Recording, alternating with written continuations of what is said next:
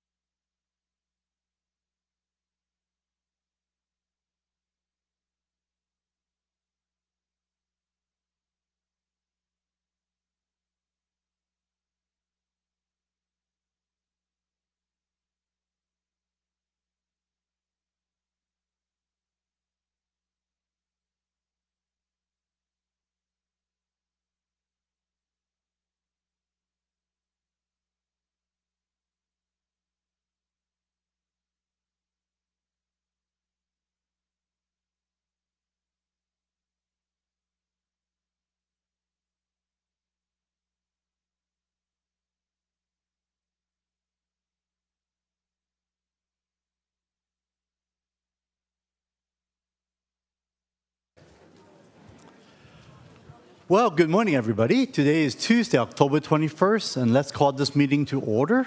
And I would please ask Nancy, our clerk, please call the roll. No, I'm sorry, Curtis. Supervisor Abekoga. Here. Supervisor Jung. Here. Supervisor Ellenberg. I'm here. Vice President Arenas. Here. President Lee. President, good morning. You have a quorum. Clearly, thank you. I need new glasses. Couldn't see you there, Curtis. All right, so if you're in the chambers and require Spanish or Vietnamese translation devices are available at the back of chambers. The clerk can assist you with the setup. Translation is also available on Zoom using the interpretation button. Additionally, as a gentle reminder for the public commenters, staff, and those of us on dais, please speak clearly and at a measured pace directly into the microphone to ensure accurate translation. So this morning, may I ask Supervisor Young to lead us in the Pledge of Allegiance. All right, let's do this. Please rise if you're able. Ready, begin. I pledge allegiance to the flag of the United States of America and to the republic for which it stands, one nation, under God, indivisible, with liberty and justice for all. All right, this morning the invocation is by Zoe Chin of the Silicon Valley Youth Climate Action. And I'm going to ask Supervisor Abekoga to introduce today's invocator. Thank you, President Lee, and good morning, everyone. It's my pleasure today to introduce Zoe Shen, a young woman who's not only passionate about combating climate change and doing something about it herself, but also inspiring her peers to act. Zoe is a Mountain View native and the founder and co-lead of the Silicon Valley Youth Climate Action Mountain View Los Altos team. She launched the MVLA team in December 2024 with support from her mentor, Bruce Carney, another Mountain View resident and a neighbor of mine, actually, with a commitment to reducing our carbon footprint. I first learned about Zoe through the Los Altos Town Crier article this summer, and her passion for environmental advocacy resonated with me. As someone who helped to start Silicon Valley Clean Energy and had the privilege of serving twice as its chairperson, I was particularly drawn to Zoe's leadership as a fellow woman deeply invested in environmental stewardship and its impact on our communities. Under Zoe's leadership, the team represents youth voices in local climate policy efforts, and with collaboration with private and public organizations. Current initiatives that her team are working on include organizing bike safety workshops, tracking environmental policy across city councils, and planning the inaugural MVLA Green Team Summit for the 2025-26 school year. I'm honored to welcome Zoe and her parents today as she shares her perspective on the importance of youth engagement in climate action and how Santa Clara County can continue to strengthen its climate resiliency commitments. Zoe, I hope you continue to carry forward your fervor to help build a future where climate resilience is a shared priority across all generations. Welcome. Thank you for the introduction and this opportunity. I'm honored to be here today. Sitting in a middle school classroom, I first learned about the term climate change. My science teacher explained to me that temperatures were becoming more extreme and crucial habitats were disappearing. Yet, this issue felt distant, worthy of some concern, but not personal enough to truly engage with. Years later, I attended a surgical workshop where I noticed the trash can overflowing with single-use waste. This piqued my interest as a question arose in my mind. How could something like surgery, something that saves and improves countless lives, also contribute to the active degradation of our environment? That was the moment I began to recognize the intersectionality of the climate crisis. I realized the climate crisis is not isolated, rather it is intertwined with all aspects of life and will continue to affect everyone alike. The more I researched, the deeper my concern grew.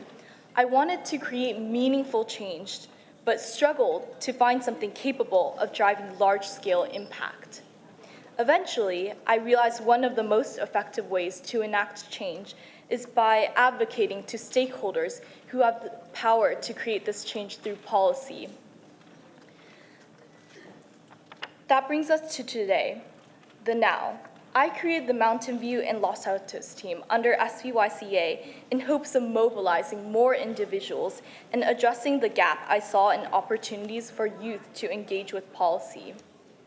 Often, it is difficult to get involved when you don't know where to start, so I wanted to build something with low barriers to entry and a space to support those with passion. Young people often feel the brunt of climate anxiety. We watch in fear and feel the responsibility to carry this weight without an electoral voice. Yet me standing before you today is proof of the power of youth voices and advocacy. As a new team, we tackle two main avenues of activism: climate literacy and policy. Although we have only been a functioning team for less than half a year, we have hosted workshops, engaged with local city staff and high schools, and are now pushing for a community shuttle and climate award in Los Altos. I urge you to take an active role in shaping our future by voting in support of climate policies. Specifically, I've noticed how the rising cost of living in the Bay Area has led to an increase in the unhoused population. These individuals are particularly vulnerable to the effects of poor air quality, from pollution to wildfire smoke. I'm frightened by what the future might hold, yet simultaneously empowered by my communities, whether that be at school, SPYCA, and now my county. I want to finish by reinforcing that your environmental decisions matter. It will not only affect the lives of people living now, but for the future, for kids like me and generations to come. I hope you will continue to prioritize sustainability. Thank you for your time.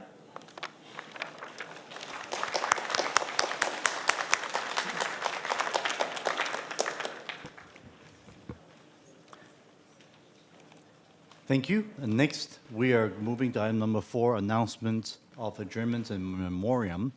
The first adjournment in an honor today is in memory of Donald Prayer Weave. Don was born back in November 17th, 1946 in Gainesville, Florida. He moved to California when his father joined Chico State's English department. He earned his Bachelor of Arts from Chico State and a master's in English from UC Davis. Throughout his career, he was passionate about literature, music, and writing. Don built a career in high tech and moved to San Jose in 1980 for a role at Data General. He was profoundly affected by the 2012 Sandy Hook tragedy, as many of us were. He became a leading voice and advocate for gun reform, helping pass Sunnyvale's Measure C. Measure C actually became a national model influencing California's legislation. He also worked closely with the Brady campaign and spoke at local high schools. He was a founding member of Livable Sunnyvale, championing equity and justice, advocated for wage fairness, affordable housing, and community well-being. He also was the longtime secretary of the Sunnyvale Democratic Club. He preferred quiet action over recognition and always lifting others up. And he will be remembered by his wife Agnes, daughters Allison and Rebecca, granddaughter Meadow, and a wide circle of friends and family. His life was a true testament to compassion and strength, and he will truly be missed. And I just want to say that Agnes and Don has been my neighbor, literally across the street from where I live for the past 20 years. And I've always seen him doing his great work, and from the lawn signs, I know how to vote. And Don's widow, Agnes, is here today, and I would like to invite her to say a few words if would like to.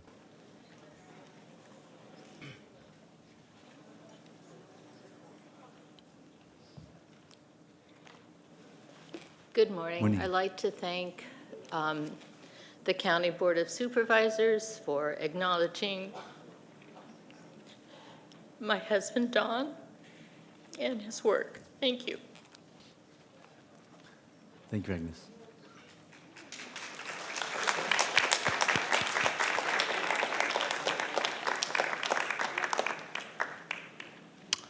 The second adjournment is in honor and memory of former Mayor and Cupertino Hong Wei. Supervisor Abikoga? Thank you, President Lee. And just to know that I had the honor of meeting Don Faith a few times too, and my deepest condolences to his wife and family. Today, it's also my honor to adjourn this meeting in recognition of former Cupertino Mayor Hung Wei.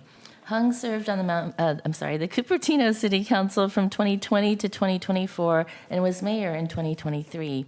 But her public service really began as she became active on local branches of nonprofit organizations that are the heartbeat of our community, the YMCA, the Rotary Club, the League of Women Voters. She cared about education, forming the Asian American Parents Club, and serving on the Fremont Union High School District Foundation. Her service in policymaking began in 2007 on the governing board of the Fremont Union High School District, known for its high-performing schools across 6 cities. She then held that role until 2018, where she ascended to the Cupertino City Council. The passing of Cupertino Mayor Hung Wei has really moved our community, as seen in the outpouring of love and remembrance from many folks, residents, colleagues, and friends at her memorial reception this summer. She passed away on August 28, 2025, in Cupertino, surrounded by family and close friends after a battle with lung cancer. We're holding this adjournment in her honor today, as we are fortunate to have her son, Dustin, joining us virtually from the East Coast. And I know that community members will always remember her fondly, as she was admired for her commitment to think, speak, and act with honor.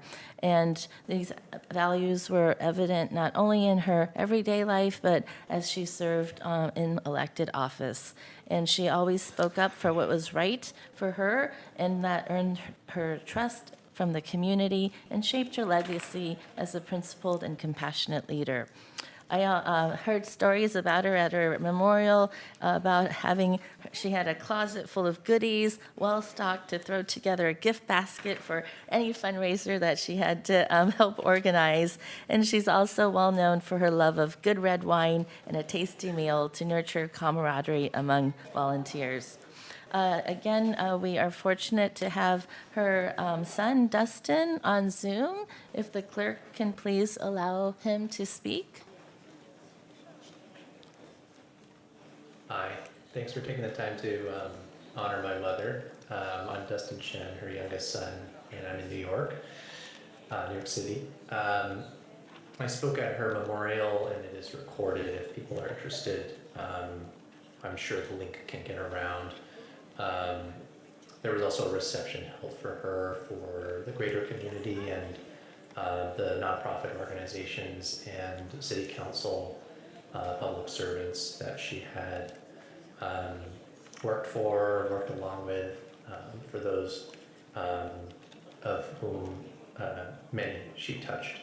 One in particular I would like to share is when I was still in high school, she founded a newsletter called Verdadera, which was an anonymous sort of submission place for students, high school students, to share different topics that they might not be willing to talk to their parents about, and that would be then reviewed and published as a newsletter to parents, so they can understand the issues, including like mental health, study anxiety, cross-cultural issues, and things of that nature, for parents to know. And that was really impactful for me growing up around that, and I know she touched a lot of kids my age at the time. A lot of teenagers didn't have anywhere else to go to find a voice and to not feel so alone. So she was also the heart of the family, loved to plan and organize parties, and she took that on into her public service. So thanks everyone for, thank you for giving me the space to share a little bit about her. Thank you so much, Dustin, for joining us today and honoring your mom. Our deepest condolences to you and your family. Your mom really touched so many folks' lives, and I think of her often and just how fun-loving and positive she was. And so I know many of us really miss her, but thank you so much for being here today. I also wanted to welcome Cupertino Councilmember J.R. Fruin, who's here to share a few words as well. Welcome, J.R. Supervisor Abekoga, Mr. President, and members of the board, thank you for taking the time today to remember our companion in public service and my dear friend Hung Wei. You've all worked with her, most assuredly, at some point, even if you didn't know it, because she was literally everywhere. So whether that was in your official capacity or in one of her innumerable acts of service, you all worked together to help make our communities a better place. From her 11 years on the Fremont Union High School District Board of Trustees, to her years on the Cupertino City Council, her service as Rotary District Governor, and on the boards of countless organizations of all descriptions, Hung's calling was to help others. So much so that she often referred to herself as a professional volunteer. And having served with her on the Cupertino City Council, I know how hard she fought to achieve policy solutions that she knew would improve people's lives. And in your own service to this county, you know that this work is more a marathon exercise in patience and grace than anything else. And as her friend and colleague, I had the privilege of running alongside her in that marathon and the unique experience of working with her through those hard decisions and tough policy battles. And as you know, this work is not for the faint-hearted. It takes an intrinsic, ever-burning desire to effect good in the world. It requires a genuine commitment to, as was Hung's mantra, service before self. Hung would often remind the public, and especially those of us in elected office, and perhaps it seems especially salient now, that we are not honorable because that's the title given to us, but because we, in her words, think honorable thoughts, say honorable words, and do honorable deeds. I don't think that the public knows how much Hung truly cared about the future, about our obligation to the generations to come. She fiercely believed in progress, of working in partnership, so that people tomorrow will have it better than what we do today. 68 years was entirely too short for Hung. I will miss her terribly, and we as a community will miss out on all that she still could have achieved in her undying quest to give back. But I dare say that if we could all do even half of what she did in those 68 years, then we will have indeed earned the title of honorable. Thank you for honoring Hung today. Thank you, Gail.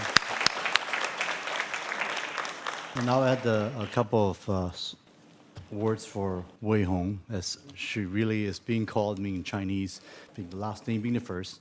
Wei Hong always wears a smile on her face, and she's also the spirit in the middle of every party, just like that puppy. His decades of activism is clearly something that we can all admire to see of the service that he has provided to all our students in Fremont Unified High School District, the city of Cupertino. She's the first Chinese-American woman leader that I know after the starting of the folks like Michael Chang, that I truly respect of what they do in Cupertino and doing so much good work, working cross-culturally and really reaching across the aisle to work with everybody. And that's something that I really am admirable for. And she, in a way, I would say, would be a good role model for all of us, including myself. I just want to say thank you, Wei Hong, for what you've done for us, and we'll never forget what you mean to all of us. Thank you. All right, moving on to the next item, which is the commendations from proclamations. And don't believe we got any commendations today because we have all those done yesterday, all those awards we gave out. So next is item number 6, which is public comment. This item is reserved for the members of the public to address the board on any items that's not on today's agenda, and anyone who would like to speak on items not on the agenda should request to speak at this time. Please fill out a speaker card and return it to a clerk. We will call up to 30 names now.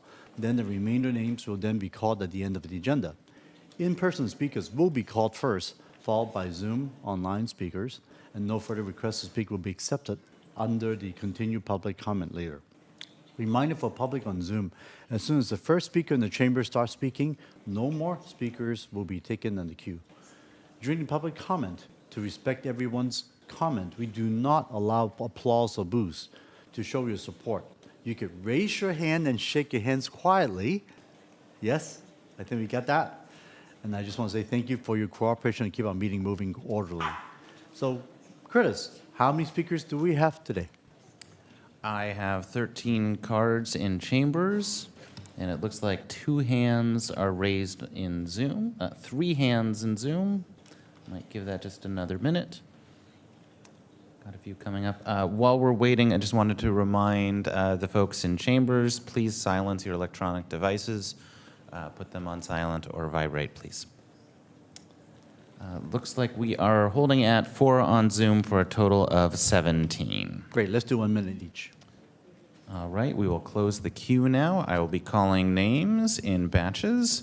Our first speakers will be Cho Don, Iris Juarez, Patricia Hernandez, Roxanne Bracamo, and Tanya York.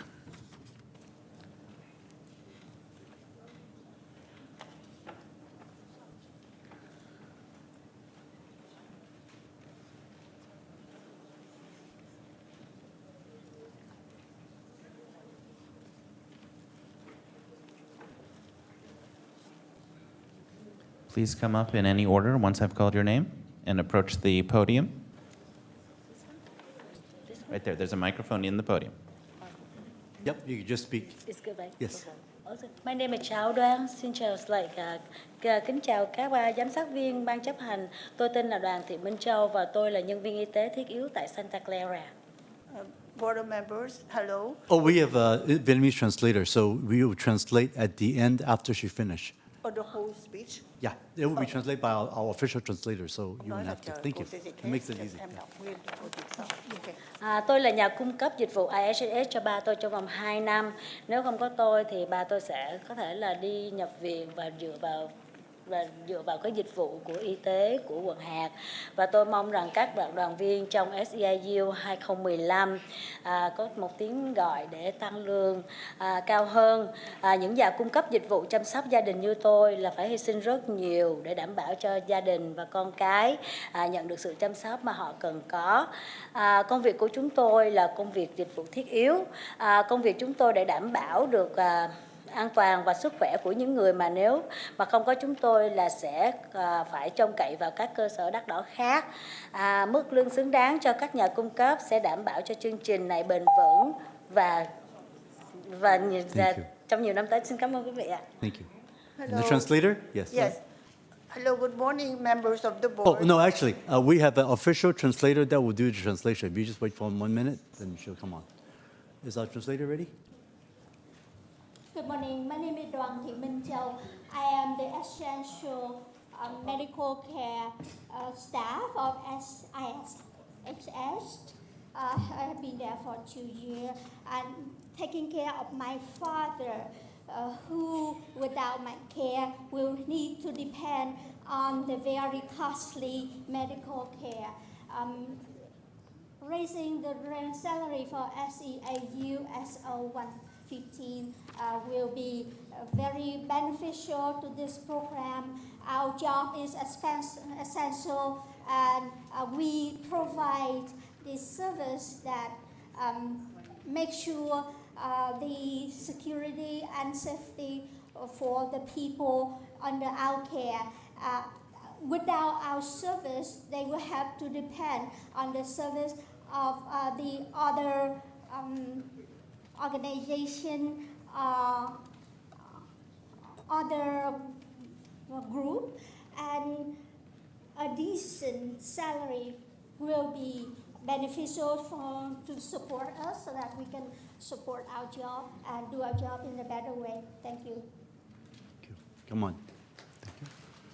All right. Yes, no clapping. This is exactly it. All right. Thank you. Come on, next. Don't be shy. Good morning. My name is Tanya York, and I've been an essential care provider in Santa Clara County for 26 years. I'm proud to be a provider in the IHSS program, which is an essential piece of the county's healthcare system.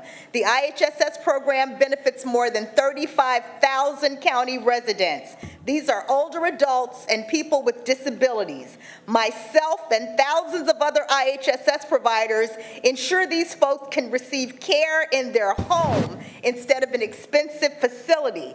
This essential service needs to be maintained for the future. The demand for care will only go up as time goes on. That means care providers need a contract with livable wages and meaningful benefits. This will ensure that they can continue to meet the growing demand for care, and the county should use only any means necessary at its disposal to ensure that those 35,000 residents can receive the best care possible. Thank you.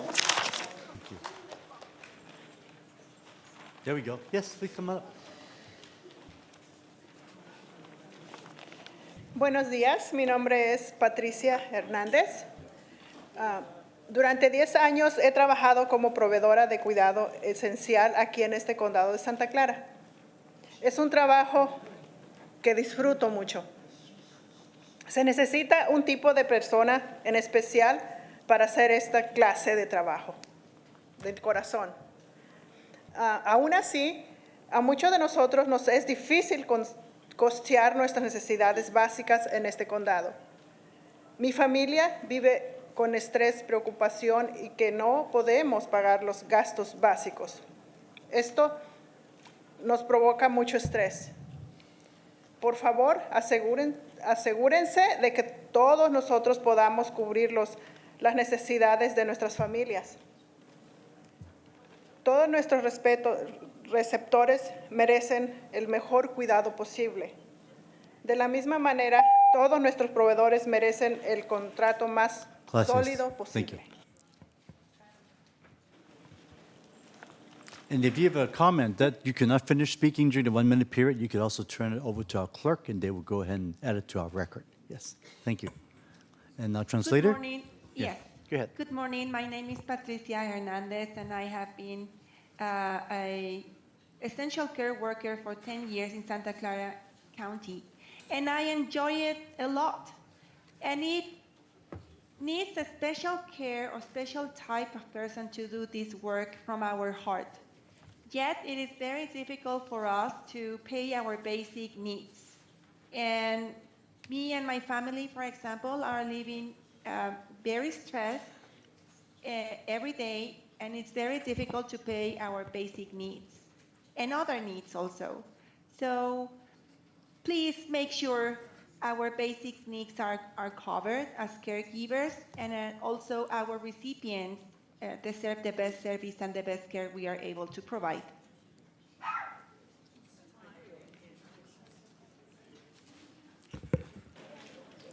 All right, thank you.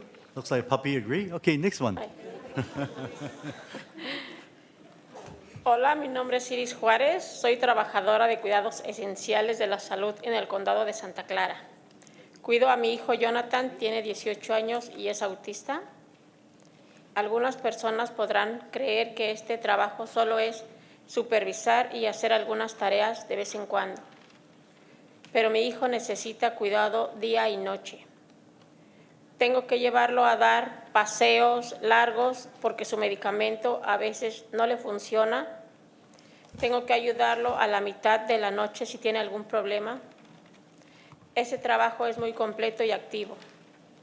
Y en este trabajo es esencial el sistema de salud en Santa Clara. Por favor, asegúrese que todo nuestro contrato refleje esta importancia. Gracias.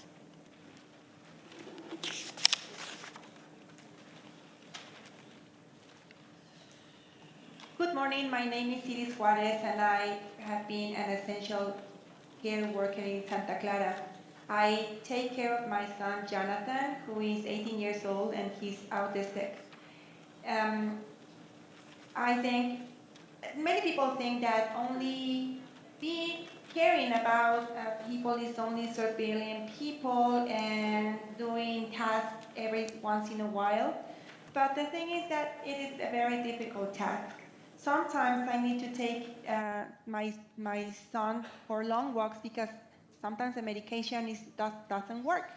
Or sometimes in the middle of the night, I need to be there with him if there is an issue while he's sleeping. To say the truth, this is a very active and difficult job, and it is an essential job that we do in the Santa Clara County. So please make sure that this agreement is reflecting how important is our job. Thank you. Calling again for Roxanne Bracamo. Our next speaker is Lin Fuang, Severina Fernandez, Arcelia Gonzalez, Natasha Walker. Please come on up. Good morning, Board of Supervisors. My name is Lin Fong, and I'm an organizer with SEI Local 2015. We have several of our members here today to which to speak with you on our ongoing IHSS contract negotiations. We know that each of our members is an essential part of the county healthcare system. As we move forward, please consider the financial difficulty that they face. Many of them care for their family member and have to work several jobs to make them end meet. Some of them have to leave their previous job to do this work. We all know that because of the situation in Washington as well as the large economy, we are facing a lot of uncertainty. Raising wage means more stable care, better health outcome, and stronger community. We hope that you will do whatever it takes to protect this essential program. Thank you.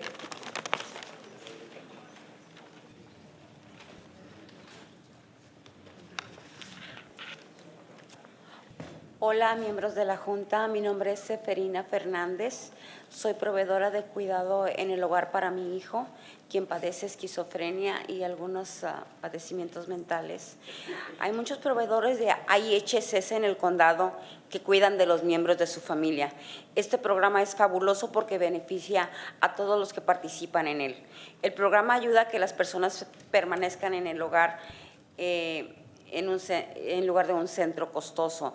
El cuidado y el Estado no tienen por qué pagar por ese centro costoso.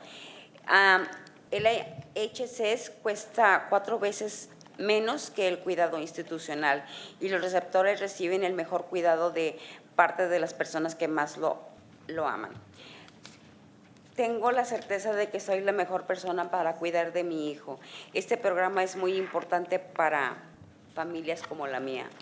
Por favor, encuentren medios posibles para asegurar que los cuidadores reciban un sólido contrato. Gracias.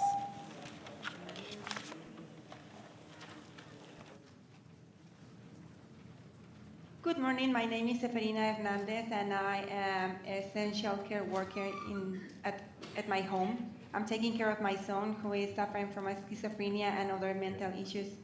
There are many IHSS suppliers in the whole county, and many are families, and they are taking care of their own members of the family. This is a fabulous program. So, and this is a very fabulous program because this is allowing us to stay home and not going to external centers, which are very costly.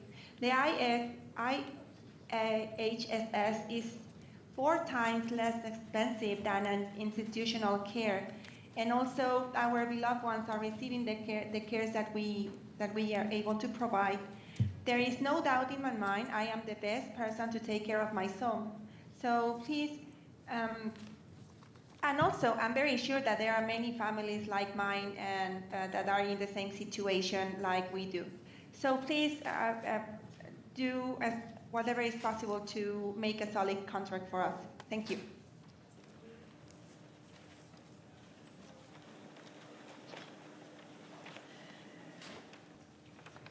Good morning, Board of Supervisors. My name is Arcelia Gonzalez. I have been an essential care provider here in Santa Clara for 25 years and a proud member of SEIU 2015. I want to ensure that all IHSS providers get a strong contract that can meet the needs of their families. And I want to ensure that IHSS program can continue to serve people for another 25 years.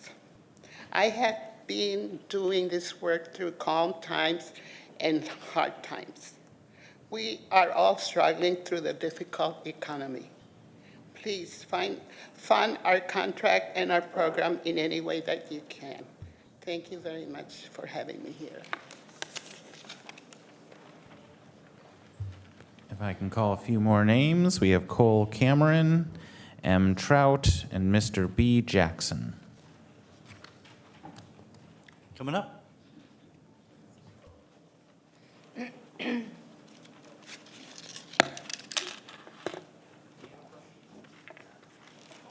Good morning, Supervisors. I'm an essential family care provider for my autistic daughter. My name is Natasha Walker. I'm also on the advisory board for IHSS for the county. Every time we are here, we are on our own time. We're representing nearly 36,000 essential care providers, but even more important, the recipients that they care for. Recently, I heard our county's motto is, "We are here when you need us." We have been here when you needed us, but still we are treated as less than. Right now, you are losing essential workforce providers because of low pay and delayed pay and benefits. 3 months for a background check, up to 4 weeks more for a provider number. That's 4 months for a paycheck, add 3 more for benefits, that equals 7 months. Do you know who helps new providers with back pay and navigating our complex system? We do. Care provider volunteers at SEIU, member or not. The county CEO refuses. Oh, that's it. Thanks for the work you're doing. Good morning, everyone. I'm Cole Cameron, one of the veteran commissioners. I want to support what I've been hearing. We have a collaborative for veteran care support in their homes because the VA support system is very difficult to maneuver.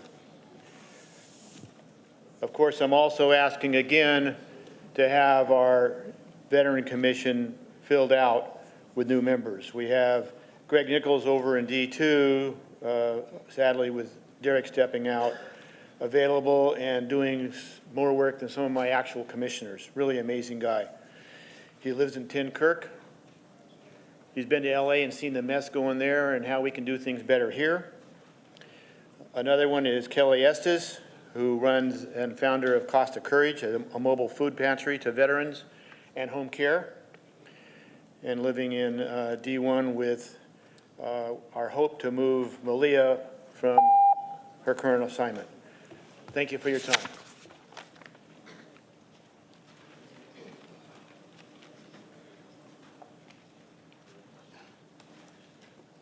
Hello, Board of Supervisors. My name is Mr. B. Jackson, SEIU Local 2015 Executive Board Member. I'm here to kind of cut to the chase and appeal to your humanity to understand exactly what our position is and how we are suffering. Recently, at the beginning of this year, I lost my medical coverage due to whatever was going on with the government. I was in hospital 100 days, just got out maybe a month ago, and as a result of not being able to receive medication critical to my condition, I received an infection and ended up losing my leg. We are suffering, and what we're asking for is not unreasonable in any way. We're dying out here. Our care, depending upon the level of service that we provide, is 24/7, 365, whether we get paid or not, because we have that kind of dedication to our recipients. So please understand the humanity that is involved in what you're doing, the decisions that you're making. Thank you. Last call for Roxanne Bracamo.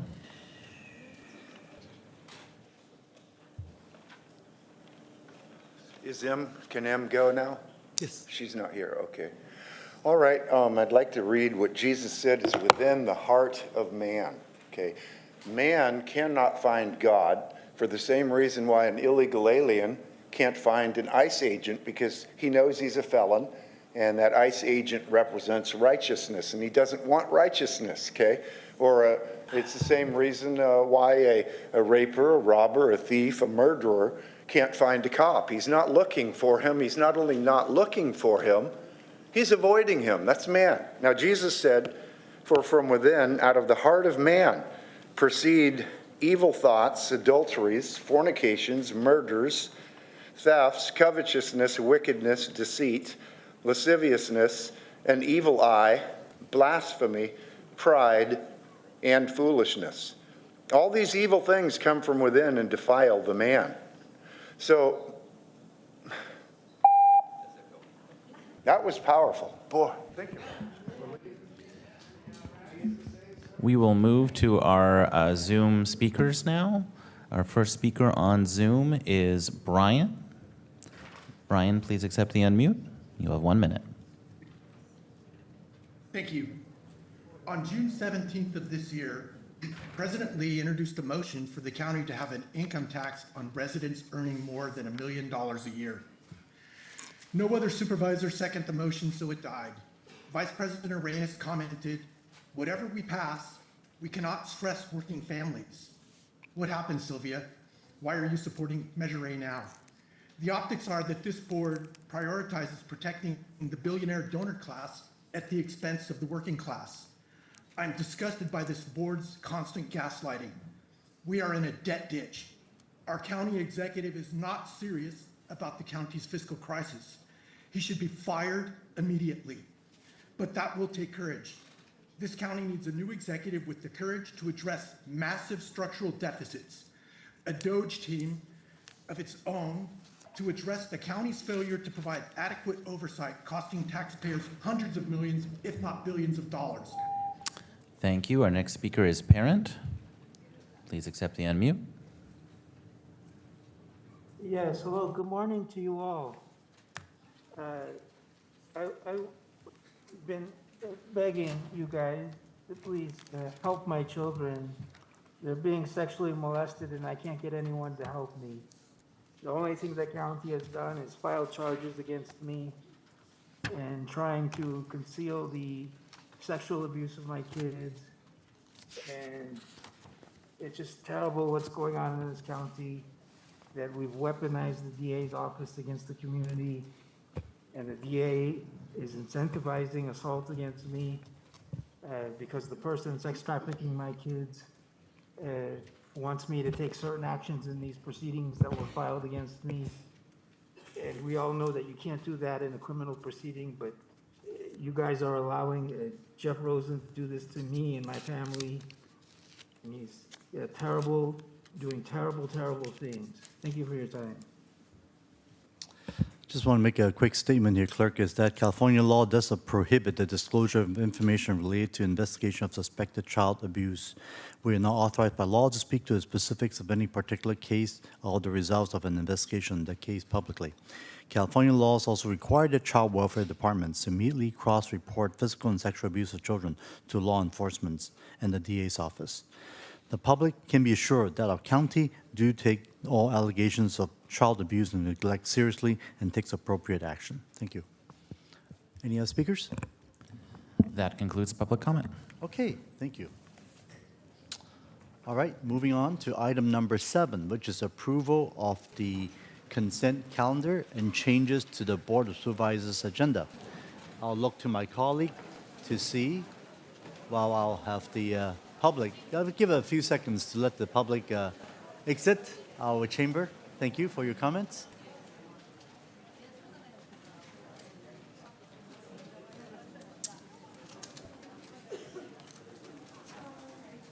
Okay, sure. Right. Oh, sorry. The coffee isn't in yet.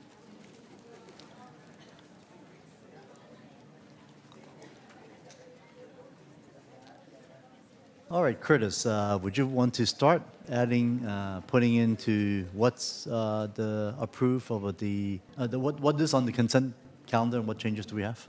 Go ahead. All right, here's the consent calendar update for October 21st. We have a request from Vice President Arenas to consider item numbers 11 and 15 concurrently after item number 9. Item number 9 is to consider recommendations relating to the Conducted Energy Devices TASER pilot program. Item number 11 is to approve referral to administration to report to the board with a draft ordinance that restricts the use of county-owned and county-controlled properties for immigration enforcement activity. Item number 15 is to receive report relating to the county immigration enforcement response work plan. We have a request from President Lee and Supervisor Ellenberg to remove item number 24 from the consent calendar. Item number 24 is to consider recommendations relating to the Micro-Enterprise Home Kitchen Operations Pilot Program. We have a correction to item number 58. The item should read as follows. Approve 18th Amendment to Agreement with Global Tel-Link Corporation, DBA Viapath Technologies, relating to providing inmate calling systems and inmate tablet services platform, increasing the maximum contract amount by $1 million from $2,500,000 to $3,500,000, and extending the agreement for a 36-month period through November 1st, 2028. That has been reviewed and approved by County Council as to form and legality. An exception to Board of Supervisors Policy 5.4.5.4, length of term of contracts, has been approved by the Office of Countywide Contracting and Management. We have a correction to item number 69G. The item should read as follows. Adopt a proclamation declaring October 23rd, 2025 as Cambodian Peace Agreement Ratification Day in Santa Clara County on the occasion of the 34th anniversary of the Comprehensive Cambodian Peace Agreement. And that concludes the consent calendar update. Okay, I do have one item I would like to add to consent, if my colleague would agree, which is item number 16 regarding the report from the Department of Aging and Adult Services, if that's okay. And I see there's some lights as well. Let's see, Supervisor Young, I saw you right first. I also like to add item 18 to the consent calendar with my appreciation to staff. Okay. What is item item 18? 16? It's a fairgrounds. It's a status report in the fairgrounds Master planning process. Yeah, and just really want to appreciate staff and also appreciate the Fairgrounds Management Corporation and the FMC board for being really great partners on this one. Great, I think it's thank moving you. in the right direction. Thank you. Yes. And Supervisor Ellenberg. Let me just take 1 second to look. I did have some comments on 16. Happy to make comments on 16 During that you're consent? moving to consent, Great. to do that now, and then I have one other comment on consent. Sure. So I would thank staff for the excellent and informative update report. Really appreciate the hard work on these issues. Very encouraged to see that you're working in collaboration with a cross-sector partnership that's representing the caregiving spectrum, as well as a cross-sector partnership representing, in the coming months, I am doing it again with my computer, hold on. In the coming months, I'm eager to see the state and federal, eager to see how the state and federal policies evolve. I need a minute, I really am having a technical thing here.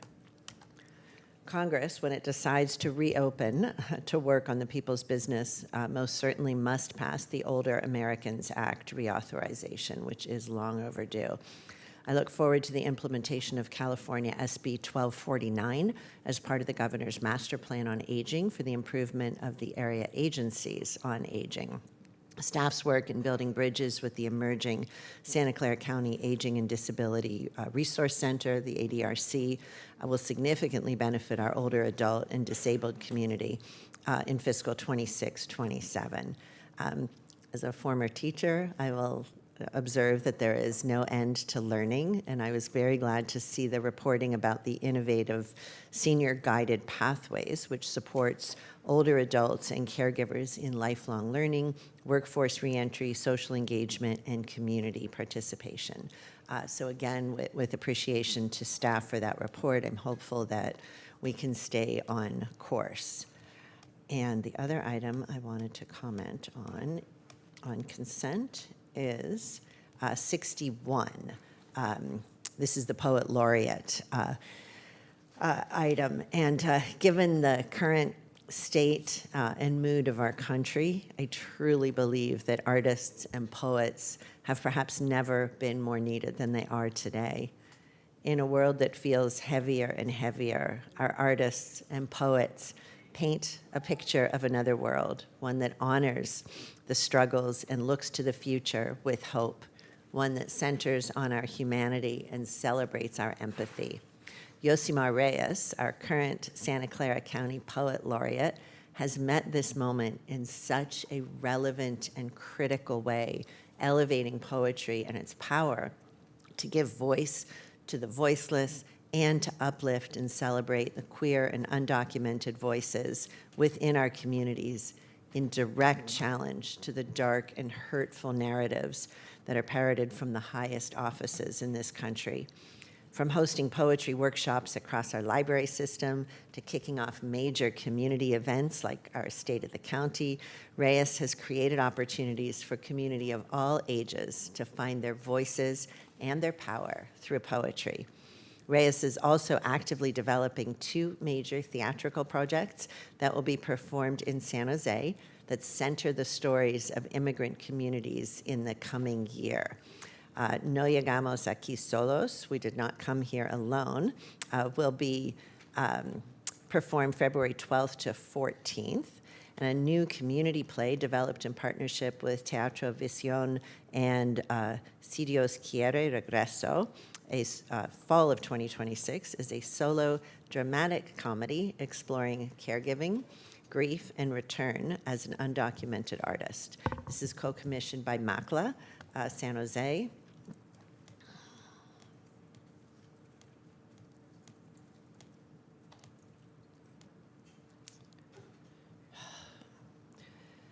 Co-commissioned by MACLA of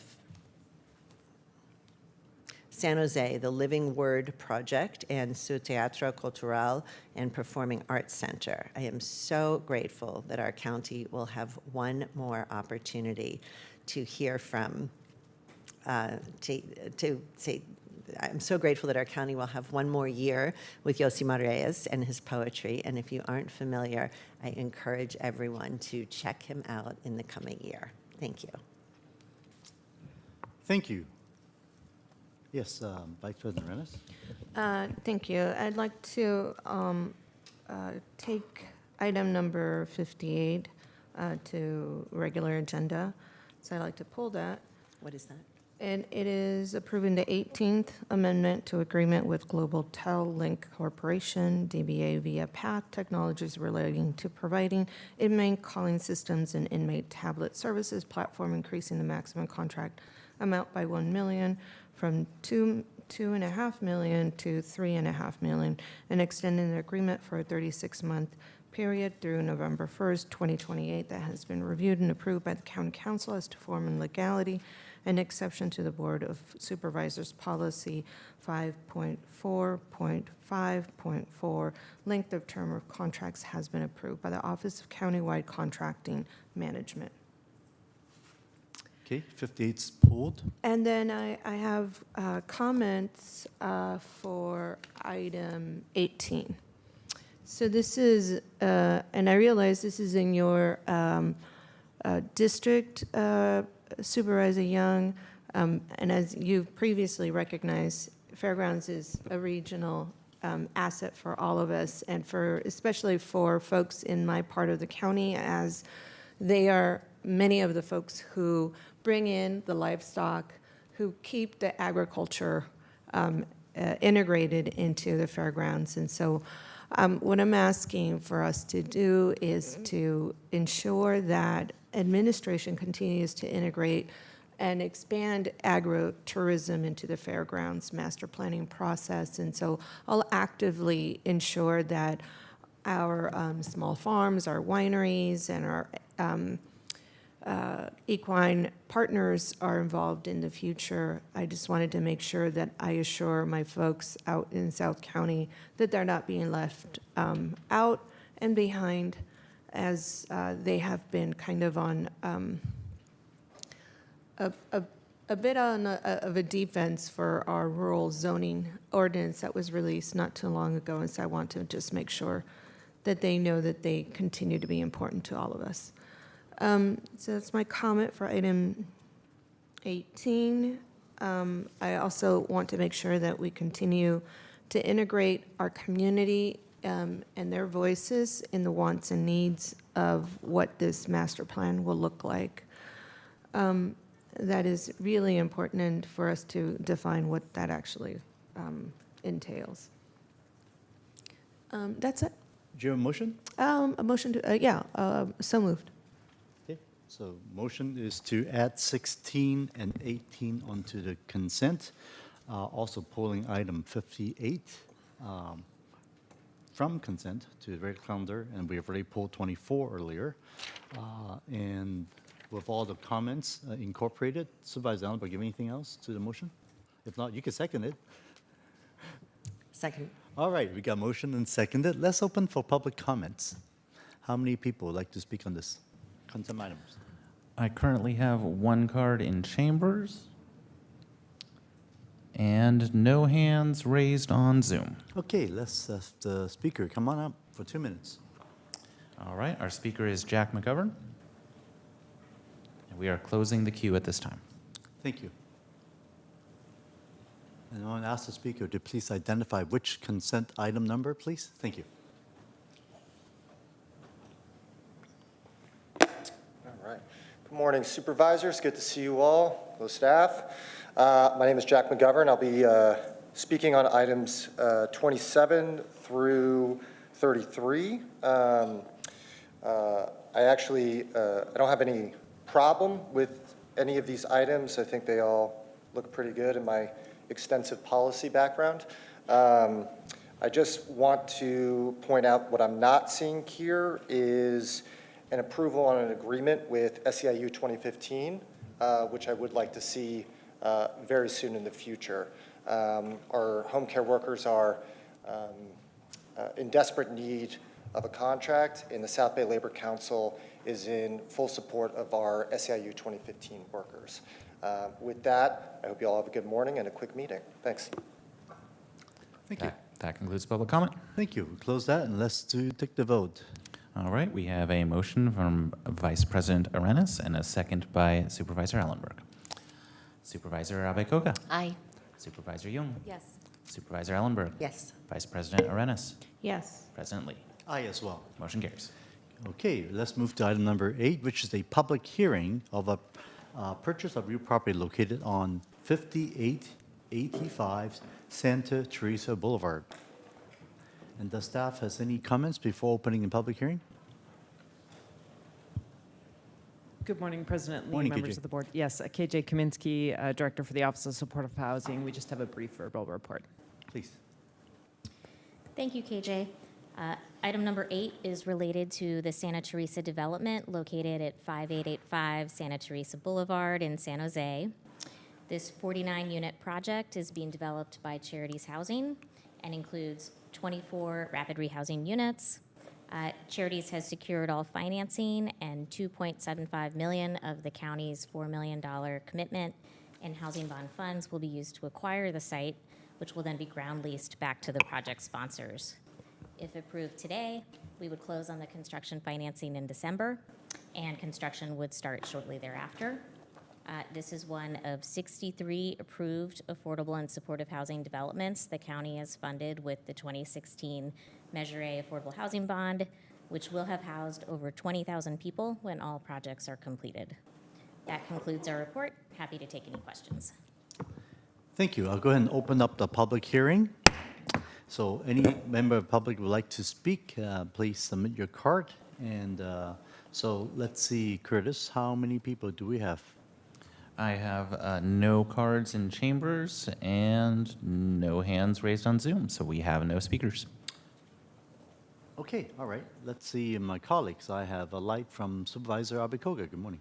Thank you, President Lee, and thank you so much for the presentation and your hard work on this project, as we've had many others. I wholeheartedly support this. I just wanted to comment because I know at past board meetings we've heard from public commenters about concern about how this could be a drain on our county general fund, and just to clarify that these projects are funded through our Measure A affordable housing funds, which are dedicated to affordable housing projects. And I believe this is a great example of a cost-effective way to create affordable housing by ground leasing the land that the county acquires, and then ensuring that it remains a public asset for decades while our expert nonprofit partner Charities Housing handles the actual construction and development. So this structure frees up our resources and leverages private financing, we actually end up leveraging quite a bit of outside funds to build these affordable houses faster. So this is really a concrete step towards a more equitable and stable Santa Clara County, a great way of using our Measure A affordable housing funds that has been very successful. And so I'm happy to make the motion to approve this item. Thank you. Moved.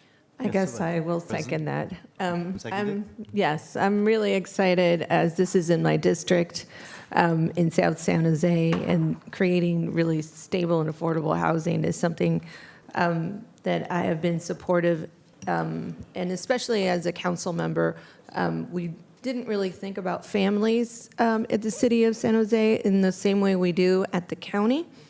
We are really paving the way and showing folks all kinds of different municipalities that we can actually do rapid rehousing, we can do permanent affordable housing.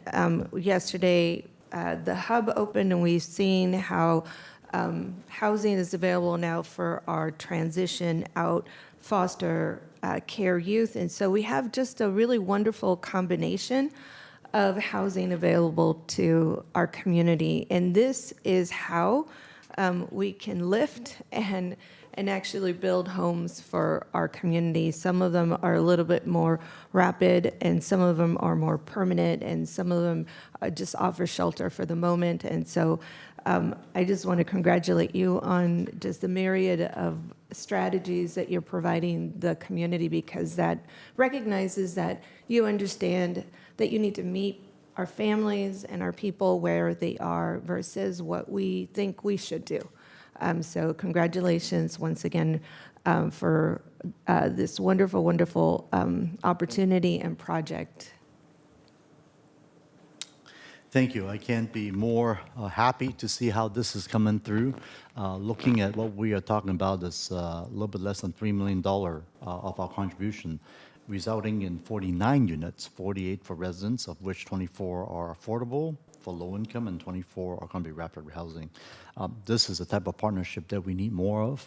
And I just want to say one sad note would be the fact that we are depleting our Measure A funds to do this type of work. But this is exactly the type of work we are working on every day to reduce our homeless situation in our county. So thank you for staff for putting forward this, and looking forward to this happening ASAP. Thank you very much. Let's take a vote. All right, we have a motion from Supervisor Abe-Koga and a second from Vice President Arenas. Supervisor Abe-Koga. Aye. Supervisor Jung. Yes. Supervisor Ellenberg. Yes. Vice President Arenas. Yes. President Lee. Aye as well. Motion carries with 5. Thank you.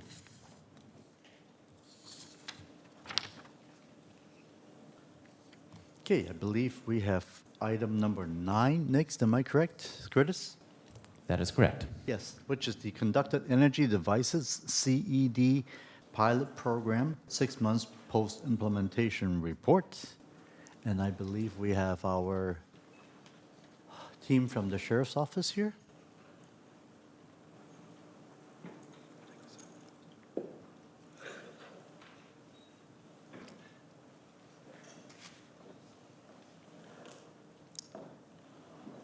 Good morning, Captain. You want to introduce your team here? Good morning, Supervisors. Captain Tony Fernandez with the Sheriff's Office. With me today, I have Lieutenant Joseph Nguyen, Sergeant Thomas Council, and Sergeant Ryan Dunn. And we're here to present our report back on 6 months.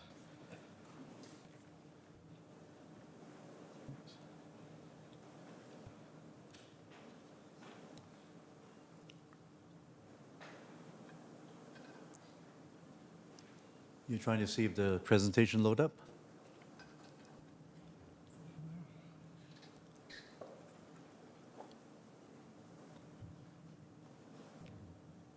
All right, there we go. Sorry about that.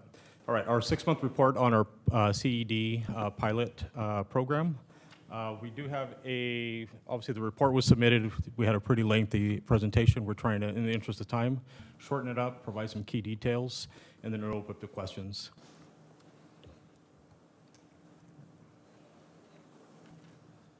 Good morning, Supervisors. My name is Lieutenant Joseph Nguyen from Professional Standards and Compliance Division. And this is our 6-month report on CEDs. So tasers or conductive energy devices were born out of the consent decree as a way to quell the violence inside the jail facilities, to keep our incarcerated population, our staff, nurses, contractors, chaplains, educators, all safe while providing essential service inside our facilities. So per our federal use of force monitor, who oversees our consent decree, they quoted, first, we recommend the adoption of electronic control weapons, ECW or CEDs, often referred to by their brand name taser. When used appropriately, an ECW or CED can often immediately stop assault of its acts. There are few jails in the size of Santa Clara counties that do not have staff with CEDs ready to immediately deploy. The deputies were unprepared to immediately intervene and stop any of the attacks we reviewed. And again, we believe the potential for homicide is high if better techniques are not adopted. So with that being said, we were approved a custody limited pilot program last year, September 10th, 2024, with 75 devices to the Custody Bureau. Shortly thereafter, the policies were all updated. Our use of force policy that is our bread and butter of our use of force. 509, which is our CED use, and 514, which is our reporting. All were collaborated with Oakland to provide input, safeguards in place, incorporate industry best practices into our policy. That was signed roughly a month after the approval. Next, we had the equipment delivered to our training division, where we had trained the trainer program from Axon to go over the key differences from the previous models to the TASER 10 models. And the features that are new to the new device are 10 targetable probes in the TASER 10, as opposed to a paired deployment where it's connected for better control. It doubles the length of the previous model, up to 45 feet. It does not affect NMI or voltage. The voltage was decreased 98% from 50,000 volts to 1,000 volts. The controversial drive stun feature that used mainly for pain compliance was eliminated. And the audio-visual alerts of the device are louder and brighter to achieve de-escalation efforts by the organization. Next is the training aspect of the curriculum. Oakland had a huge impact in overseeing the curriculum as well to ensure it aligns with policy, legal standards, industry best practices. We had tenure staff, 60 of them that were selected. They were all trained. In addition to that, they received 40 hours of certification and 24 hours of crisis intervention training as well as the basis of our use of force, emphasizing de-escalation techniques and tactics. And then we launched on March 31st, 2025, the beginning of our 6-month reporting period, and here we are today. And Oakland had an impact on the reporting aspect as well to incorporate performance metrics into our data collection. And the results today suggest that broader access to CEDs could further strengthen the safety of our facilities, reduce injuries to our IPs, staff, and everyone else that comes into our facilities for essential functions. So our deployment strategy was 75 limited CEDs. We had 60 that were distributed between the main jail facilities and the Elmwood Men's facility. During the pilot, CEDs were not assigned to female IP population or the severely mentally ill population.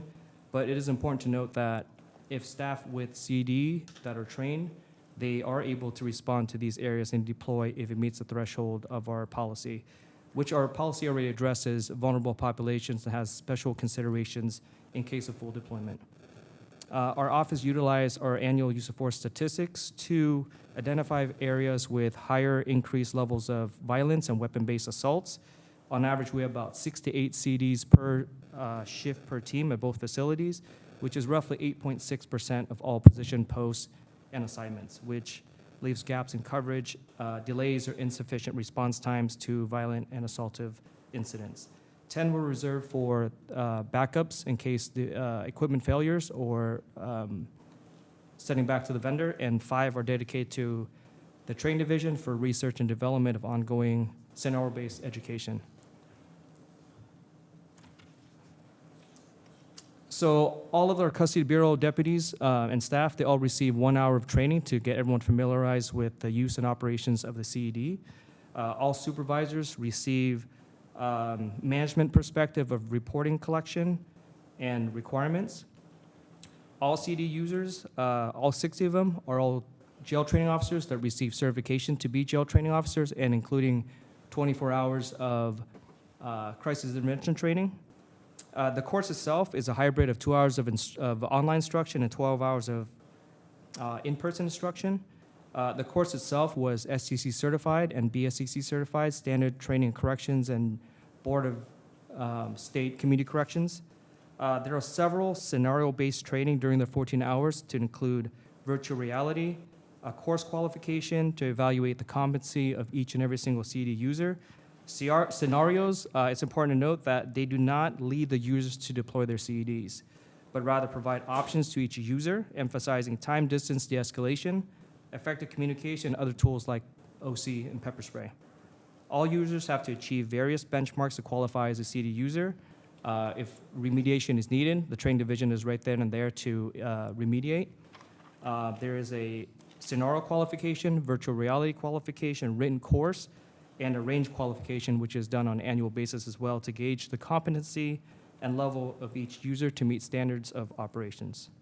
And at the end of our first 6-month reporting, on September 30th, the training division did host a 6-hour in-person training for all CED users, to further building on lessons learned throughout the pilot program, which covers deployment analysis, de-escalation techniques, close quarter deployment tactics, communication between users and non-users, further underscoring our commitment to tweak program based on feedback.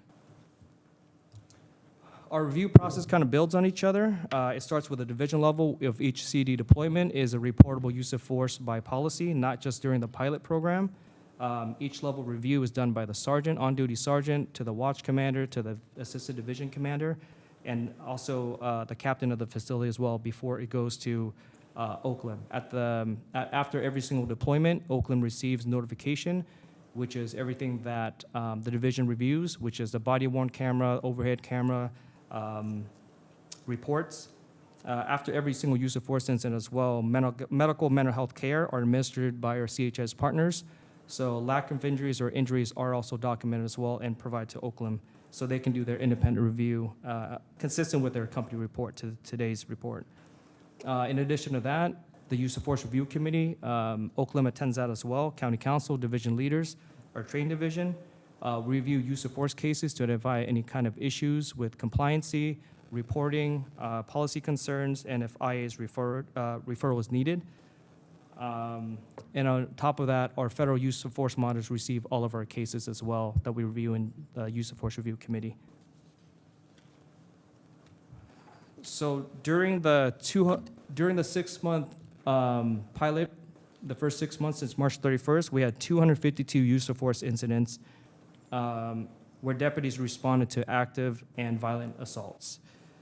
Due to the limited allotment of CEDs, only about a quarter of the time, a CED was either deployed, displayed with no force, meaning that it was unholstered out of the holster, but another force option was used like pepper spray or takedown or pain compliance, or it was displayed, pulled out of the holster, and no force was utilized, meaning it achieved compliance without use force, and then it was unholstered, but it was not necessary. So during those 69 incidents, more than half, 56.5%, the mere presence of a CED resulted in compliance with no additional force needed. So before a CED is deployed or displayed, several warnings to include verbal admonishments like stop fighting or you will be tased. In addition to that, the visual flashes at the end of the bright yellow CED with loud, distinct auditory alert from the CED itself. It gets powered on by the deputy. So all these factors have aided in the broader de-escalation efforts by the Sheriff's Office. So during the last 6 months of the 9 total deployments, 7 of the 9 incidents was used in response to violent or assaultive behavior. And the remaining 2 incidents, it was used to prevent substantial self-harm that pose a substantial risk to our staff.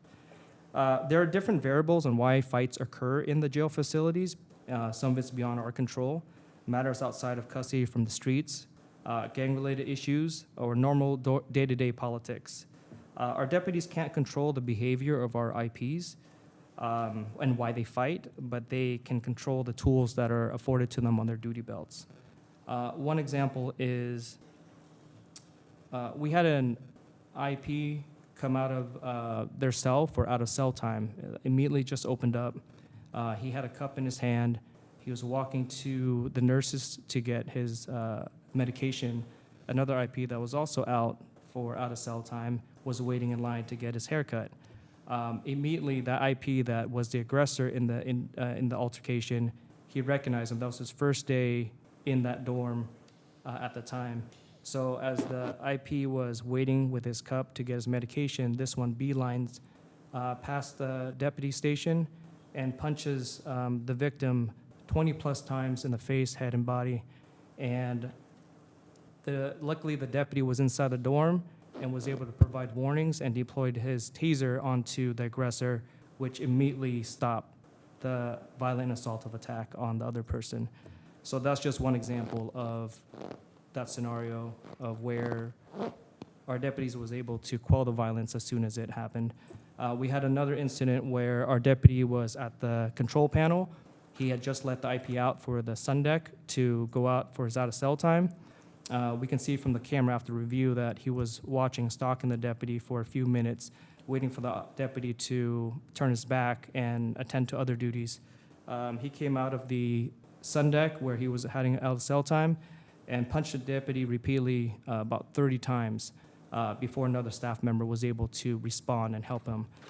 Together, both deputies returned, used personal body weapons to fight back. It wasn't until the third and fourth deputy came in. One of them had a CED in his hand and was able to deploy and ultimately use a little bit pain compliance afterwards to achieve compliance, to get him under handcuff. But those are two different scenarios that we had where one was assault on staff, one was to stop a violent assault on another IP, that the CD was useful. We had another incident where we used the CED to the aggressor, and at the same time, another IP pushed the person that was tased. So at the same exact time, he fell and had a laceration to his head. So to quote Julie's report, without the NMI brought on by the taser, the IP may have been able to catch himself and minimize the injury. But without the shove, the NMI alone may have resulted in a less significant fall to the floor. Our office had similar deployments in the same location, and it did not result in the same injury. So it's kind of hard to tell whether or not it was a CED or was it the push. So I just want to highlight that as well. During the 9 total incidents, IPs are able to submit grievances in person or in a lockbox or electronically via their tablet. And to date, we don't have any grievances that are identified by either any of the involved persons or uninvolved persons, either by third-party grievance that linked any of the CD usage with any formal complaint that we were able to identify. Despite the CD pilot program, we've seen a noticeable rising trend in assault on staff. In 2023, we had a total of 68 assault on staff. 2024, 74. And in 2025 year to date, at the end of September 30th, we have 76. So if the pace continues through year end, we would have an increase of 30% compared to 2023. It is important to note that Dr. Jim Austin, he's our expert in corrections, our classification tool, and inmate population. He was quoted, "County has a very aggressive classification approach, minimizing the number of people in restrictive housing, which is nonetheless a factor on the assault on staff rate." Our use of force monitors also commented, "Santa Clara has experienced an increase in jail violence. As previously stated, California made legislative decisions that are greatly impacting jails throughout the state. One of the unintended consequences is that the jails, at least the Santa Clara County Jail, has a more hardened inmate population that is more prone to violence." In addition to assault and staff trend, we also identify and observing a increase in incidents involving weapons. In 2023, we had 18 incidents involving weapon, 2024, 23, and year-to-date so far, we have 41. Some of those weapons that are used in these 41 incidents year-to-date include stabbing weapons, which is shanks, tomahawks, razors, screws, some impact weapons, which are table legs, wheelchair pieces, pencil sharpeners. Urine and feces are also included. Some equipment are being used, flashlights, computer monitors, and towers are also being used as improvised weapons as well. During the 41 incidents involving weapons for the year, we did not deploy a CED during any of those incidents. Our staff have reported that whenever a CED is in the housing unit or in the area, we would have IPs yelling out, taser on deck, alerting the housing unit or the floor that a CED is present. It's similar to when a supervisor is on scene, we'd hear the same as sergeant on deck, suggesting that be on your best behavior. If there's a coordinated attack, don't do it now. So during the 41 weapons with incidents, we did not deploy a CED during those incidents. Our federal use of force monitors also quoted, most jails in the United States equip at least one officer in each main housing area with a taser, and many equip all sworn jail staff with them. There has been controversy about their use at times, but what we cannot be measured is how much violence they prevent. The experience of most jails is that combative inmates stop their behavior sooner and more frequently when they know that a taser may be deployed. Also, because the inmate and deputy are not grabbing each other while struggling and thrashing about, there's less chance of a deputy being injured and often less of a chance that the inmate will be injured beyond the taser probes. I have 2 more slides, I promise. With an average of 6 to 8 CEDs allocated per team per shift at each facility, only about 8.6% of deputies have access to CEDs across bureau-wide positions. Assignments and units leaving gaps where response is lacking, delayed, or insufficient. Due to the limited pilot assignments, a CD user is often assigned elsewhere and focused on their housing unit, so by the time they can lock down their unit, sometimes with nursing staff or educators in the unit itself, the incident has already and unfortunately been resolved with higher level force options. As mentioned in previous slides, a mere presence of a CED, unholstering displayed, could have aided de-escalation with at least 56.5% of the time.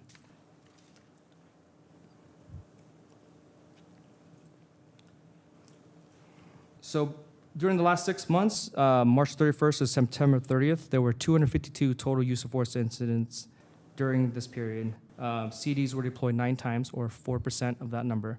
This reflects the deputy's sound judgment, effective training, and demonstrated restraint in their use of the CED, even as assaults with weapons and staff assaults have shown a consistent and concerning trend over the past several years. In closing, our federal use of force monitor quoted, when used properly, tasers are a valuable tool in a correctional setting to prevent violence and reduce the risk of injury to both staff and inmates. And in the past 6 months, the office has shown that we have used it properly, appropriately, and responsibly. Thank you. Okay, thank you. First, I would like to see any public would like to speak on this one. Yes, how many cards do we have, Grace? We are at 26 cards and 3 hands on Zoom. Seems like it's going up on Zoom. We are at 6 on Zoom.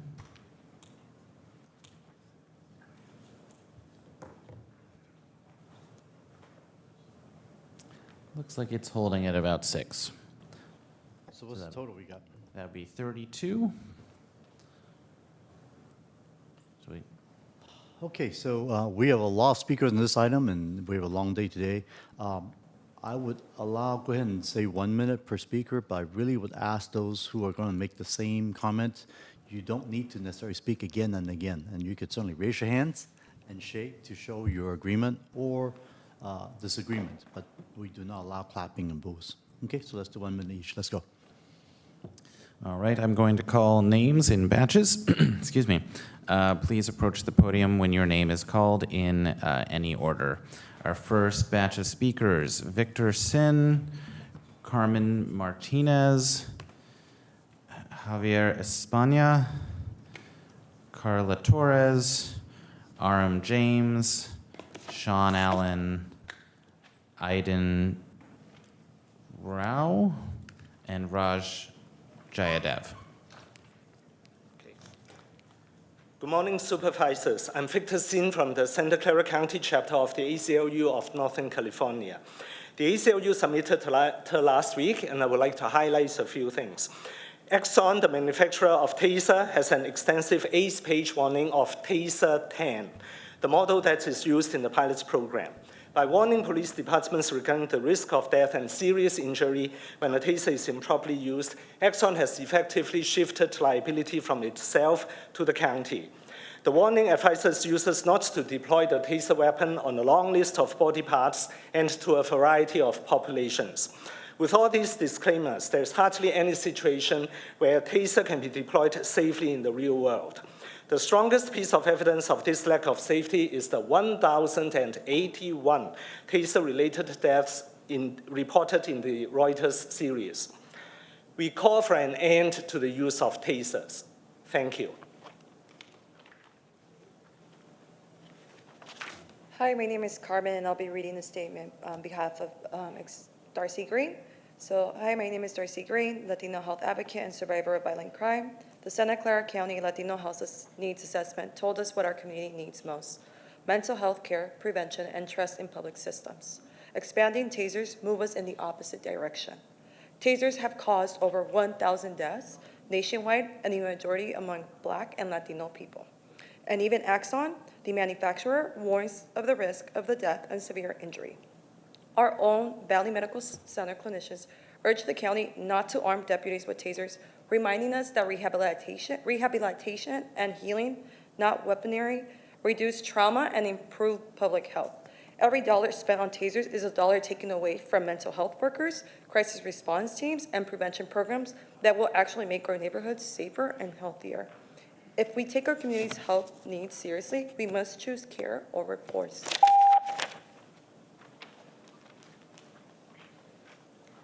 My name is Aiden Rao. I'm a resident of downtown San Jose, and I'm here to speak against the use of tasers in prisons. Tasers are a lethal weapon. It doesn't kill someone every time, maybe not in the 9 deployments in this pilot study, but if we deploy them in our jails, they will kill people. And that is indicative of a kind of progress that we have in our jail, that we don't have them. Maybe that's a thing that is keeping people alive. You want to talk about the poetry. If we start deploying tasers in our prisons, we'll be reading poems at candlelit vigils. So for that reason, I am saying no to tasers. Thank you.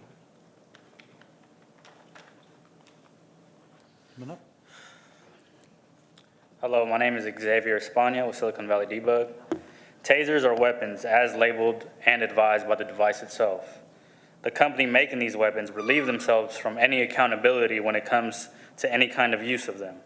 The accountability now falls on those who will use them, our sheriffs. Those who allow the sheriffs to be armed with these lethal weapons, our Board of Supervisors. As a formerly incarcerated individual now advocating for those who are inside and family members who have a loved one in custody, I ask you to vote no on tasers. The presentation shown by sheriffs earlier shows numbers of projected violence, but what about the projected number of deaths in custody? With that, I ask you to vote no on tasers. Thank you.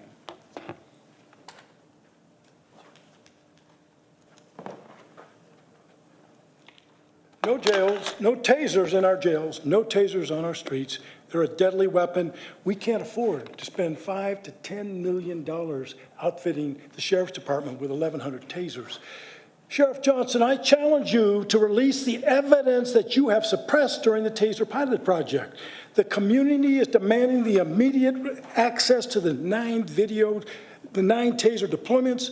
We are asking for the medical records. We're asking for the use of force records. Absent the release of these materials, these records, we, the community, cannot oversee The Reuters report had 22 videos, and each one of those, the UN rapporteurs and the oversight body said, tasers in the jail, when you actually get to see them live, show that they're a tool of torture. We don't want to bring torture to our jail. We're a county of progressive human beings. We have to say no to tasers in the jails and no in the streets. Thank you. Sir, your name?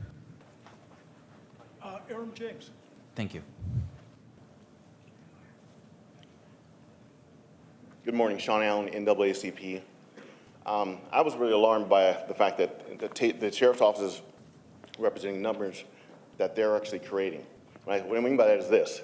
They're putting people in hostile areas where they're going to get attacked like Oscar at the beginning of this year, and then justifying their need for tasers with the statistics that they're causing. They're in a consent decree. They have several layers of oversight, which continues to fail. And then they want to go over here stating that, I heard one comment about concern for female officers. Let me preface this. I have more time working in dorms than any of these people combined. I didn't have those problems that they're projecting here today. Female officers don't get attacked by male inmates. That's rare. It happened twice in my career as a mental health dorm. Male inmates they frown on attacks on females. So even if you come to jail and you have charges against females, you're frowned upon. So that doesn't happen. This is all a farce. This is a weapon that they're using to experiment on our people, and it's failing. Thank you. I'm going to call a few more names before our next speaker. We have Susan Hayase, Fionn Johnson, Andrea Altamont. My apologies, I'm having trouble reading some of these names here. Andrea Musa Tariq, Jose Limones, Richard Conda, Narrowly Campos, Sarayat Escorza, Karina Cardenas. Hi, Raj Jai with Silicon Valley Debug. Months ago, those of us that care about the well-being of those inside and their rights strongly opposed this pilot project for tasers. We only had one supervisor that was on our side and their side, Supervisor Ellenberg. Yet the pilot still proceeded. I would say today, having looked at the presentation and studied it, that presentation by the sheriff might as well have been our presentation as the reason why we should not have tasers in our jail. They show that there are 9 deployments. They show that someone was injured so severely they had to be hospitalized because of the head trauma. They show that they used the taser on someone that had mental health issues, not once, but twice within a 2-week span. They show that there was no accountability, transparency, that they hid the video surveillance that they claimed was the main feature of this new Taser 10. That was an argument to say no to tasers, and they guised it up with graphs and colors. We say no to tasers.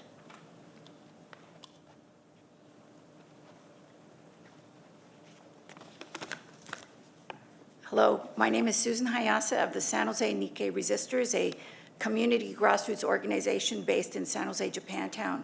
We support the position of Coalition for Justice and Accountability in opposing the use of tasers in the jail and on the street. The sheriff says that the pilot program is a success, and this is not true. The 9 deployments of a lethal weapon in situations in which lesser forms of force would have been used represents an excessive use of force.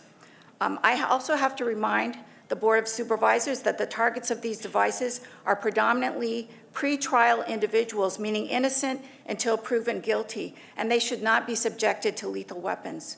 Instead of asking for more weapons, the sheriff should be investigating methods for reducing the need for use of force, including rehabilitation, education, and de-escalation training with accountability. Thank you.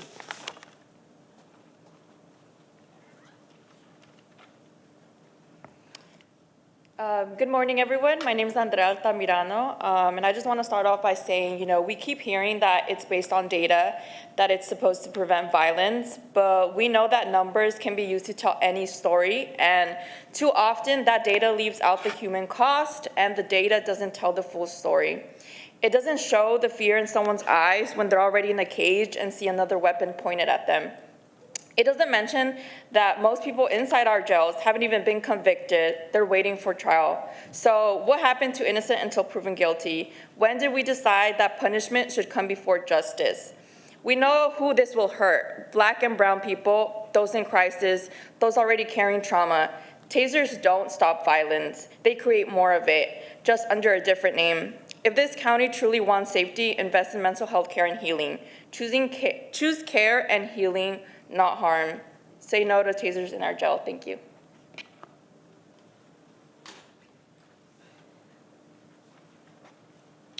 Good morning, Supervisors. My name is Fiani Johnson.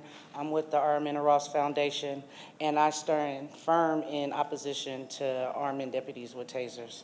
Let's be real. Tasers are not non-lethal. They are weapons that have caused injury, trauma, and death, particularly to Black, brown, and mentally ill community members. Calling them less lethal doesn't change the fact that too many families have buried loved ones because of them. We've seen it again and again. Tasers become tools of compliance, not protection. They don't de-escalate, they escalate. They give law enforcement another way to use force and not another way to preserve life. If we truly care about safety inside our jails and on our streets, then let's invest in crisis intervention, de-escalation training, and mental health response, not more weapons. Santa Clara County should lead with compassion, not control, with justice, not jolt. I urge you to reject this proposal and stand on the side of accountability and humanity.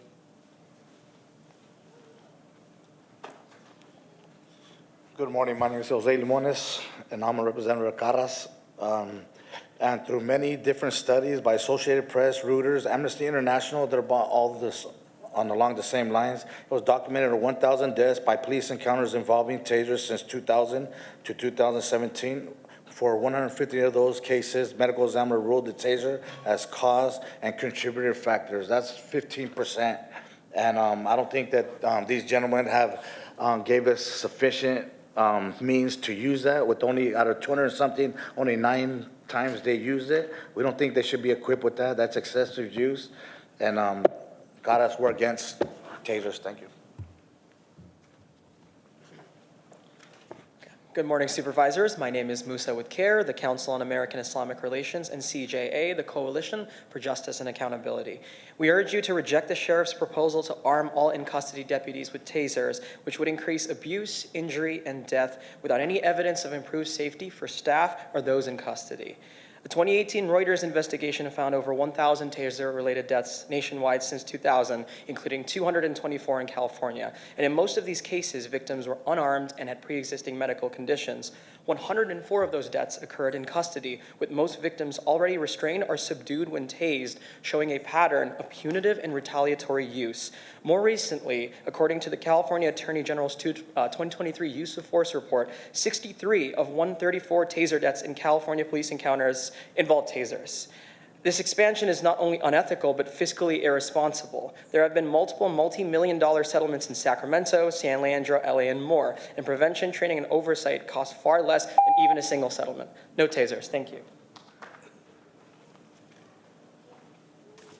Good morning, President Lee, members of the board. I'm Richard Conda, Asian Law Alliance Coalition for Justice and Accountability. I urge you to vote against the continuation of the TASER pilot project. Tasers need to be banned. We found a 2025 United Kingdom Defense Science and Technology Laboratory report on the medical implications of Taser 10. When the Taser 10 is deployed, at least 2 darts need to embed in the skin to achieve neuromuscular incapacitation. Since Taser 10 has a longer range, the momentum and kinetic energy of the Taser 10 probes are greater than those of the previous model.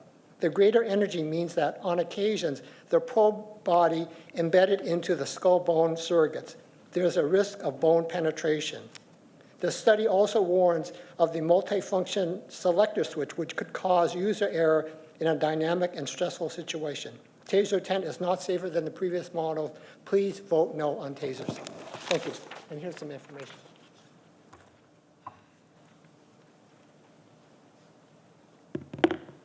Hello, my name is Nerilee with Silicon Valley Debug, and I'm here today to urge you not to approve the extension of the pilot program. Using electroshock weapons into an already harsh environment is a dangerous step backward for public safety and human rights. Tasers are not a less lethal alternative without serious consequences of injuries or even deaths. In the setting of a jail, their use can quickly become punitive rather than protective. Jails are meant to be a place of custody and rehabilitation, not zones of escalation and abuse. Arming jail staff with tasers increases the risk of excessive force, especially against individuals with mental health and those in crisis. Thank you. I'm going to call a few more names before our next speaker. We have Liz Gonzalez, Cecilia Chavez, Jose Valve, Lori Catcher, Charisse Domingo, Cynthia Dalcourt, Gianella Ordonez, Kathy Early, and Sarah Fu. Hi, my name is Karina Cardenas, and I'm here on behalf of a lot of families in this county whose loved ones have been killed by law enforcement by use of weapons. And I've seen firsthand police that use their weapons without following policies and procedures. There's no accountability. We have to live with this pain. Our children have to live with this pain, and it continues to happen. It happened to me over 20 years ago. Nothing has changed in this county.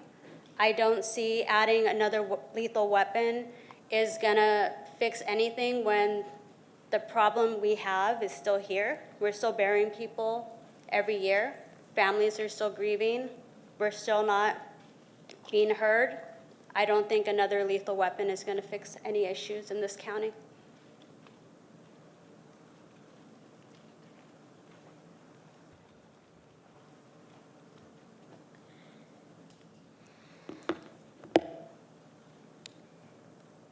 My name is Araí Escorza. I'm a community organizer with Silicon Valley DBUG. And I support families, community members, family and loved ones who are facing the criminal court system. It is appalling that time and again, when the outpouring community has said no to tasers, the board is still considering bringing tasers in the jails, a militarized weapon. Just like Trump is deploying the National Guard into our immigrant communities or communities of color, this is no different. We know time and time again tasers kill, and officers are not held accountable. I urge the board to reject the recommendation for this pilot program and not be complicit in utilizing excessive force on our family, our communities, and further creating trauma and injuries and death on our loved ones. Thank you.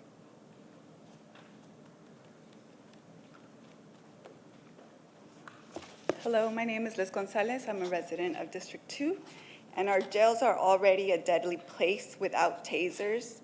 As far as I know, only incarcerated individuals die there.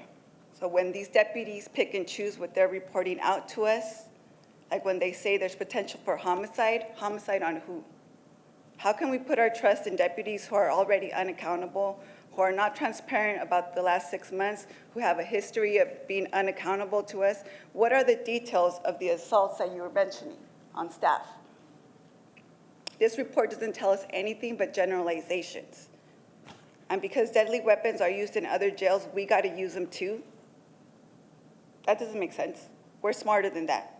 And I hope that we have more compassion as a county as well to work to create a future without these weapons, with more housing, with the resources that people need so that they're not in our jails because they don't have money to be free. Thank you. My name is Charisse, and I'm with Silicon Valley DBUG, and I'm a community organizer. But today I'm speaking to you as a mother of a son whose dark skin makes him a target for law enforcement to be criminalized, profiled, and adultified. I speak to you as a woman of color, as a woman staring at probably one of the only majority women-led decision-making bodies in this country. A board that looks like me. We are protectors, nurturers, and life givers. We are everything that the era of Trump and white supremacy hates. We are in an era where law enforcement is bolder and more dangerous than ever. This is not the body that should be voting yes to puff the chests of law enforcement with even more weapons made to target already vulnerable people, people of color, people with mental health issues, people who are too poor to make bail. I ask you to protect our communities and say, vote no on tasers.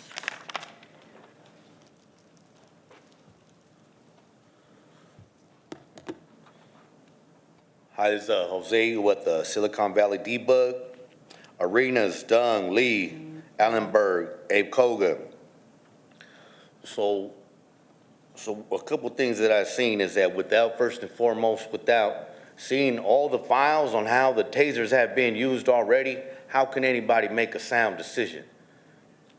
Secondly, there is no real reason to have these tasers other than it's a new technology and salespeople that want to make some money. Just plain and blank.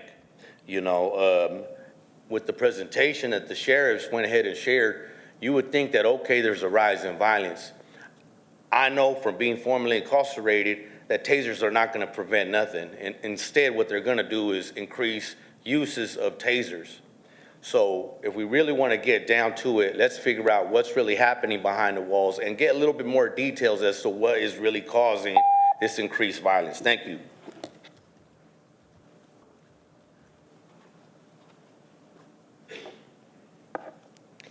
Hi, good morning, board. My name is Lori Catcher. I'm a 23-year resident of District 2.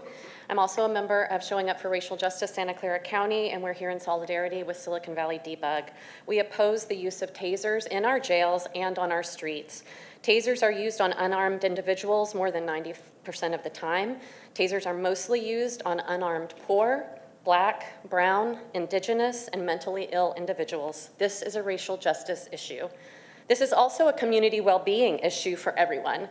Taxpayer dollars that would be spent in arming sheriff's deputies with tasers would be better spent on hiring more mental health professionals and crisis intervention professionals.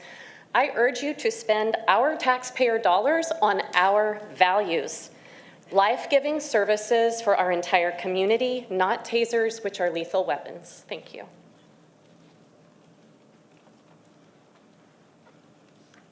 Good morning. My name is Kathy Early. I live in District 4. And I want to speak to you as a human being who is, among other things, an electrical conducting device. Our bodies are electrical chemical systems, among other things. One cannot strike someone with an electrical device and claim that you haven't injured them. There's no way for you to know that. You don't know the impact on a person's mental health or the long-term damages to their body. These are potentially instruments of torture. We don't call guns PEDs, pellet ejecting devices. We call them guns. Please vote no on tasers. Thank you. Hello, my name is Cynthia Dalcourt. I'm a system-impacted family member and a debug organizer. Going through Silicon Valley's Santa Clara justice system was traumatic for my family. My son spent 2 years waiting to have his day in court. When he was there in jail, he told me, he said, "Mom, I don't think I'm going to make it home alive." My son thought that he was going to die in the main jail. He also told me, "Mom, I'm not safe. This jail is really bad. There's very bad treatment." Thank God he made it home. He made it out. With tasers there now, the chances of him being murdered would have been greater. We should not let history repeat itself. In 1989, Jeffrey Leon T., who was restrained, died from being tased. This incident led to a wrongful death lawsuit.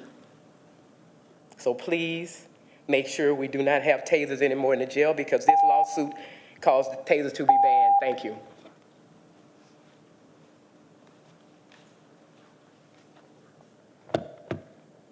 Good morning. My name is Cecilia, and I'm with Silicon Valley Debug as well. And as somebody who has had loved ones in custody, I also want to speak on that experience. We're appalled that attempts of budget cuts, we're experiencing attacks on our communities from every direction. Now we're bringing in these deadly policies into custody. Let's call things what they are. No matter how nice of an acronym we use, they are still tasers, lethal weapons. Have you forgotten the death of Michael Tyree? Because we haven't. He was beaten to death by COs without the need of a taser. He was awaiting to be released to a transitional home when he was attacked by SEALs. Just because the pilot program was not implemented in the mental health unit, it doesn't mean that they will not bring it into these vulnerable spaces as well. Policies like these are more harmful to our community, and we urge you to vote no.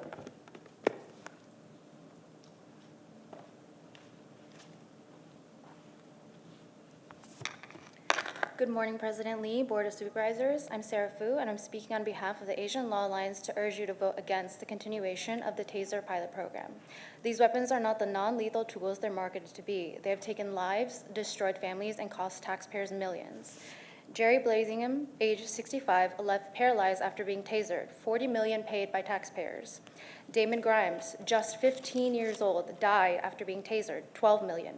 Jamal Sutherland died after being tasered repeatedly in a jail, $10 million. Jim Rogers died after being tasered at least 10 times, $8 million. John Hernandez suffered severe brain damage and was left with the mental capacity of a toddler, $5.2 million. Sinead Okobi in San Mateo County died, $4.5 million. Sorrel Shiflett in San Leandro suffered a brain bleed, $3.9 million. John Hallman, 62 years old, died, $3.8 million. Dante Wright, just 20 years old, died, $3.5 million. Vote no, please.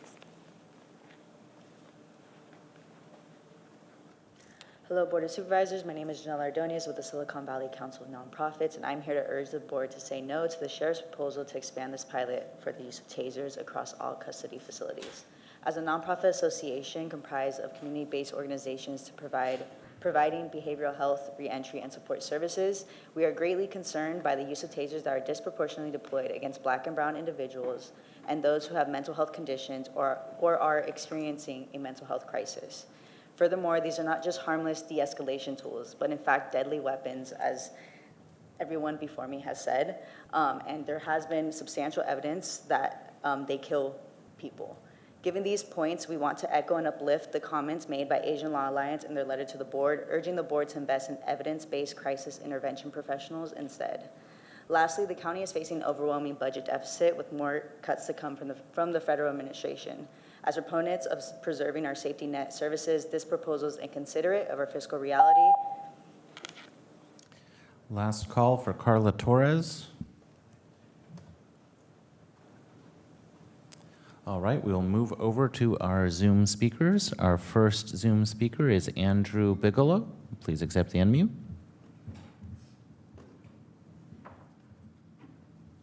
Hi, my name is Andrew Bigelow. I'm an organizer with Silicon Valley Debug, and I work with families who got loved ones who are incarcerated inside the county jails. I can say that all the families that I've ever worked with have always been fearful of the safety of their loved ones inside, and that includes at the hands of COs and correctional officers. I want to echo what everyone has already said before, but I also want to lift up that Axon, the company, profits skyrocketed after Trump was elected, along with Geo Group and Core Civic and all these companies that profit off of the militarization and incarceration and kidnapping of our loved ones. And I just want to say that purchasing this, given all the budget deficits and all the federal money being taken away, this seems incredibly irresponsible. I want to encourage the board to say no. Thank you. Thank you. Our next speaker is Sandra Asher. Please accept the unmute. Good morning. My name is Sandra Asher. I'm a member of the Real Coalition, Surge Santa Clara County, and a D5 resident. This proposal to expand a pilot program just halfway into its duration is deeply concerning and raises serious questions about priorities. Tasers are overwhelmingly used on unarmed individuals, over 90% of the time, and they are disproportionately deployed against marginalized communities, including poor, Black, brown, Indigenous, and mentally ill individuals. With the looming budget crisis and a healthcare system on the brink of collapse, it's hard to understand why we would allocate limited resources to weaponry instead of prioritizing the well-being of our community members who are desperately in need of accessible, quality healthcare. We must be responsible stewards of taxpayer dollars. Less lethal is still lethal. Please vote no. Thank you. Our next speaker is Carla.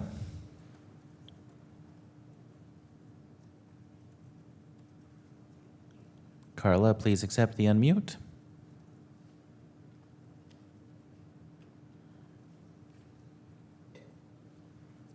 Can you hear me? Please go ahead. Good morning. Good morning, President Lee and Board of Supervisors. My name is Carla Torres with the NAACP and La Raza Roundtable. We already know that tasers are dangerous and cause medical injuries and could lead to death. According to the Sheriff Dashboard, 56.5% of the county population is identified as Latino. Continuing to equip the Sheriff's Office with a deadly tool further harms those who are incarcerated and is contrary to attempting to address racial equity. Our county takes pride, as we should, in the efforts to attempt to address racial equity. The county's own recommendations to improving the Latino health call for dismantling discriminatory systems, supporting alternative mental health strategies, and building restorative justice solutions is the key. Tasers are anti-ethical to these goals. They do not heal, they do not restore, they inflict pain, escalate fear, and deepen mistrust between communities and institutions meant to serve them. We urge the county to protect our community. Thank you. Our next speaker is Kimberly Lamb. Good morning, Board of Supervisors. My name is Kimberly Lam, and I'm here on behalf of APALI, Asian Pacific American Leadership Institute. I'm here to strongly push against the expanded use of tasers, as tasers have been proven to be used on unarmed individuals 90% of the time and has been used as a weapon of torture to disproportionately impacted poor, Black, Indigenous, and Brown people, and those who are facing mental health crises. APALI strongly disagrees towards expanding use of tasers and would ask that any taxpayer dollars go towards community care, hiring professional mental health and crisis interventional folks instead. Thank you. Thank you. Our next speaker is Maria Bornsky.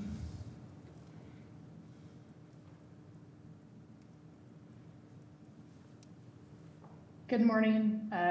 My name is Maria Bornsky. I'm a member of Showing Up for Racial Justice Santa Clara County, here in solidarity with Silicon Valley Debug.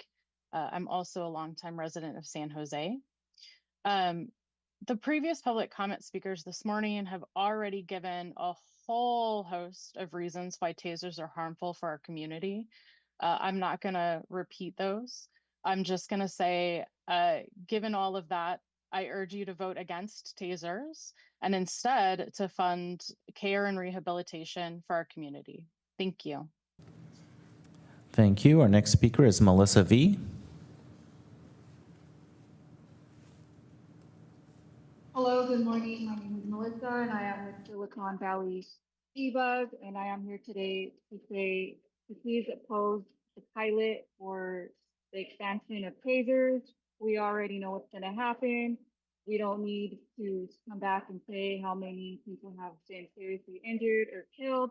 I am here today to give voice to the voiceless because they have already been killed or they are behind those walls. I have had family members and I have loved ones behind those walls, and we don't need to arm an unhinged officer with your deadly weapons. Thank you. Thank you. That concludes public comment. Thank you. Close the queue on that. I'm going to ask Julie from Roland, from our Oakland project team leader, to come and speak and present regarding the report. Hi, Julie. Good morning. Good morning, President Lee Yes. and board members. I am very glad to be here to present our report on the first 6 months of this pilot program. As we told this board we would do when this pilot program was approved about a year ago, we have worked closely with the Sheriff's Office in engaging in the various policy issues that had to be put in place. And as the tasers have been, as deputies were equipped with tasers and the pilot started, we have been engaged in reviewing all of the deployments and the various uses of the tasers inside the jail. With respect to the 9 deployments, we've reviewed all of the videos, the written reports associated with those. We also reviewed a random sample of those incidents where tasers were unholstered and the warnings given, to look at the videos of those incidents. And, as we often do in our reports, we tried to provide the board and the public a picture of what those incidents looked like, identifying any concerns that we had with each of the uses and issues that were raised. Overall, we found that these 9 deployments were consistent with Sheriff's Office policies on the thresholds for the activation of the tasers. And those policies provide important guardrails that are intended to address many of the sort of worst-case scenario situations that you sometimes hear about with the tasers. We saw in the videos and in the material we reviewed really how the taser has altered the dynamics of some of these physical confrontations within the jail, sometimes quickly bringing fights to an end without any use of force, or in some cases, successfully ending fights when other force options, primarily the use of pepper spray or OC spray, were ineffective in doing that. I am happy to answer any questions you have about our report or any of the other issues. But that sort of sums up where we went with our report and overall findings. Thank you, Julie. I don't see any. I'll just go start the questioning first myself, and I'm sure there'll be more questions from my colleague as well with you, Julie. So thank you so much for the report from Oakland, and you get to see all the videos. As a matter of fact, I also get to see them this morning, all 9 of those deployment and some of the issues regarding the de-escalation being used as well. So one of the questions I have is from your professional opinion for Oakland. Do you see any of those being used? First of all, there was, during this pilot with the 9 deployment, certainly there was no death, there was no serious injuries, but can you tell us more about the other injuries that you encounter and see, and what your opinion is compared to the other uses of tasers that you've seen? Yeah. In each of these cases, the individuals were assessed by the medical professionals from Custody Health Services. I believe in 4 of the 9 cases, people were sent out to the hospital. Nobody was hospitalized, even for those that were sent to the hospital. Most of those had to do with injuries related to the fight or the reason for having used the taser in the first place, not actual injuries from the taser use. There is the one that Lieutenant Nguyen described where there was simultaneous shove and taser use, and that's, it's hard to say what caused that. There wasn't one sole cause of that head injury. It was a laceration to the head. That individual. Right. He fell backwards. Yes. Yeah, he was shoved in the front. He fell backwards. I saw it after the taser was deployed. Yes. And that was that the most serious injury among all that you know of? Right? That was, I mean, other than the injuries, the one individual who was engaging in self-harm had some pretty significant injuries, but those were not related to the use of force by deputies. Right. Those were the self-harm that he was doing to himself, and obviously the blood bleeding in this unit. Okay. I see some lights here. Let me go. I'll let my colleague to ask the questions. Oh, yeah.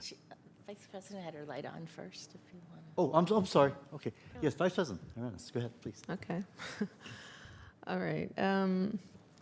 Thank you for the report, and thank you to all of the speakers who came in and provided your feedback and your experience with the carceral system and those of your loved ones that might have experienced abuse, and it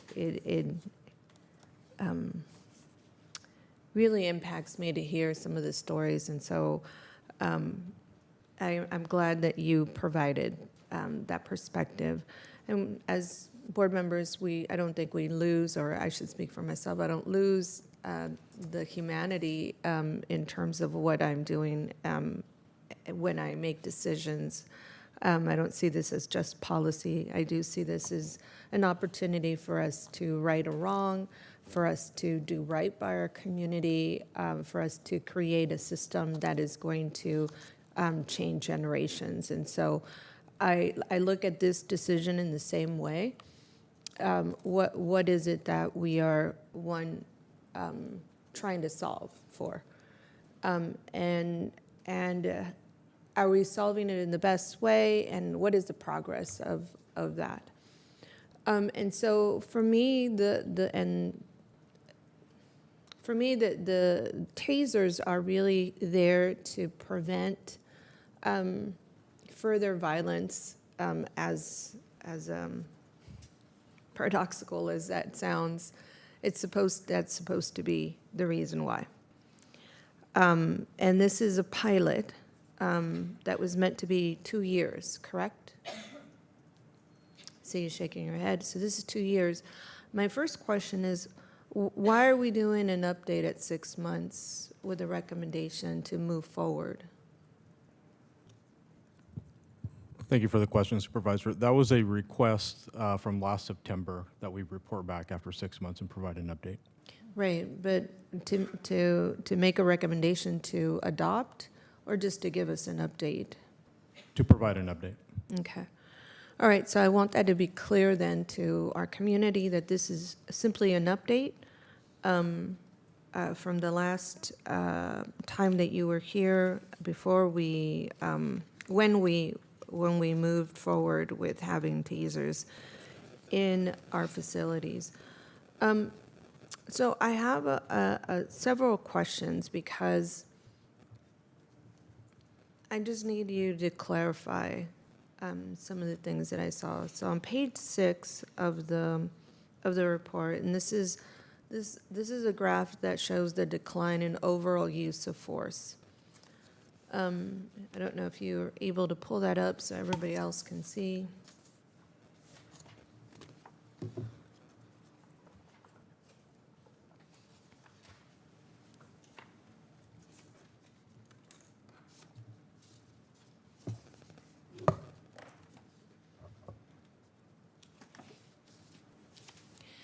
I'm going to explain the graph. The graph shows the overall use of force incidents, and it displays two different timelines that it's measuring. And one is that it's 10/1/24 to 3/30/25, which is 259 use of force incidents. And then it displays 3/31/25 to 9/30/25 with 252.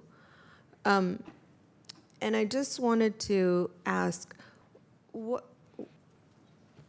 how come you didn't match the timelines, the time frame, so that we could see, last year between 3/31 to 9/30/2024, so you can match it with the time frame for the 6 months that the pilot program was being used. Does that make sense? That does. So the stats that we used for the data collection was we went the 6 months prior to the pilot. So we would have the most recent information, and then we went the 6 months. We're comparing 6 months to 6 months prior to the start of the pilot to the pilot itself. Okay, well that makes sense. Did you find the graph? I'm trying to log back in. Oh, yeah, it takes a minute.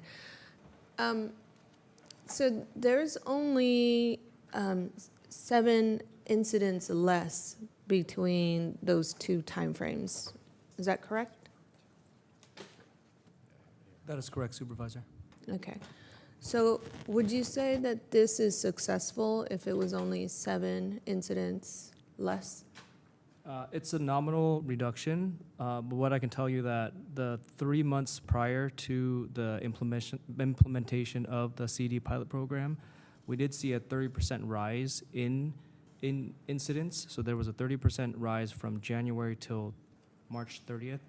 And then once the adoption of Taser was incorporated on March 31st, we did see it go down. At the end of the day, there's a difference of 7, which is a nominal difference, but we did see it a 30% increase at the beginning of the year prior to the launch of Tasers. Included in that increase of violence was the death of an inmate, correct? During that time frame, yes. Yeah. To me, that is one of the reasons why I actually supported this vote was because of the death of that gentleman. But I'm not sure that the way that these numbers are looking, that it really makes sense because it was, I'm not seeing that it's only deployed 9 times. There's only a reduction of 7 use of force incidents. And so I guess I'm trying to have you really lay out for me how you think that you're going to either do things differently so that they are, so tasers are either more successful, because at this point, I don't really see the difference between what you're doing now and what was done 6 months before, including that you've just highlighted that there was an increase, a 30% increase in the 6 months prior. So the 6 months prior includes a 30% increase that you said, and yet in the consecutive 6 months within the pilot program, the numbers are almost the same. So it includes that increase of 30% that you noted from prior. Is that correct?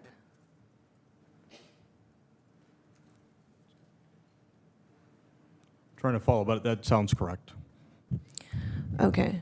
So I guess I'm trying to figure out what are we doing here with the tasers that you think would actually be more effective? Because if the IPs are already having their own system about alerting the rest of the units when there's somebody who has a taser, is there something that you shifted to make it different? So randomized who has it?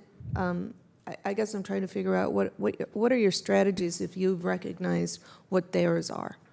Yeah, just to speak on that. So we do utilize and track our use of force. For example, when we started the pilot, we used last year's trends for areas that are more likely to have uses of force or that did have uses of force and assign the deputies in those specific housing units. The one thing to keep in mind is that because of the limited deployment, as Lieutenant Nguyen mentioned, only about 8.6% of our deputies have a CED, so that leaves a lot of areas where there is no CED available. One of the slides that was in the original presentation is in the report also outlines the response time and whether a deputy was in the unit with a CED or if they were not, the delay that it takes to get them from where their assigned area is to the area where there is an assault or an incident. And at times, you know, depending on Elmwood, spread out campus, there is going to be delay in getting one of those deputies to respond to those areas. Same thing at main jail. So one of the things that we constantly review is areas that do have the higher incidents. Obviously, you touched on the IPs also announcing that CEDs are available, so it seems like that is a deterrent while the CD is there, but also when the CD is not there, then obviously that's an opportunity. And that won't change with a limited number because there's always going to be those gaps and there's limited housing units that are going to have a CD presence where the others will not. And I think just one thing to keep in mind also, the assaults are up. Obviously, we're using de-escalation, all efforts that we have to try to de-escalate and avoid using force.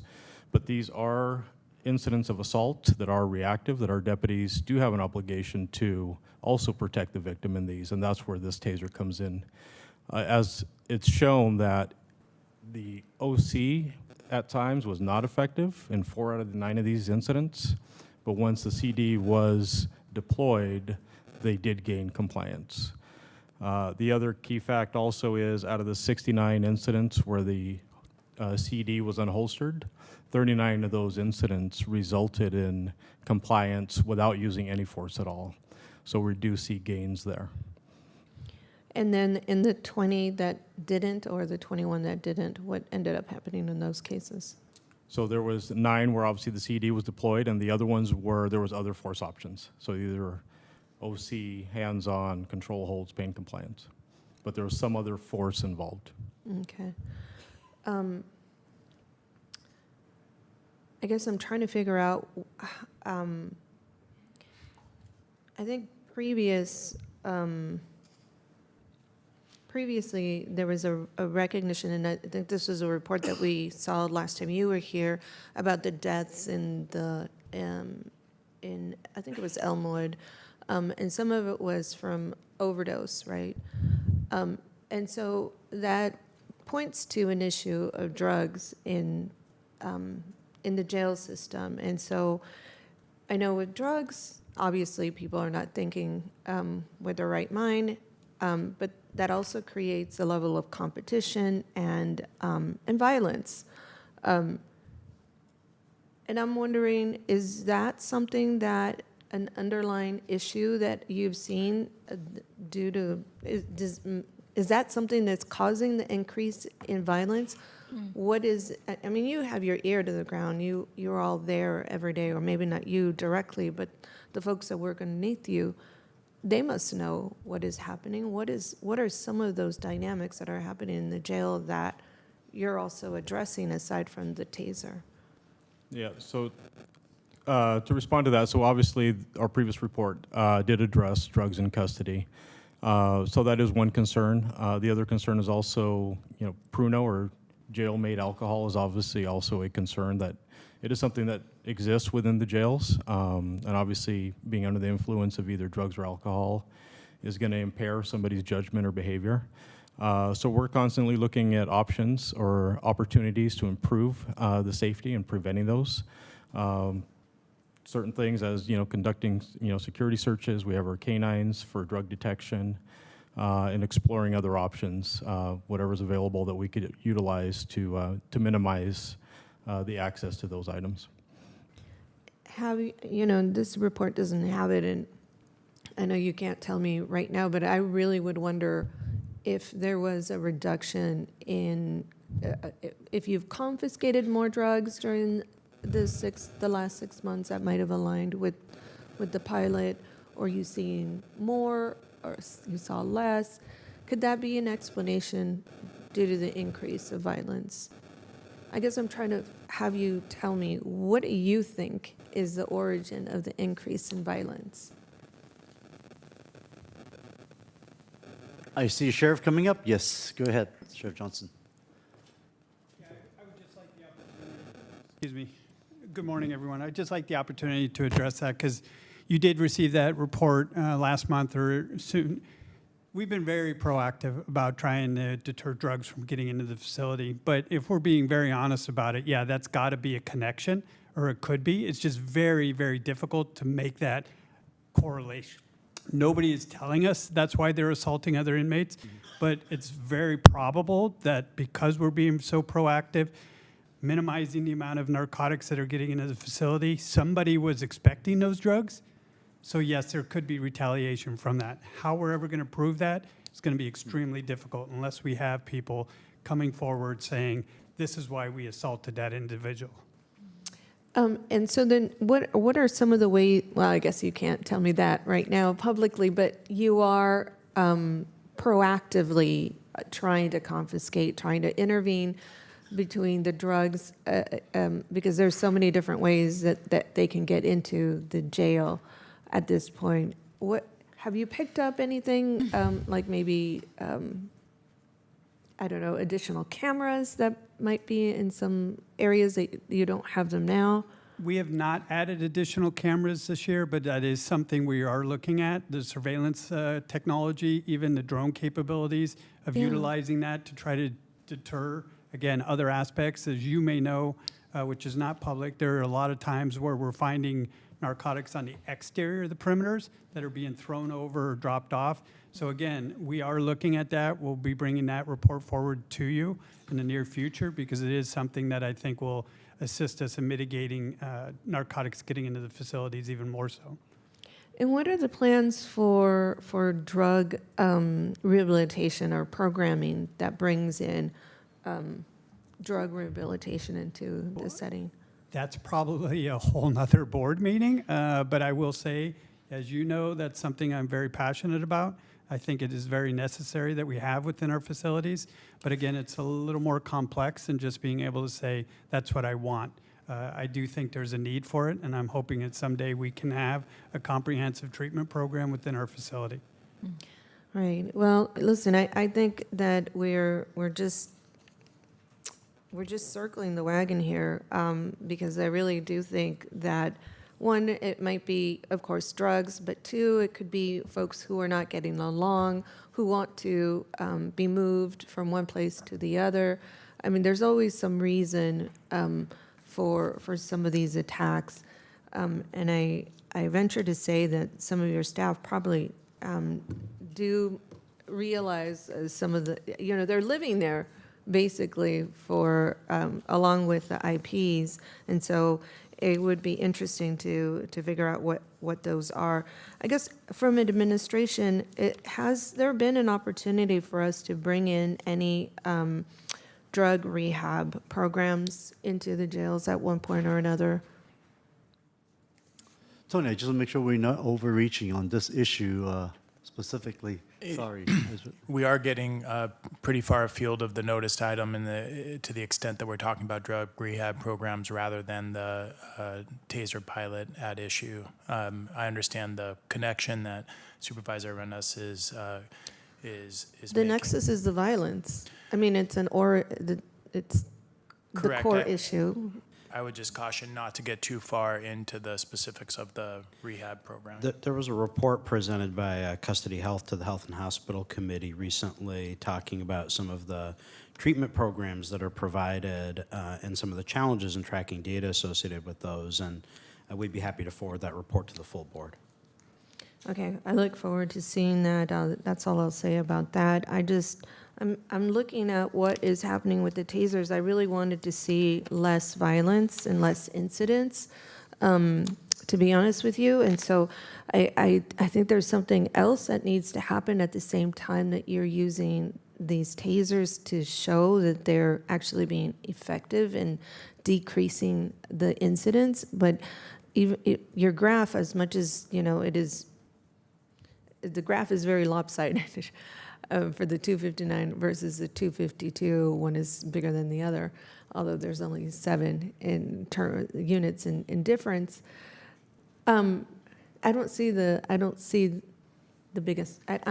difference here, and so I guess I'm trying to get from you is what else is there anything supplemental that you're doing? Well, I do think something that is important to take into consideration, even though the incidents, and I don't know if we'll ever be able to control the number of incidents, but really what we're trying to accomplish, and it'll probably take more time, more incidents, and more data, is to look at whether we're effectively minimizing the injuries that are being occurred during these incidents. Because again, when you see the duration of time of the fights and how quickly they're being stopped, I have to believe they're mitigating the injuries associated with that assault. That is another thing that's probably very difficult to prove, because who's to say how many more punches would have been landed, what the level of severity of those punches or that assault would have been. But we are seeing a marked difference in how quickly these are being stopped through the use of the taser. Okay. And is there anything proactively you're doing when you know that there's folks who are not getting along? And I know everybody's not going to, and that's a hard thing to do because you have limited space. But is there anything proactively to avoid some of the conflicts that arise from that? I will provide my 2 cents, and then I'll turn it back over to the team. Again, one of the things that we're looking at is the utilization of AI in our surveillance programs that can help us identify these congregations as they're forming. Sometimes, and most times in these incidents that we've seen, They're very immediate. The assault on another inmate is almost unannounced to where there is no way it could have been mitigated ahead of time. But again, I do think there's opportunity for looking at certain incidents where we start to see activity that's kind of leaning in that direction. And I'm hoping technology will help us do that to offset our staffing. I also would love to see you replace your monitors, because I think that's an easy fix Absolutely. and very inexpensive, that you can actually figure out who's where and be more accurate. It depicts better when you have a better monitor. Yeah, agree with you completely. Yes, Supervisor Bikoga. Thank you, President Lee, and thank you for the update. I had a couple of questions. I noticed regarding response times, and I was hoping maybe you could explain to me how it works, because not everyone has the CEDs. If an incident occurs, do you call someone who has a CED over to that incident, and is that the delay in response times that's occurring? Thank you, Supervisor, for the question. Yes, so since we only have 6 to 8 CEDs per team per shift at each facility, if there's an incident at a certain location, it would be called out on the radio. And what I shared earlier is out of the 41 incidents of weapons and 67 incidents of assault on staff, roughly only about 2/3 of those incidents where CED did not make it on scene. So based on our use of force numbers, we do staff CED users on certain decks with levels of violence and assault with weapons, but they're tied up with handling their own dorms with their own IP population. So by the time they lock down their dorm to respond, if they had a CED, by the time they get there, a minute or two later, by the time they safety is secured, another force option has already been used, or the incident has already been quelled with compliance. So out of the 41 incidents with weapons and the 77 weapons assault on staff, 2/3 of the incidents, a CED user never made it on scene at all. Okay. Thank you. Regarding the technology, there's mention of the lower voltage. And, I appreciate that technology has advanced over time, but I appreciate that it's a lower voltage. And so I'm assuming that that means that it's just as effective, but also reducing the risk of injury. Correct. So a couple of features. One is the voltage is just as effective, but with less risk. And also the main feature with the TASER 10 is the 10 individual probes. So it's more accurate with the accuracy of where the placement of the probes is going to be versus the older models where they deployed 2 probes simultaneously at a slight angle, which was harder to direct where they were going to make the contact. And then I know that my former department has started to invest in a new technology called the BOLA wraps, which is described like a web, like a spider web that goes out instead. I understand there might be some issues with just distance, but is that a possible option? Hi, thank you for the question. We actually tested the BOLA wrap because of the unique layout of the facilities and hallways and metal walls. The BOLA wrap actually sends projectiles outward, and they could bounce off. You need a span of about 10 feet of no one around that individual, and then it usually wraps upper extremities. So in the custody facility, wouldn't necessarily be ideal, but we have looked into it, and we had some vendors come out and show us the technology.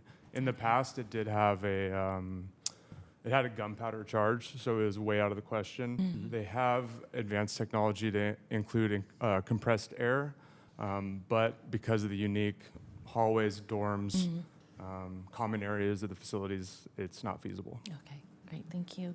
There's also mention about the CEDs not currently being used in the mental health and women's divisions, but there was a mention that following protocol you may use that. Could you clarify what that means? Yeah, so to clarify, the deputies assigned to those housing units are not the deputies who are issued a CED. But if there is an incident that they were called to, they are allowed per our policy to respond to the incident, even if it's within our female population or SMI. Okay, great, thank you. Is it all right to move into comments, President? I'm sorry. Is it okay to move into comments? Sure, absolutely. Oh, okay, great, thank you. I very much appreciate the update. I wasn't here when this was first brought forward to the board. So let me just start, I guess, move backwards. Very much appreciate that this is a important and difficult topic. I appreciate the public comment that has been provided. Thank you all for coming out, and for those of you who have called. For me, when I look at law enforcement, or really all of anything that we do, the services we provide, I look for a perfect world, and we're not in a perfect world, but in an ideal situation, I look for, how we can provide all of the above. So oftentimes, we're given this yes or no, this or that type of choices, and I choose not to do that. I look for how we can do everything. So all of the comments made about other approaches, and I think we have to continue to work on all of them, whether it's restricting or trying to prevent drugs from entering our custodial services, certainly mental health, rehabilitation, all of that is a part of coming to the best solution that we can have. Of course, that it's challenging given limited resources, but that's really for me the vision that I think that we should be working towards. In this situation with CEDs, I look at it as what do you do when an incident occurs? So in a perfect world, if there are no incidents of violence or conflict, we wouldn't have to use anything, right? But there are those situations. So, what do we do in that situation? I think the tools that our law enforcement officers are given have shown that they can be effective, but not always. There's the real issue for me is safety for those the population, the IP population, as well as our staff. And I will be completely honest. The benefit of having been doing this for a while, I come from a city. We've had CEDs for about 20 years, exactly 20 years now. They were implemented the year before I came into office, and frankly, in my 16 years on that council, I do not recall one incident of complaint, for the use of CEDs. So, and I see actually the technology improving. I check in, and I've talked with our law enforcement, our police department, our sheriff's department. I've spent a lot of time trying to understand public safety, both from the police and fire side. So, this new technology of BOLA wraps is actually very interesting to me, and I'd like to learn more of it. And so I do think that as technology improves, it will be less harmful, or better ways to resolve the situation. So I think the challenge is, though, with this pilot program, because it's only, is it half the force having the CDs, I'm not really sure that we're able to see the full effects.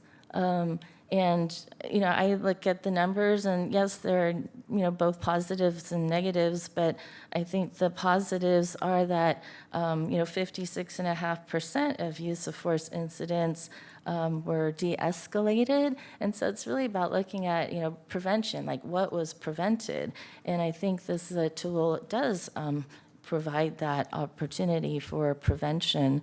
And yet, because it's only a part of the part of the force that has the tool, there's the issue of response times. I don't think that we're seeing the full effects of what the tool can do. So I would like to, definitely continue this program, but I actually would like to request that the sheriff's office bring back a plan for expanding the program. And I know in the past, too, there was talk about enforcement, and that's the area that I'm frankly more familiar with. But I would like to, I guess if I need to make a motion, to ask that the Sheriff's Department bring back this item, a plan for expanding the program and the various options, including both custodial enforcement as well as expenditure plan, a funding mechanism for the program. Thank you. A motion, I'll second for the purpose of the discussion, and I'll just go and ask some questions as well to keep this moving. First, I just want to thank the sheriff for hosting me to watch the 9 incidents when the tasers deployed from different angles, also with the way how various de-escalation actually took place. What I was able to observe to share with the public is that every time it has been used, it was in response to some type of violent force being started by one or more of the inmates to either beat up another inmate or another deputy. And a couple of times it was actually used to incapacitate this individual, so it's actually the same individual 2 times, seriously injuring himself, banging his head against the wall multiple times and actually bleeding. And certainly that's extremely disconcerting to see if there's any other ways to help this individual to not hurt himself any further. To make matters worse, is this apparently an individual who's trained MMA, so that certainly makes the issue far more difficult. What I was encouraged to see was the fact that there actually was 39 times that it was actually used for de-escalation, where when it was upholstered, what happens, you see the noise, very sharp noise that you hear, along with a very bright light. And when that happens, whatever fight that was started at the moment, I see folks immediately stop, somebody dive on the ground and avoid being tased as the de-escalation has been, in this case, very effective. Otherwise, you will require our sheriff deputy to be physically involved, come close to the individual, or use of the OC and all the sprays in order to. And actually, those individuals, some of them are actually holding the OC, but that certainly did not have much de-escalation threat to the individuals involved in the fight. So one of the questions I do have, and I asked this before, Sheriff, if you recall, I was very concerned about how tasers might be used more than one time on any one individual. Could you let me know that out of the 9 deployments of the taser, has any one of those individuals been tasered more than once during the incident? Yeah, thank you for the question. So there was one individual that initially was tased. There's a 5-second cycle. Because he was not secured within those 5 seconds, the CD was re-energized for a second period of 5 seconds for a total of 10 seconds. One other individual was a total of 6 seconds, which was a break between the cycles due to the deployment of the probes. The other 7 were 5 seconds or less. And that was one of the recommendations from then Supervisor Submidian that we include in our policy, that there is a maximum of 4 deployments, and that is written in our policy. Well, in that case, we really never had 4 or 3. So 2 was the maximum usage based on these Correct. 9 times, and it only happened once or twice? Once. Once Once. was the Okay. full All 2 right. deployments. That's the numbers I want to see. I guess the number of usage being 9 is, when you look at 6 months time period, it averaged about 1.25 times, whatever, of usage, which to me is somewhat encouraging, that it shows that it was not frequently deployed. It was used only as a kind of a last resort. Am I correct? Correct. Staff still has options. Obviously, their priority is to gain compliance without using any force. That's our goal, is de-escalation, verbal commands. Like I mentioned, in some of those, there was OC that was used first. It was ineffective, so then they resorted to the CED. As you mentioned, obviously, the 9 is a small sample size, but it is providing some information that, based on the incidents during the 6 month. Right. One of the issues that somewhat bothered me, I'm just going to share, is the issue of compliance, because there's breaking a fight's one thing, but compliance, when somebody's already being held by the inmates, by the deputies, for example, within a safe space, like the one we had regarding the one banging his head. I know there's an element of trying to, control the individual very quickly. I guess my concern is the reason why TASER removed the stun gun feature is that they felt that the use of it as compliance is being cruel, and there's something that's inappropriate. That's why in the TASER 10, they don't do that anymore. So I just wanted to double check, what's our policy on compliance, or not using it for compliance for TASER 10? Yeah, so our policy is to use it to incapacitate the person. It's to freeze them up. Once they are secured, then the objective is obviously to get them in restraints. But is, like you mentioned, this Model 10 does not have that feature built into it. It is simply the probes. Okay, thank you.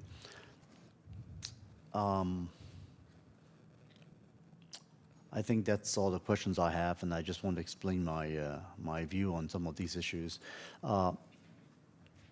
I do think that the fact that there's the 39 times that's being used for de-escalation is certainly something that is the fact that we need to recognize of how we need to stop the fights and avoid injuries. As my colleague has mentioned, there are many other issues, whether it's drug being used, being smuggled into the facilities, and we need to find ways to de-escalate and try to get our residents to be less violent. But the fact that these violence are actually increasing is another concern. And with the pilot that we have, which only been 6 months, I certainly think it's fairly positive, given what we've seen, as the OCLEM has reported of what she's able to see comparing to other jurisdictions in terms of the usage, has been quite limited. For that reason, I will support the motion as stated. As for enforcement, it's actually something that I have said previously, because of the fact that basically all the police officers in our counties, whether San Jose, Sunnyvale, Mountain View, and onwards, the police department, they are already providing the police officers with the tasers as one of the additional tools, so that they're not pull off the gun and shoot somebody, which is truly lethal. And this so-called less than lethal, yes, there are deaths, definitely, for sure. I absolutely agree with many of the speakers that deaths has happened.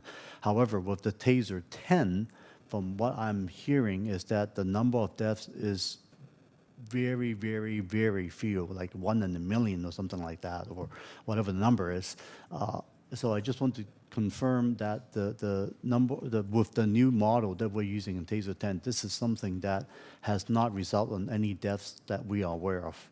Is that correct? Correct. As far as we're aware, there has been no deaths from the TASER 10.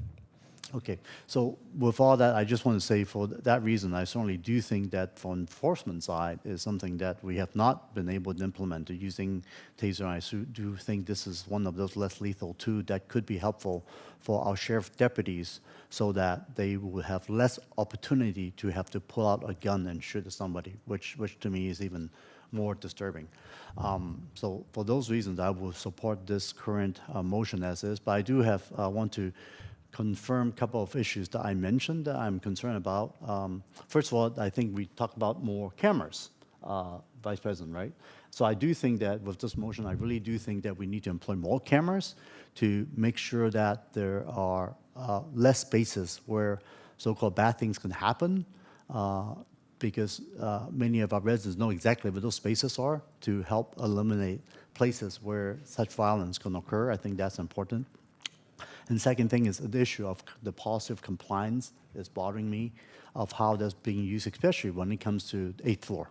When you talk about severely mentally ill patients, I know we don't have tasers deployed on the 8th floor, but if necessary, it could be brought up there.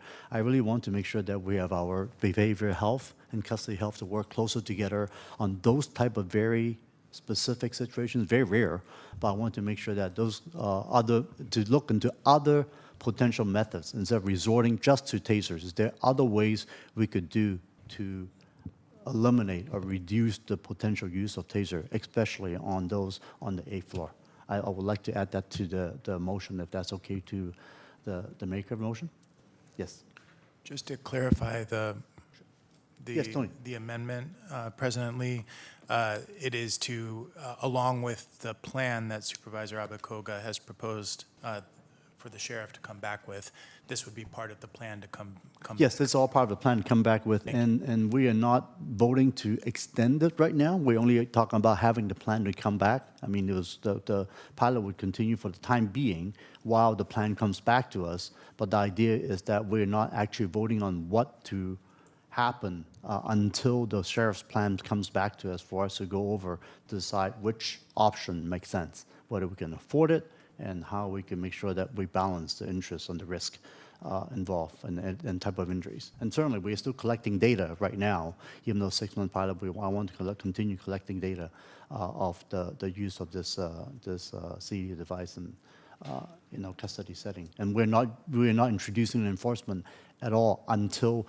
this comes back to us. And if there's going to be a vote, that will be when we will look into that at that time. Yes, I see the light on for Supervisor Ellenberg. Go ahead.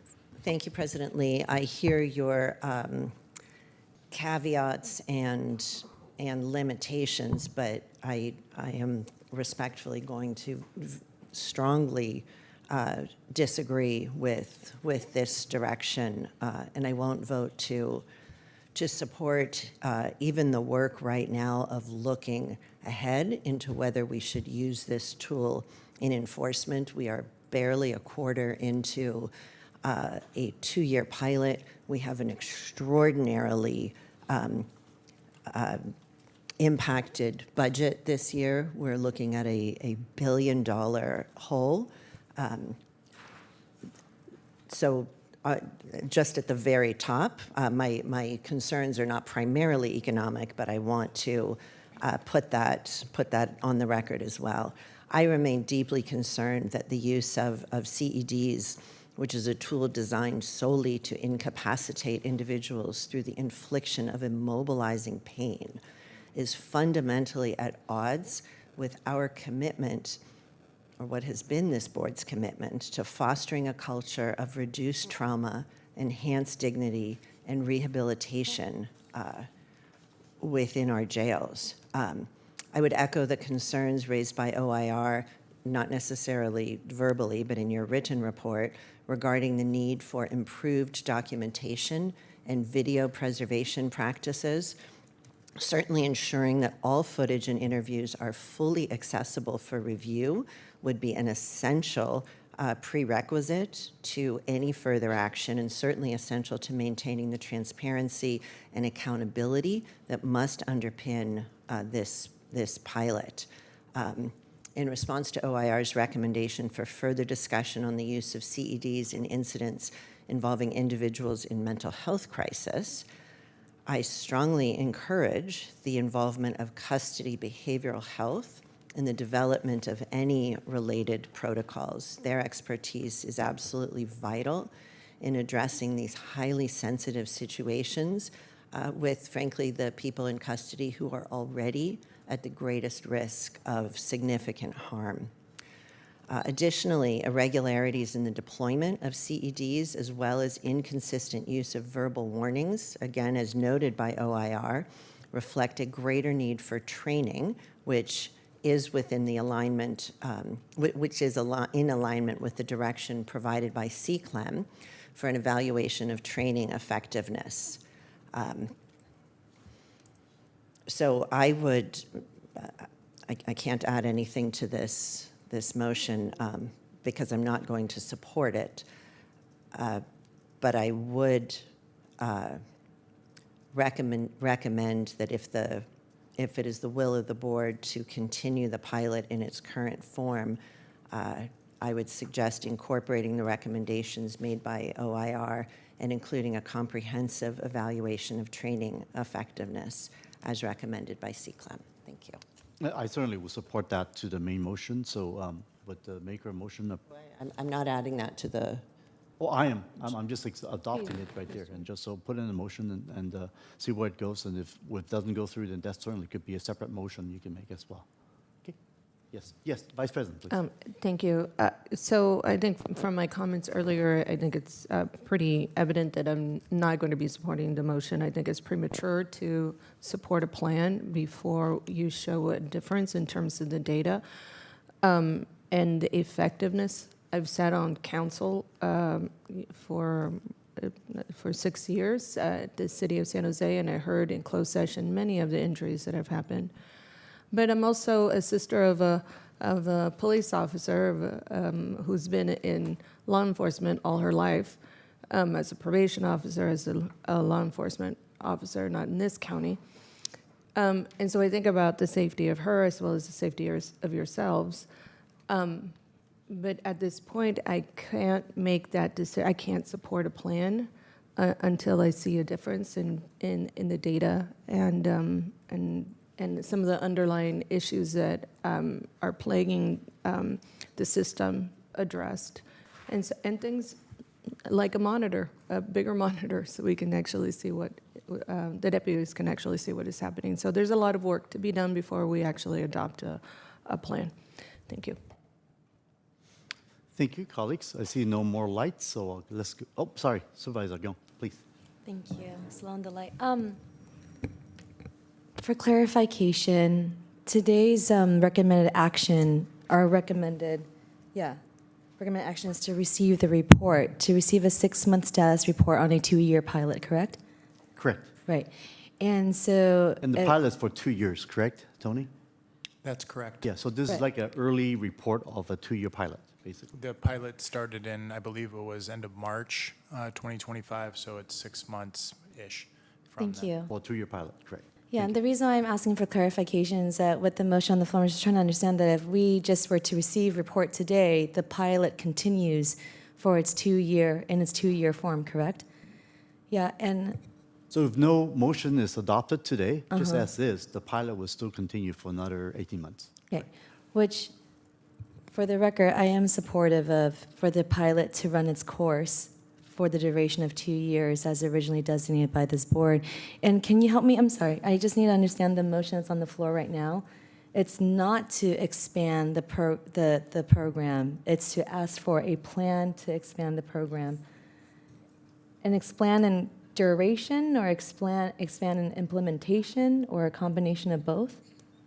Yes, so it was trying to be comprehensive and a plan to expand the program. And I leave this up to the sheriff's expertise, but whether to expand it in the custodial environment or in enforcement, as President Lee has talked about, or potentially both, but also taking in account the funding piece to it, like having an expenditure plan to come with it. Yeah, I thank you, Supervisor Abekoga. I feel that there's a sequencing problem or challenge that we have here, that there's still a lot of information that we still need to have before, I think, choosing a course of action in any particular direction of expansion of time, duration of the pilot, the program, or expansion of where the program takes place. I want to thank the public members of community for being here today to provide public comment. I know that you, not just on this item, but you have been partners to this board on a number of issues for a very, very long time. And I think this goes without saying, but I'll say it anyways, that the North Star of every member of this board, and I barely speak on behalf of my colleagues, but the North Star of this board is to reduce harm, reduce violence, reduce injury, reduce fatalities amongst everyone in our community, both those in our custodial care and those who work for this county organization, who we have a responsibility to protect as well. I don't think hand-to-hand combat is safer. When people start throwing hands, it's now a kill or be killed situation. I know for sure guns are not safer. I find batons to the back, to the head, to the arms, to the legs, also a greater risk of injury, fatality. And I think this pilot needs to be able to complete its duration with us understanding what the levels of oversight are and what they can be and what they need to be, what additional tools and resources are necessary for oversight to ensure full compliance with policies in place designed to protect all parties. And I do think that we need more information. So Julie, I'm looking at you, that we're the last county to have tasers, right? Yes. Yeah.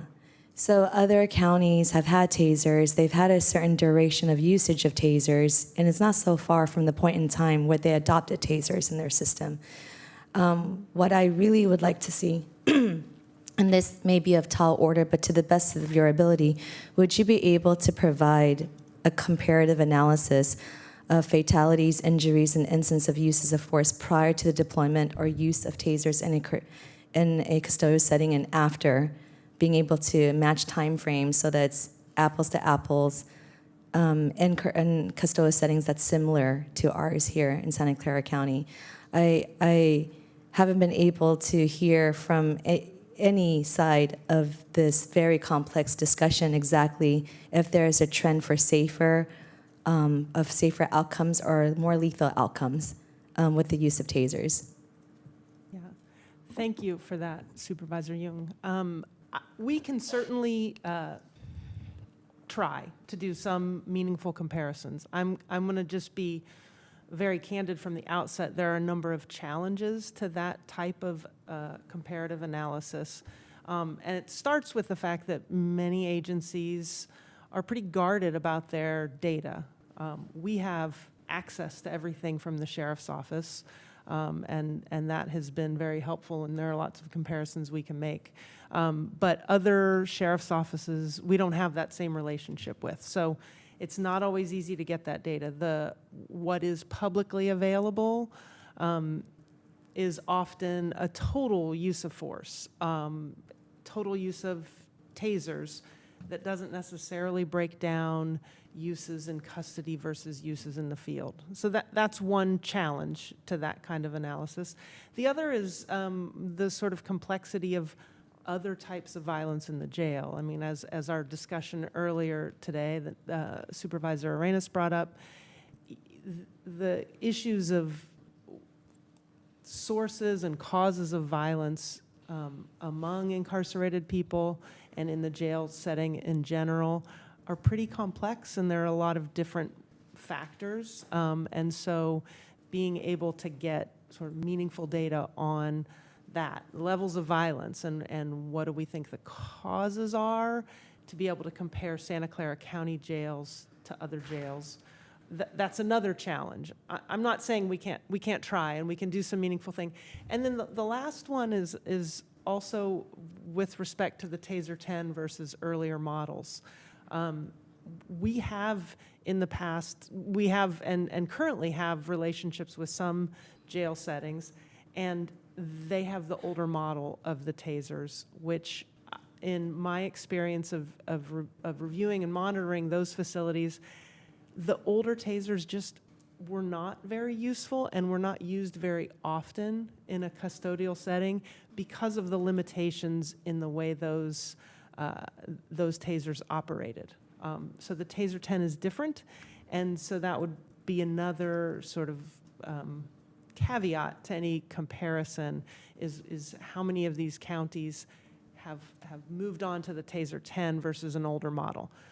Like I said, we are very happy to take that challenge on and to do our best to make some sort of meaningful comparisons and to give you the answers. I think it would be really helpful to know, and we will certainly try. I just wanted to be very candid about some of the challenges to doing that. Thank you, Julie. I appreciate the complexities and the nuances that would come with this type of analysis for something that's still so new, which makes it all the more reason why we should give it a try, and I appreciate your efforts in doing so. And it's not so much a comparison to Santa Clara County because we're still in a pilot form. I think comparable size of our jail, our custody, population custody, I think those would be some of the baseline metrics that I would hope would be used to choose the type of counties to compare it to. But being able to see where they were before tasers and where they're now after tasers across multiple counties of similar, who are similarly situated, I think would give us additional insight to something like this. And with the challenges of accessing information, I wonder if this is something that county council could help with, like if there was a data sharing or information sharing agreement that then is kept confidential to the board specifically. But I think it would be important for the decision makers of this policy to have access to this information. We'll certainly work with OCLEM on figuring out any necessary agreements to get access to the most robust data set possible. Yeah, thank you. And I apologize, Sheriff, if I missed it, but the information that has been requested regarding medical records, use of force, and the videos of deployments, of taser deployments, have that been shared with the board members through confidential channels?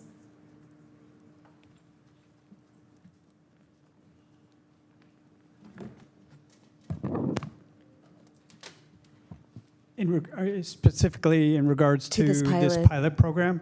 No. As Supervisor Lee mentioned, today he had an opportunity to view the videos. The videos, the information you're talking about is shared with OCLEM, with the exception, Julie could clarify me if I'm misspeaking, I'm not 100% sure that the medical records are accessed because there are certain rules around sharing that information.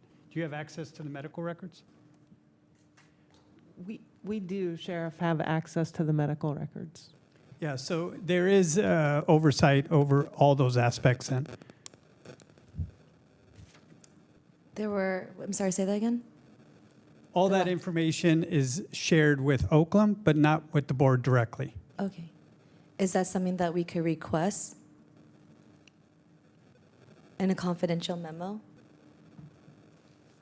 Supervisor, that's something that we would need to review from a legal perspective in terms of a number of privacy considerations, but we can certainly look into it for you and get back to you off agenda. I would appreciate that. I think, again, it's critical to have all information available to us as we make some seismic decisions on policy changes for a very particularly vulnerable population and a significant workforce that is in a challenging situation, environments. I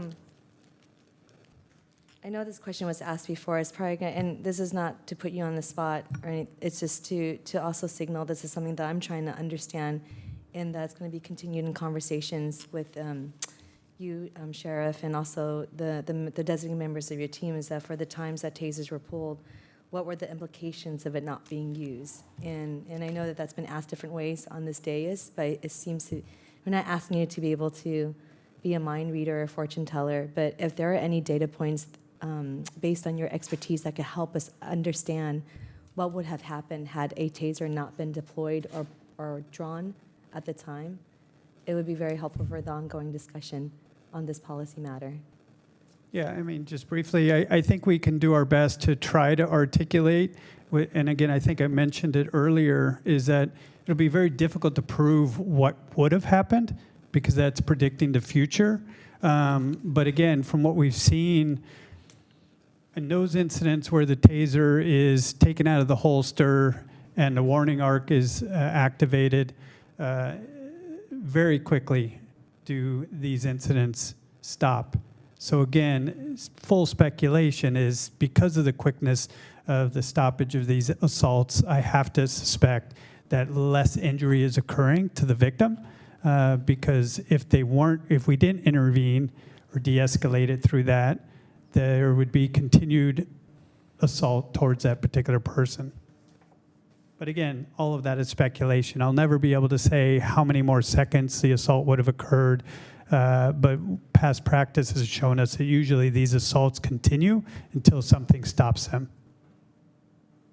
Thank you, Sheriff. There is no fiscal implication associated with receiving report, right? That's correct. Right. So the allowing the pilot to continue to run its full 2-year term does not require any additional allocations of funding. I'm sorry No. for asking the same question a different way. I want to make sure I'm very clear. No, the current pilot with its current scope has been authorized for the 2-year period. Absent any direction from the board to change anything, that pilot has been approved and will continue to move forward. And Supervisor, if I can interject very briefly to give some assurance, and just so I've heard it correctly, this motion is just asking us to come back to you with a plan of, or including options, that if the board were to decide that they were going to expand the use of tasers within the pilot or beyond. I think that's what the motion is asking, right? Nothing would be given other than us bringing you back options for either consideration to expand the amount of tasers that are being deployed within the pilot. And that's what I'm hearing. So if I'm mishearing this, let me know. Or options of extending it beyond the pilot. But we will come back with multiple options. So one thing I can assure you, anything that we bring back within this pilot program will not be utilizing general funds, just like we did with the pilots initially, is we used asset forfeiture funds to purchase those tasers. So there will be no additional cost associated with the pilot program. Thank you for the clarification. I'm going to just turn to my colleagues. Supervisor Abikoga, President Lee. This is, I feel like this is more, my read is that this is more of a request for information. Yeah, you could say that. I think you could say that, yes. This was an update, in, a report, but there is mention about a request to look at expanding the program. And so I wanted to incorporate that as well. I think all of the requests that you have made in terms of information are very relevant and very important, and I appreciate Julie being here too, and her willingness to try to come up with the data. I've clearly acknowledged though that there's a lot of variables here, so it's at the end of the day, there are no definitives. We can have all the data in the world, and we're not going to still have a definitive on everything, but we can do our best, of course. But I think that in light of, and I agree with President Lee, we're the last county to have this. Every department in our county has had CEDs for a long time. Yes, there's nothing is perfect, but I do really believe too, and I want to emphasize, it's not the tool itself, but it's the training of how you use it, and that's really, really key to all of this. I believe in proper personnel. Unfortunately, we have a shortage right now of personnel, but also proper equipment and proper training. And training, it really is the key in terms of how you use that equipment. So there's, Supervisor Ellenberg's request about training practices. I think that's important to have that information too. So I would actually request all of that and include that if I need to in the motion. But part of that, I did want to just respond to the sheriff's request and interest to look at how we might expand the program into the future. Yeah, well, I think more information is always more helpful than less information, and it would be certainly helpful for long-term discussions in the long run to be able to know how you envision the rollout of this, should there be an expansion approved by this board. I would just I'll be very candid that whenever this report comes back to this board, I would not be in a position or ready to say yes to expansion, no to expansion, even though what I'm hearing is that's not what we're asking for. We're asking for information. So what I'd like to offer as a friendly amendment to the motion is that this information that's being requested comes back as an off-agenda report that any of us are certainly open to bringing or citing to when the next 6-month report comes back. Is that then what's next on the schedule? Absent this motion, then in another 6 months we'll have another status update on the pilot? That is correct. So can we do that? I would be more comfortable with that as this being a fact-finding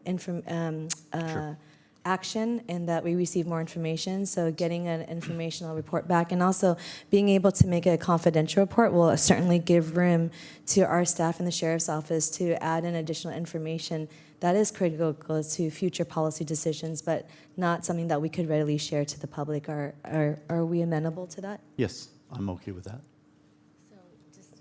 Just to clarify, so you're asking for all of this information? To come back to us in an off-agenda informational report back, and then in 6 months, we're going to have another report to the board for the status update of the pilot, and that would then allow us to have more information at our disposal for discussion.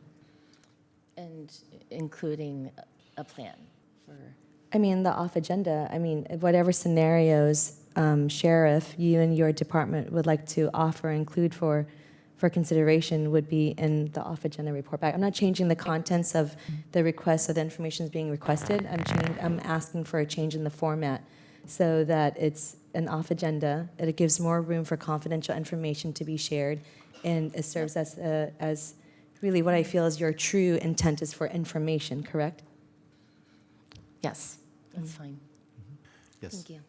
Okay. I'd just like to make one Sure, Tony, clarifying go ahead. comment. Our understanding is that the previous motion was not for a report back every 6 months. It was just the first 6 months. So if you're asking for another report in 6 months, I would make that part of the motion. Oh, so this 6-month status report today is a one-time It's a 6-month status report for a 2-year pilot. Our understanding is that it was a standalone, yes.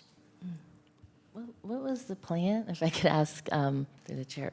Was it to report out? Yeah, if I recall what happened, let's see if after, Vic or- has helped since I was on the board. We had a pilot for 2 years. So normally they come back after the pilot's over. We specifically requested a 6-month early report just to see how things are going, because if things are going bad, let's say somebody got killed or whatnot and this is going bad, we could end the pilot right then and there. So that was the reason why we have a very early, short 6 months period to report back and not having a subsequent one. But so if you would like to have another 6 months coming back just to keep having a tight leash Oh, on I this. thought that was part of the plan, so thank you for the clarification of the origin of this, of the original motion. Right. That there was not a plan for a regular status report during the 2-year pilot. There was a one-time 6-month report Correct, back. yes. And then the next report, after the 6-month report back, would be then the report out of a completion of a 2-year pilot. Correct. So if you would like a one coming back 6 months later, put this in the motions, but the county council is giving us advice for. I'm actually asking for the information that's been requested by the board today to come back in an off agenda. Correct. So that Separate. we could have that for future discussions. Right. And I want to also make clear, I'm not asking for the whole off agenda report to be a confidential document. I'm asking where it's appropriate for some of the sensitive information that we're asking for, that there's room for it to be held confidential so that we still have access to information, but not for the whole report, off agenda report to be confidential. Correct. So the off-agenda report will likely include, or at least could possibly include, a public-facing off-agenda report, and where necessary, there would be a confidential accompanying report. That was the crux of my request as an amendment to the motion. Okay. Thank you. Thank you. That's acceptable to the maker, Yes. acceptable to the second. And I just want to mention that I did talk about that we mentioned the Oakland recommendations to be included in this motion, along with one issue that I did mention, just want to make sure it was captured, is regarding the reviewing the policy on the use of taser, specifically on the issue of compliance on specifically individuals who has SMI. I think that's one issue that I want to make sure that our policy is very clear on how that's used, and if there's any way we could improve the current practice right now, because through our custody health and also behavioral health expertise. Okay. So Could I just see clarification on whether the motion includes a 6-month report, a report back 6 months from now or not? Not through my amendment, but I think an 18-month, not 18 months from now, but the 18th month of the whole 2-year timeline would be a good check-in point to see how the pilot is going, and also with within the context of the information being requested today would allow for a good, robust conversation at that time. So you're looking at a year from Yeah, now? a year from now, Okay. yeah, doing the math. You know, whether it's 6 months or a year, I do think a check-in is valuable, so I'll go with the 18 months then. Can I just ask a point of clarification? And I guess we can go back and rewind it a little bit. For us, I just want to make sure what you're asking is that you would like us to prepare a plan in addition to the requested information for information sharing and learning. But that plan can come back to you as soon as we can have a comprehensive response to your motion. Doesn't have to wait the 18 months. And then in addition to us preparing that plan, you want us to prepare to come back to you with an 18-month after implementation of how things are going. Okay, very good. Thank you. clear as mud. Okay, thank you very much. Better than mud. Yes. All right. If no further comments, let's go take the vote. All right, for the record, that was a motion by Supervisor Abekoga and seconded by President Lee. Supervisor Abekoga. Aye. Supervisor Jung. Yes. Supervisor Ellenberg. No. Vice President Arenas. No. President Lee. Aye as well. Motion carries with 3. Thank you. With that, we will now break for lunch, and let's plan to come back by, say, 1:30. Would that work? So give us a 45-minute break. And that, starting with item 11 and 15, that will be heard together. Thank you. Good job.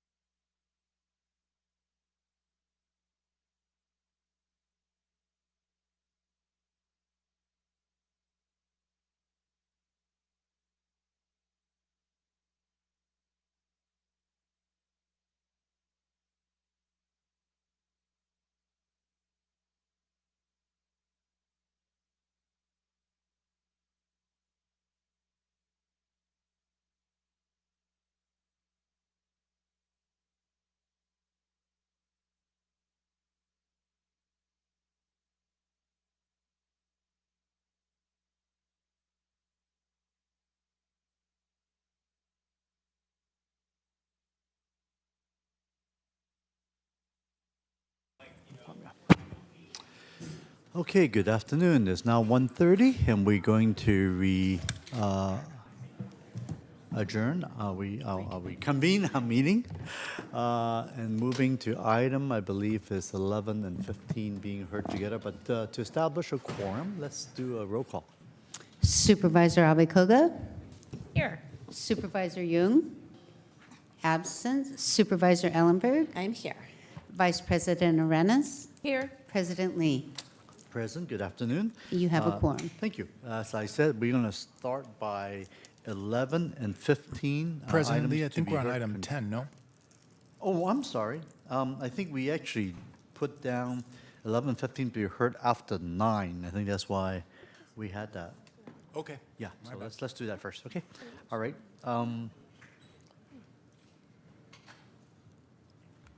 Who do we have for, 11, I'm sorry, that's refer regarding immigration enforcement, restriction for county properties, and 15, the county immigration enforcement response work plan. I believe that's Supervisor, Vice President Arenas.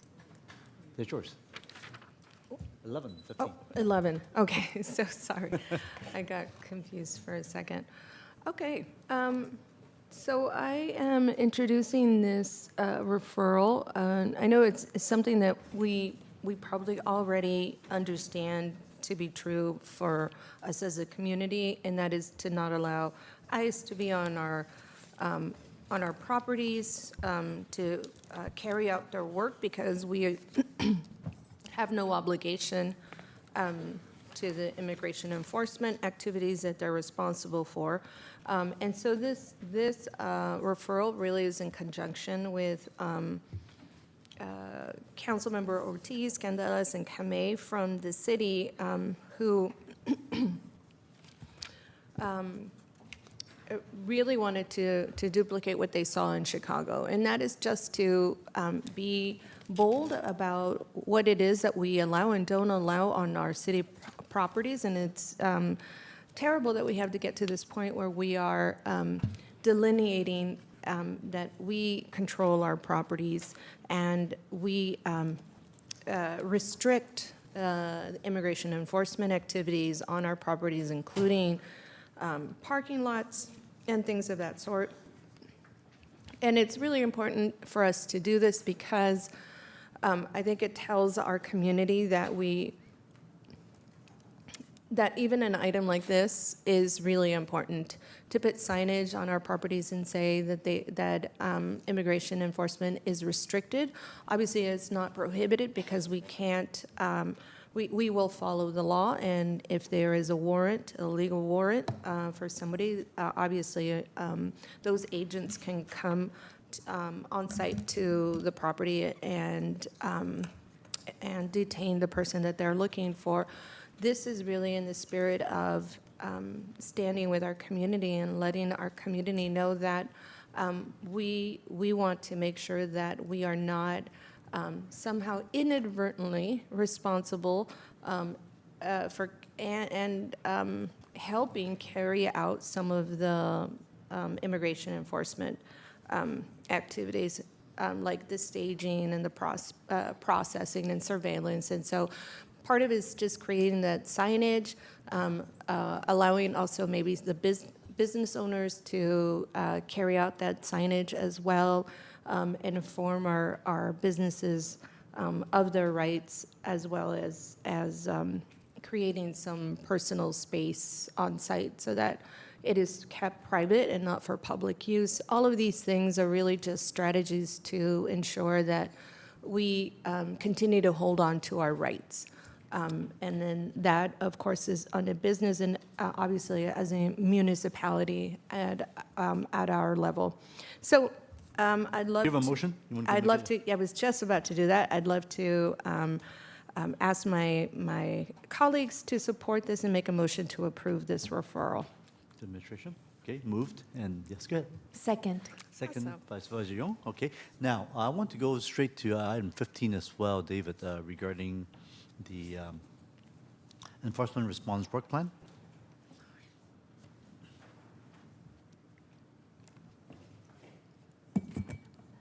Thank you, President Lee, Vice President Arenas. members of the Board of Supervisors, Deputy County Executive David Campos, and I'm going to ask our team to introduce themselves. Good afternoon, Ana Lilia Garcia. I am the Chief Equity Officer and the Director of the Division of Equity and Social Justice. Good afternoon, Board. This is Julie Ramirez. I'm the Manager for the Division of Equity and Social Justice. And if we may begin with the presentation, if we can have the PowerPoint.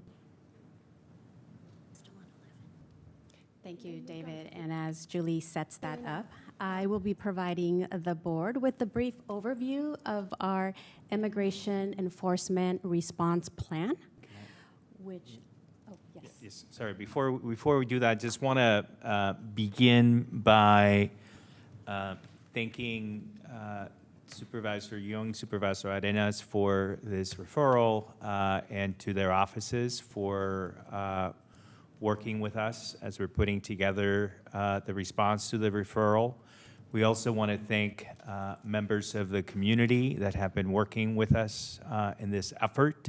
And as you will see from the presentation that Dr. Garcia will be making, you know, this is a work product that is not just controlled by the county, but we're really approaching it in partnership with members of the community. There's a lot of fear and anxiety around ICE enforcement, and of course, you know, all you have to do is look at the TV and some of the images that come out of LA, out of Chicago, and to understand where that fear is coming from. The one thing that we will note as we're presenting this item is that this is a very broad, general discussion. It's a framework. It doesn't provide a great deal of detail, and some of the information that we are discussing, there's confidential information that we're not able to provide in this forum, but we wanted to make sure that the board understands that we want to give you as much information as we can, but there are different forums in which we can provide that. So with that, I'll turn it back to Dr. Garcia. Thank you for that, David. So I will provide the board with a brief overview of the Immigration Enforcement Response Work Plan Framework, which is organized into 3 stages.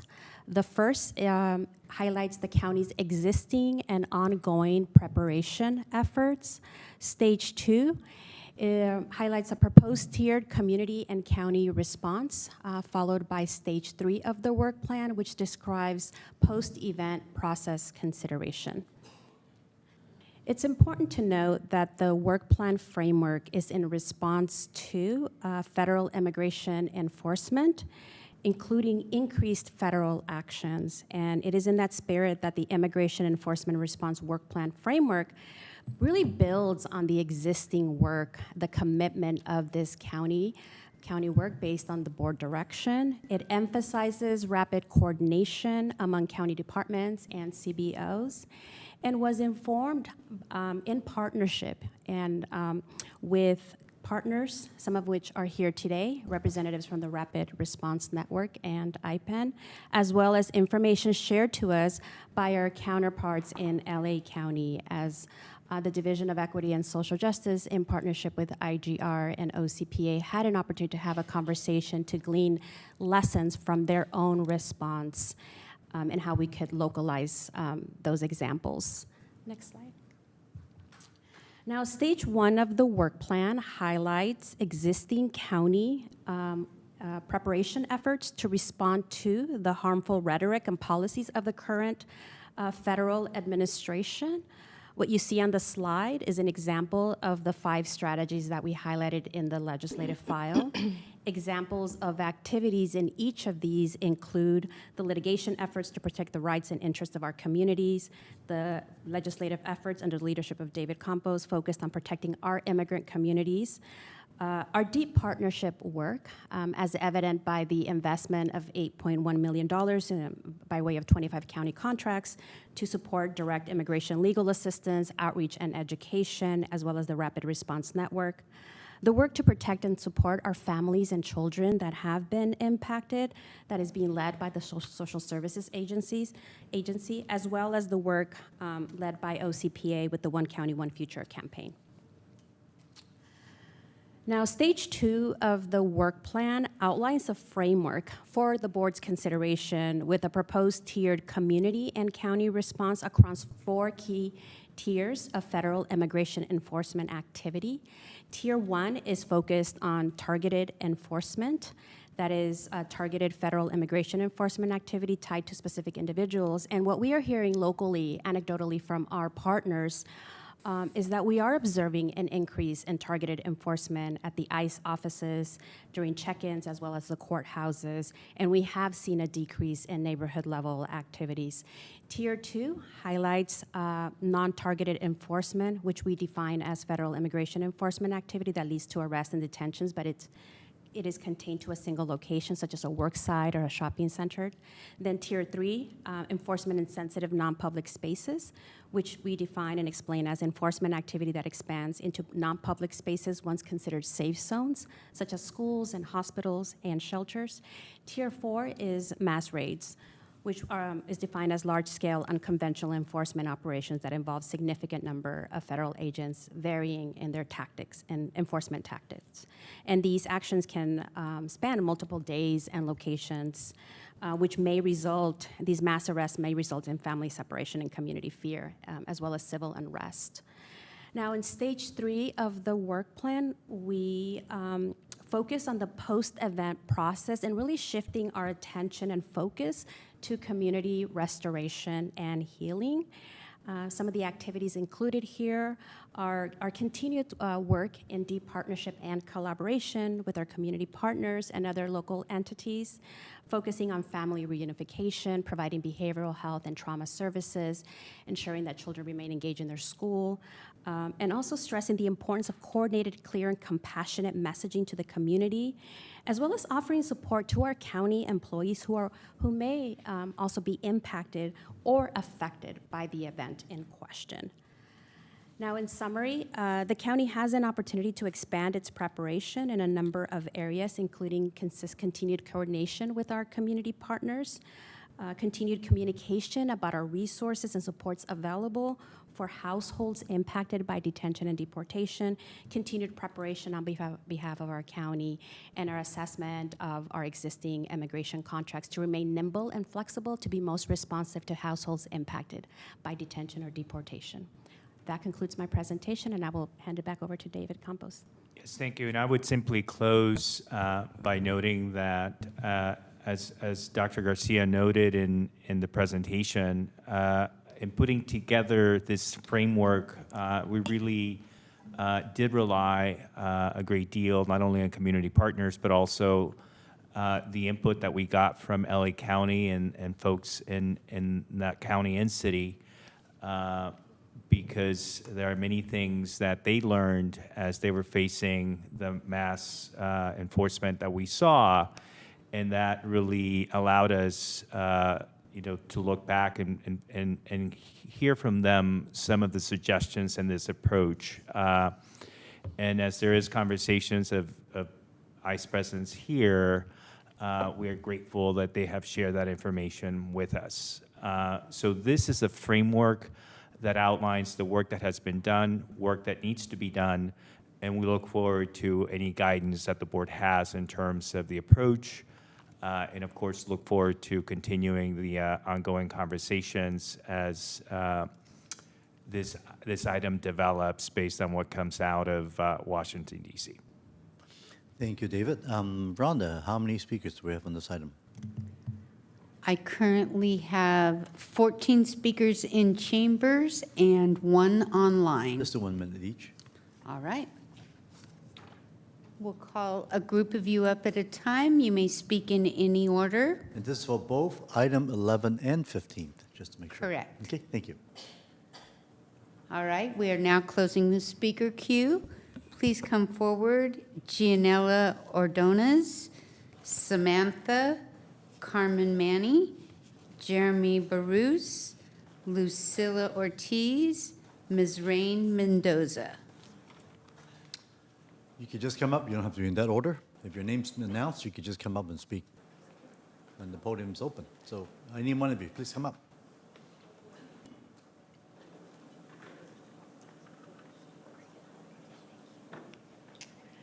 Good afternoon, Board. My name is Lucila Ortiz. I'm here on behalf of Working Partnerships USA and the IPEN Network, and we're here to support the referral.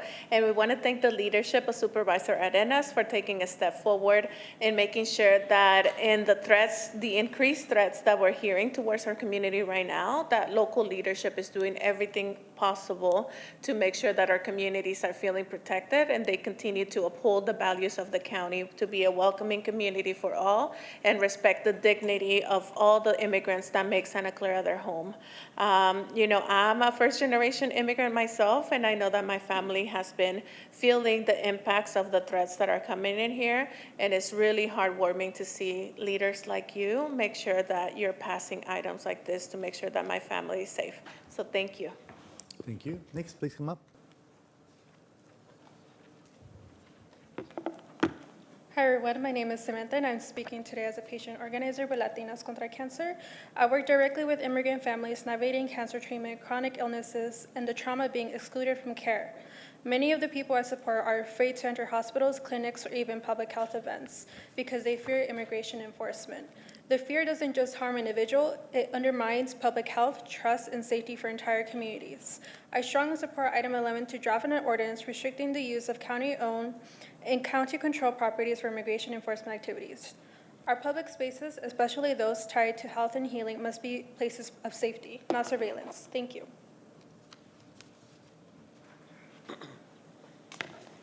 Good afternoon, Jeremy Bruce with Amigos de Guadalupe Center for Justice and Empowerment, and we're also part of the IPEN network. Thank you, Supervisor Arenas, for your leadership. We urge the board to pass a strong policy that excludes federal immigration enforcement from using county property to execute their harmful family separation agenda. This is our community, and we must not let malicious federal agents use local government property to violate the constitutional rights and safety of our people. Our county is a beautiful place that thrives due to the vibrant contributions of our immigrant communities, and we must protect this diversity and our community with a powerful, unifying partnership across the county lines that boldly asserts hands off our communities. In this dire crisis, we are only strong when we are united. This is our place, and our county assets must not be used to weaponize the very communities that we are sworn to serve. Thank you. Hello, President and members of the board. My name is Carmen Martinez, and I am the Director of Organizing for Latinas Contra Cancer. I am speaking today in strong support of Supervisors Arenas' referral to declare Santa Clara County an ICE-free zone. This policy is necessary and powerful affirmation of our county's commitment to protecting immigrant communities, which make up the foundation of our region. Any policy that compromises the trust between immigrant families and local institutions puts public safety at risk and the community cohesion at risk. While Santa Clara County has led on immigrant rights in the past, there remains a critical gap. Without explicit restrictions, county facilities and resources could be co-opted by ICE for enforcement actions, undermining everything from neighborhood trust in local government to public health access and educational stability. Supervisor Arenas' proposal is not only timely, but legally sound and practical. Taking steps such as will go a long way towards keeping families together, reducing fear in the community, and reinforcing our values as a county that leads with inclusion and justice. Thank you.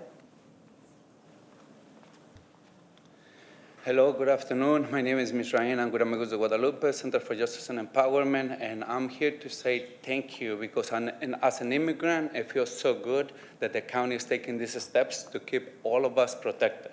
Our families are going through hard times right now, and just to know that we have this going forward, and I'm sure they're going to vote unanimous yes on this. Thank you for putting this forward again, and seeing the county and the city working together, okay, is giving us hope, okay? It's giving us the light at the end of the tunnel. So as an immigrant and as an organizer and as an advocate, it feels so good to live in the Santa Clara County. Thank you for this. Appreciate it.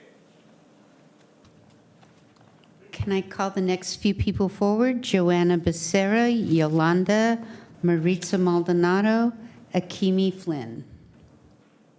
Hello, Board of Supervisors. My name is Janella Ordonez with the Silicon Valley Council of Nonprofits, and I'm here to express our strong support for this referral and thank Vice President Arenas for bringing it to the full board. An ordinance prohibiting the use of county-owned facilities for ICE activity paired with the adopted Immigration Enforcement Response Plan is the exact proactive policy we need to protect our immigrant community from the targeted, unpredictable actions of our federal administration. As highlighted in the memo, our immigrant residents make up a significant portion of our county and are vital to our culture and success. We appreciate the board's leadership and swift action to settle community fears and build trust in local government. SBCN and our partners stand ready to partner with the county to meet the needs of our most impacted residents. Thank you.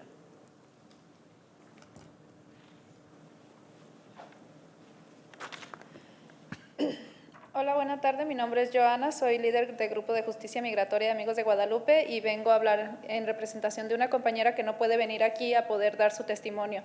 Como una inmigrante de esta comunidad, ella lo que quiere que sepan es que está llena de miedo y que quiere salir a las calles para poder platicar y vivir su vida normal y cotidianamente. Saber que el condado quiere tomar estos pasos concretos para protegernos y cómo evitar que las propiedades del condado se usen para operativos de ICE le da mucha esperanza y tranquilidad. En sus palabras dice que siente que por fin nuestras voces están siendo escuchadas y que hay personas dentro del gobierno local que reconoce que la seguridad no se construye con miedo, sino con confianza y colaboración. Estas propuestas significan más que simples políticas, significan que somos vistos como seres humanos, no como números o estatus migratorios. Representan un paso hacia la justicia y la dignidad que tantas familias merecen.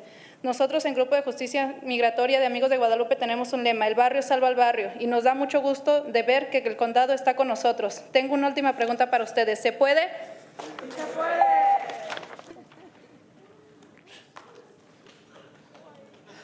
We have to wait for translation. 1 second.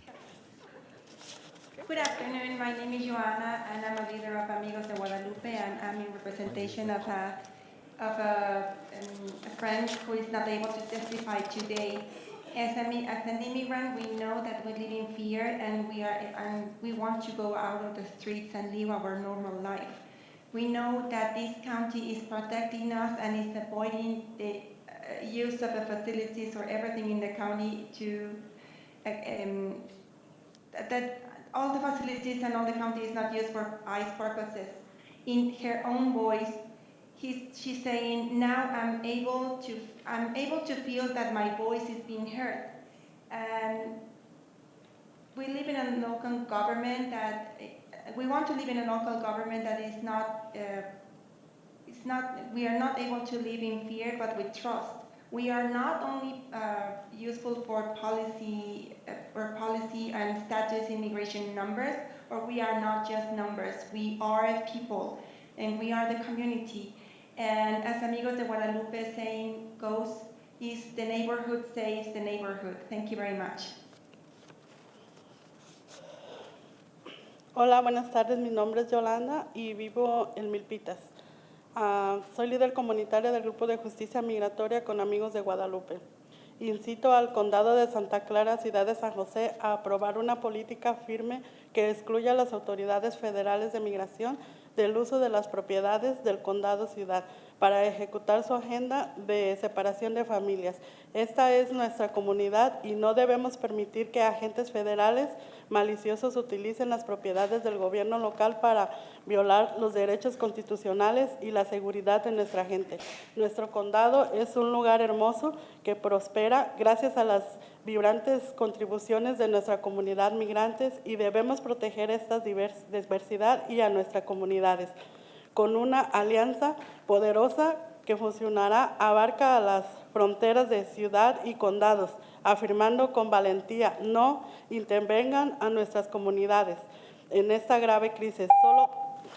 Gracias.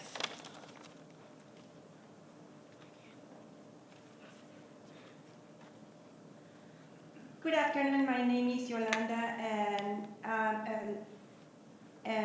I am from Milpitas, and I belong to Amigos de Guadalupe. And I urge the Santa Clara County and also San Jose to exclude the federal government to use the county for their malicious practices against families and violating families and community. We want to thrive as a community and with families, and also we are very thankful because we are feeling protected, and we think that this should be a powerful alliance to protect the community. Also, please stop them for intervening in our community in this time of crisis. Thank you. Good afternoon, Maritza Maldonado, amigos de Guadalupe. Thank you, supervisors, for your leadership always in looking out for our most vulnerable in our community. And I can't thank you enough. Also want to big shout out to the team here that worked so hard in getting the referral to you all, and our amazing leaders, David, Julie, Ana Lilia, have been amazing, and we're just so blessed to be in a county that continues to uplift our values as a county. Also, Greta and James, also thank you for your leadership, always standing up and doing the right thing for our people. You heard the voices. That's our North Star. We lead with their voices in our heart every single day at Amigos. So just thank you for your leadership.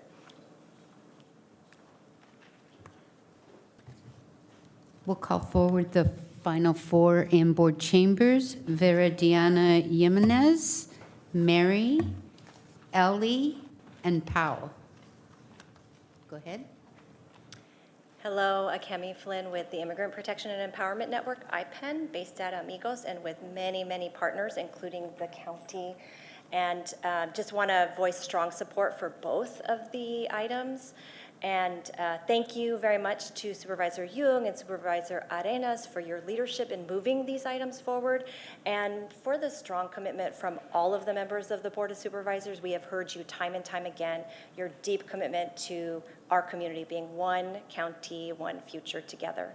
I just want to state again the commitment of IPEN and our many partners to be in deep partnership with the county, with elected officials, with administrative leadership. We are walking arm in arm, and we know we have more hard work to do. So I'll just pledge that commitment to the further hard work and ask you to just continue that deep commitment to each other and to our community. Thank you.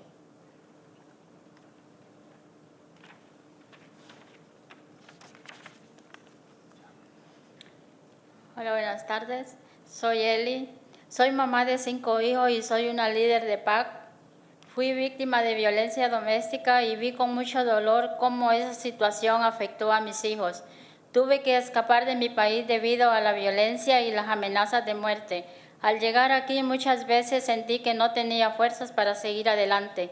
Durante mucho tiempo he buscado un trabajo estable que me permitiera ganar lo suficiente para cubrir mis necesidades básicas y poder comenzar mi caso legal.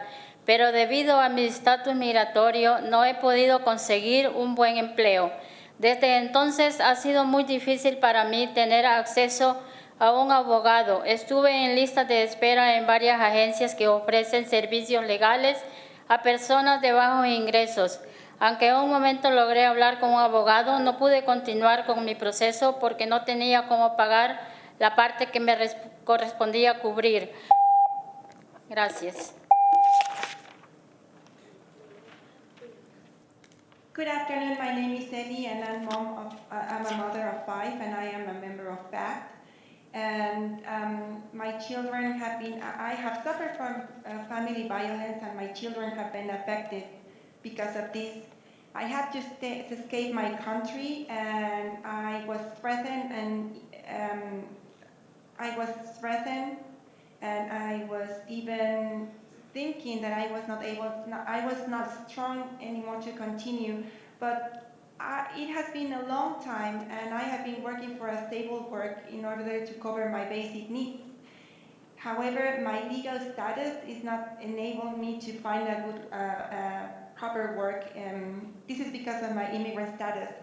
I haven't been able to get an attorney, and I have been in a list for waiting for having an attorney for low-income people. However, I was able to talk with one attorney, but I was not able to pay the fee. Thank you. Hola, buenas tardes. Mi nombre es Pao y soy líder de PAC. Soy originaria de México y llegué a este país hace más de 20 años. Mi familia y yo tomamos la difícil decisión de empezar desde cero aquí con la esperanza de construir un futuro mejor para nuestros hijos. Durante 2 años estuve buscando ayuda en distintas agencias y organizaciones que ofrecen servicios legales para la comunidad. Lamentablemente no logré encontrar abogado que pudiera representarme. Ante esta situación, mi esposo y yo tuvimos que esforzarnos aún más para trabajar el doble para poder reunir el dinero necesario para pagar un abogado privado. Hasta ahora hemos invertido más de $15,000 en un proceso que aún no termina. Y eso sin contar que todavía no hemos iniciado el trámite de mi esposo. Hace una semana nos reunimos en la iglesia de Nuestra Señora de Guadalupe junto a otros líderes comunitarios. Logramos convocar más de 300 personas, todas unidas por una misma causa en común, la lucha por el proceso representación legal universal. Gracias.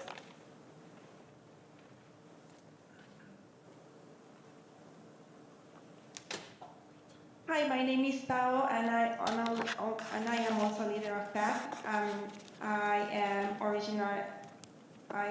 Originally I'm from Mexico, and I've been here for more than 20 years. In the past, my family and I made a difficult decision to come here to have a better future for our kids. However, in the first 2 years, we were looking for help in different organizations. Unfortunately, we're not able to find an attorney that would represent us, and me and my husband have even to work the double in order to earn the money and to be able to pay a private attorney. But now, up to now, we have paid more than $15,000, and the process my process has not even finished. And my husband's process has not even begun. So we gathered with the organization with the Church of Guadalupe, and we gathered more than 300 people that are having a common goal that is fighting against the process and being able to have a universal representation. Thank you. Hola, buenas tardes. Mi nombre es Mari y soy líder de PAC. Hoy estoy aquí para compartir con ustedes nuestra lucha por la representación legal universal. El pasado 6 de octubre tuve el honor de participar en la acción comunitaria y me siento muy orgullosa del avance que hemos logrado. Sin embargo, también quiero recordar la importancia de garantizar que toda persona en riesgo de deportación tenga el derecho y el acceso a un abogado desde el inicio hasta el final de su caso. Sabemos que hay muchas familias que están siendo afectadas y que viven con la incertidumbre y el miedo. Además, es fundamental pensar también en quienes ya están dentro de ese país, como yo, que necesitamos representación legal y aún no hemos encontrado a un abogado que nos represente. Por eso seguiré siendo parte activa de PAC, luchando por justicia y por los cambios que tantos necesitamos. No nos rendiremos hasta lograr un sistema que nos represente en nuestra dignidad y nuestros derechos. Gracias. Hi, my name is Mary, and I'm a leader of PAC also, and I want to share with you that I am fighting also for legal and universal representation. On October 6th, I was able to participate, to take some community action, and I'm very proud for what's coming in the future. However, it's very important to say that all immigrants, even though they are in risk of deportation, they are able to find a proper representation from the beginning until the end of their case. Unfortunately, families right now are living with uncertainty and fear, and I think that people like me need legal representation, even though also I am not even able to find an attorney, even though I'm here, and people like me need the same. That's why I'm a leader of PAC, because we need justice and we need to have a proper representation of our dignity and our rights. Thank you.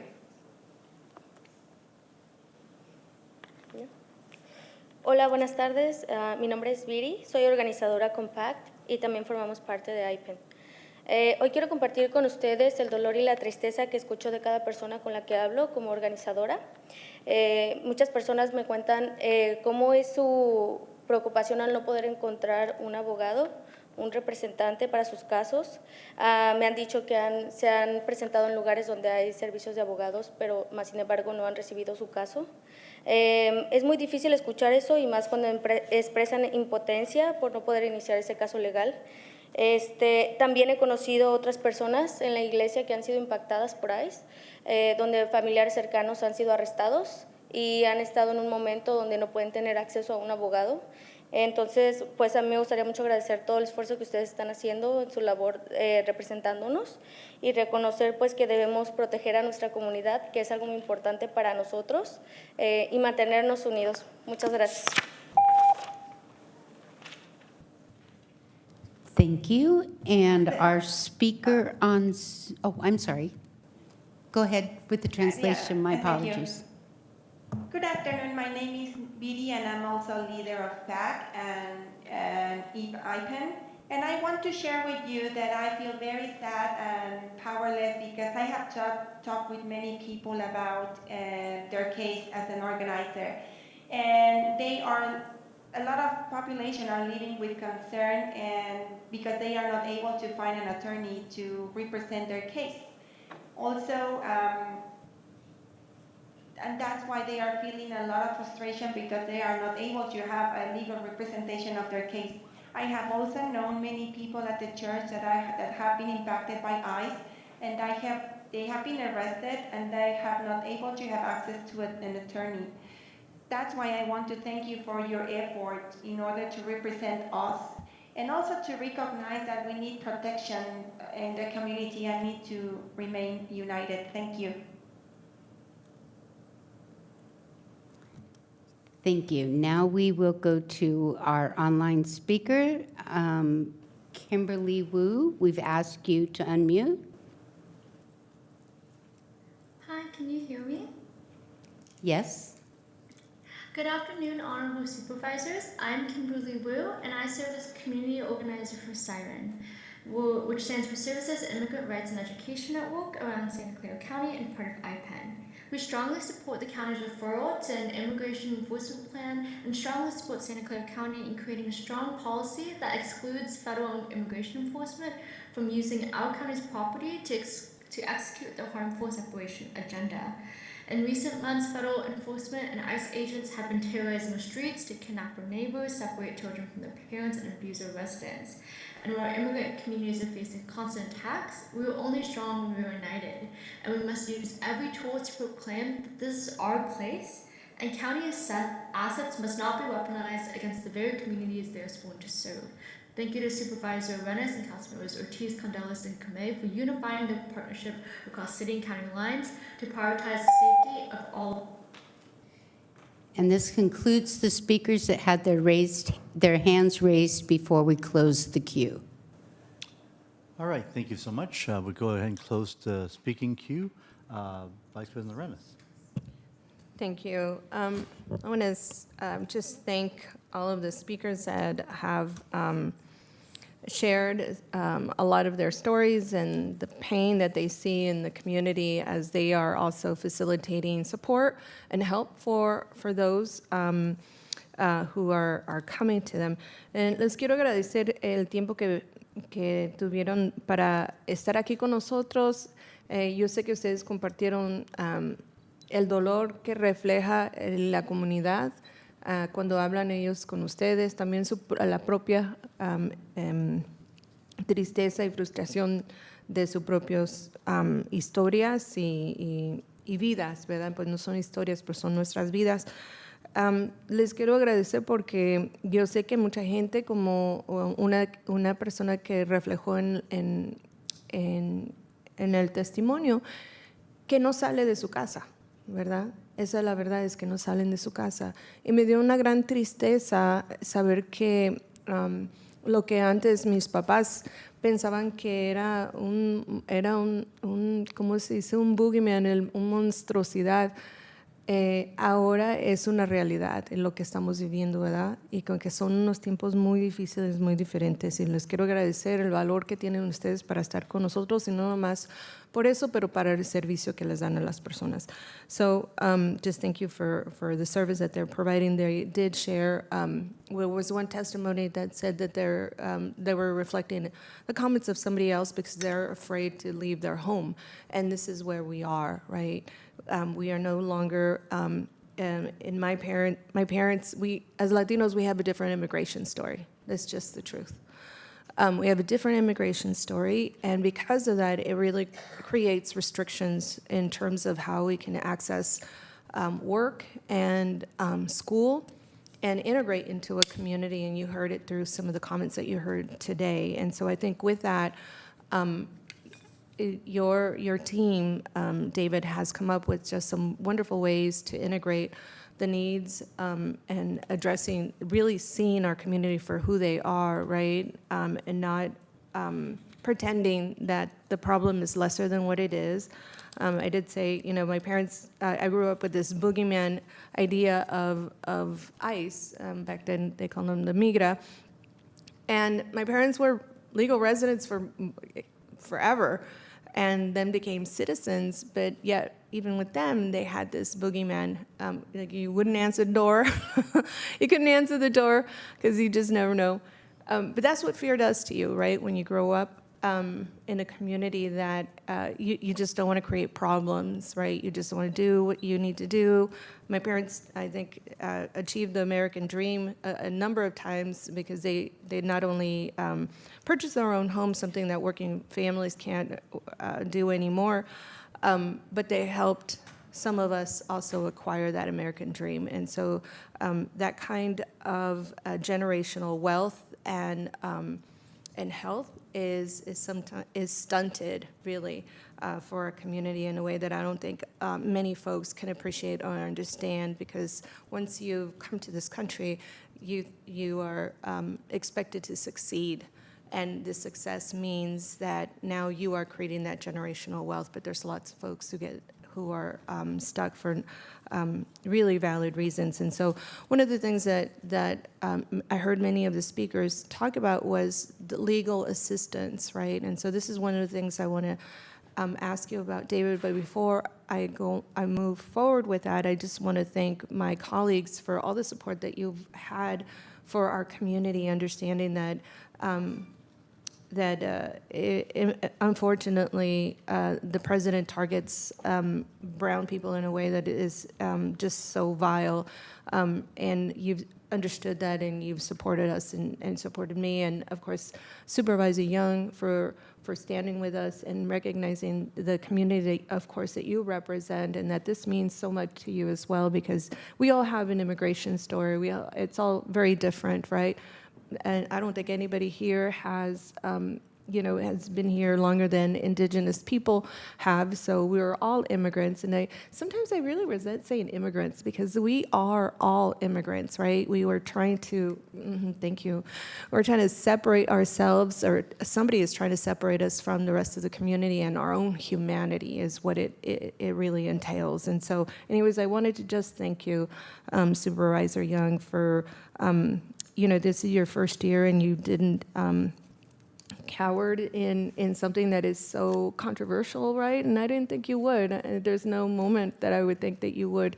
You grew up in the East Side, the same as I did, and so I think you appreciate a lot of the community that I appreciate. Those are our friends and families and our extended community that we return to, right?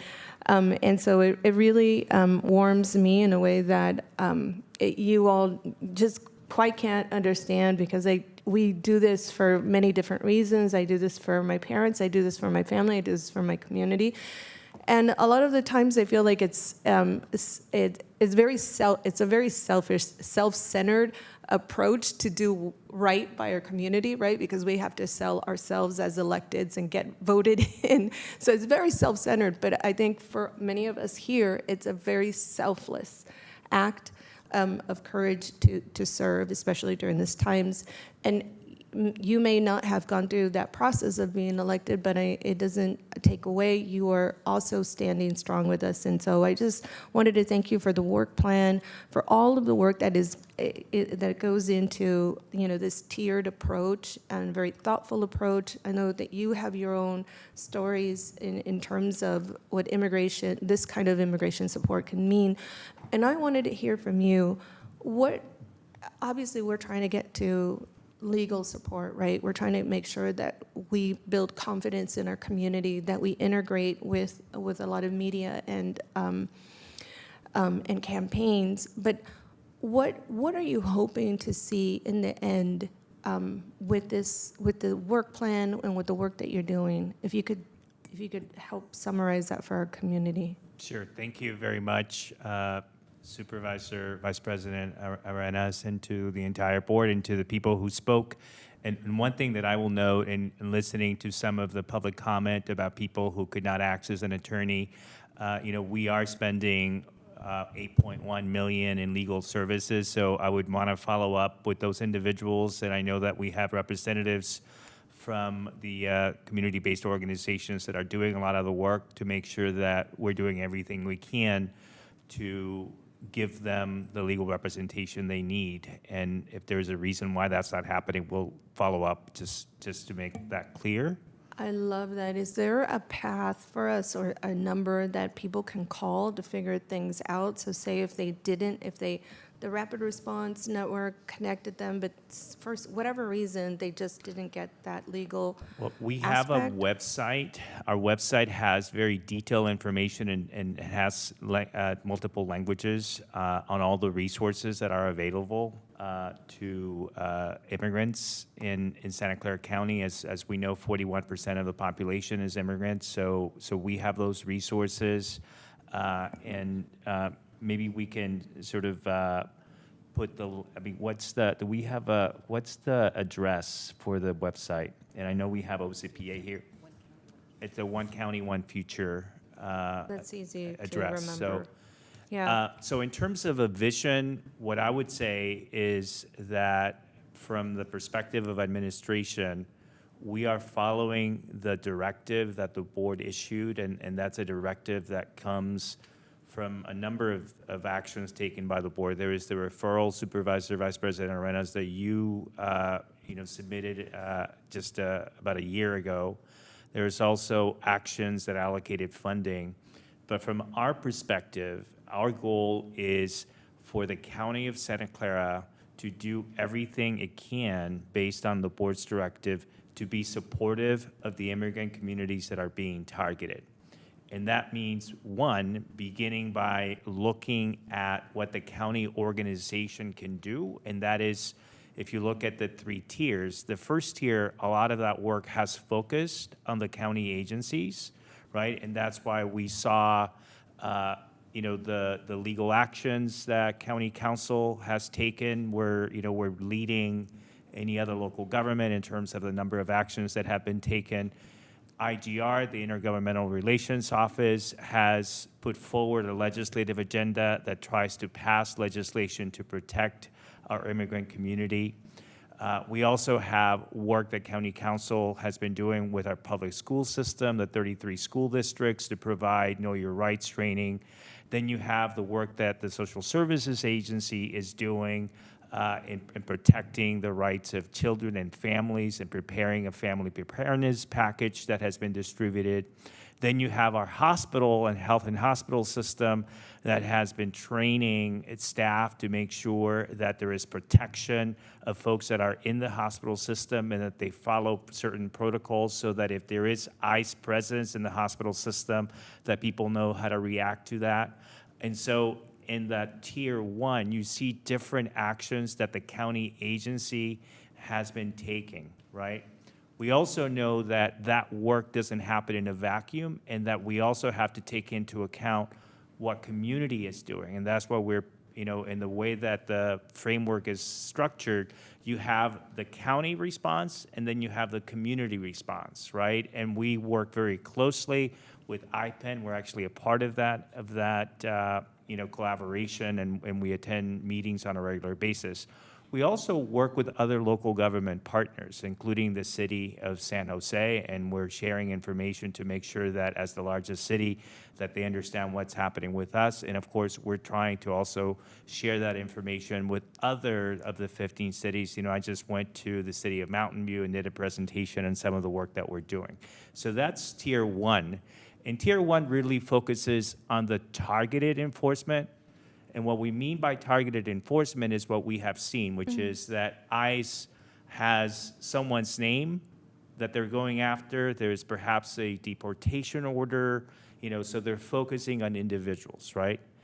Tier 2 really focuses on non-targeted enforcement, which is the enforcement that we envision is likely to come any day here in the Bay Area.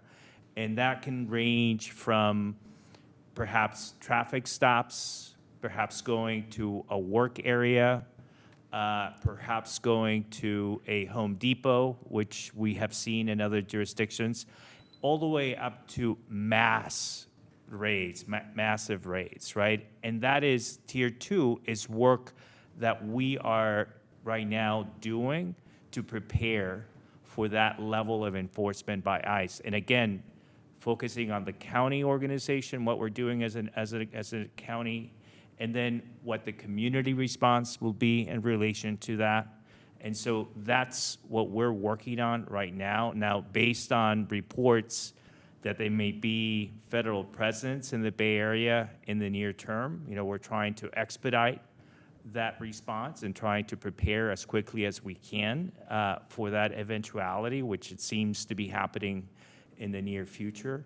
And then the third tier is more what happens afterwards, right? And what I can tell you is that within the Bay Area, because I'm having conversations with just about every one of the 9 counties, there is no one that is more prepared than we are in terms of where we are at this point. And from conversations that we're having with Los Angeles County, they themselves are still actually finalizing a work plan. So we are, as scary as it is, you know, and we feel a lot of anxiety, we're actually ahead of the curve in terms of where other Bay Area governments are. And as a region, the Bay Area certainly is looking to be more prepared than LA County was, right? And so my objective and the objective of the administration is to make sure that we are as prepared as we can be, and that in the process of being prepared, that we also help other counties in the Bay Area. Because we understand, in the same way we know that with the pandemic, that healthcare requires a regional response. On housing, we need a regional response. On transportation, we need a regional response. On immigration, we believe we also need a regional response. So not only are we helping to prepare ourselves, but we're also helping to prepare some of our other partners, because we know that there are people who perhaps, you know, live in San Mateo, live in San Francisco, live in Alameda, but work with the county, and we're all connected. Yes, I appreciate that. I also, you know, we spoke earlier this week, and I think it's equally as important to have that kind of network set up locally here, and I'd love to see, you know, I'm so glad you went to Mountain View, because in Mountain View, I've worked in Mountain View before, where there's lots of Latinos everywhere.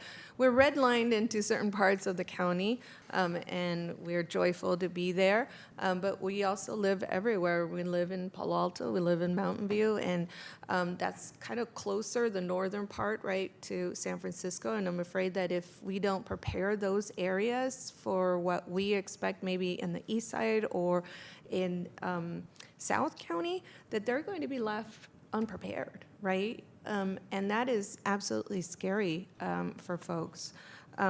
So I'd love to, and I know that I was speaking to Akemi, but we talked about pulling in all of our cities internally here and doing the same thing, right? Which is something I know that I've been hoping to do. It just, everything seems to be important all at the same time. This is, there is no better time than to do it now. So what I'm going to do is I'm going to make a motion to approve both item 11 and item 15, and then include in that motion a local network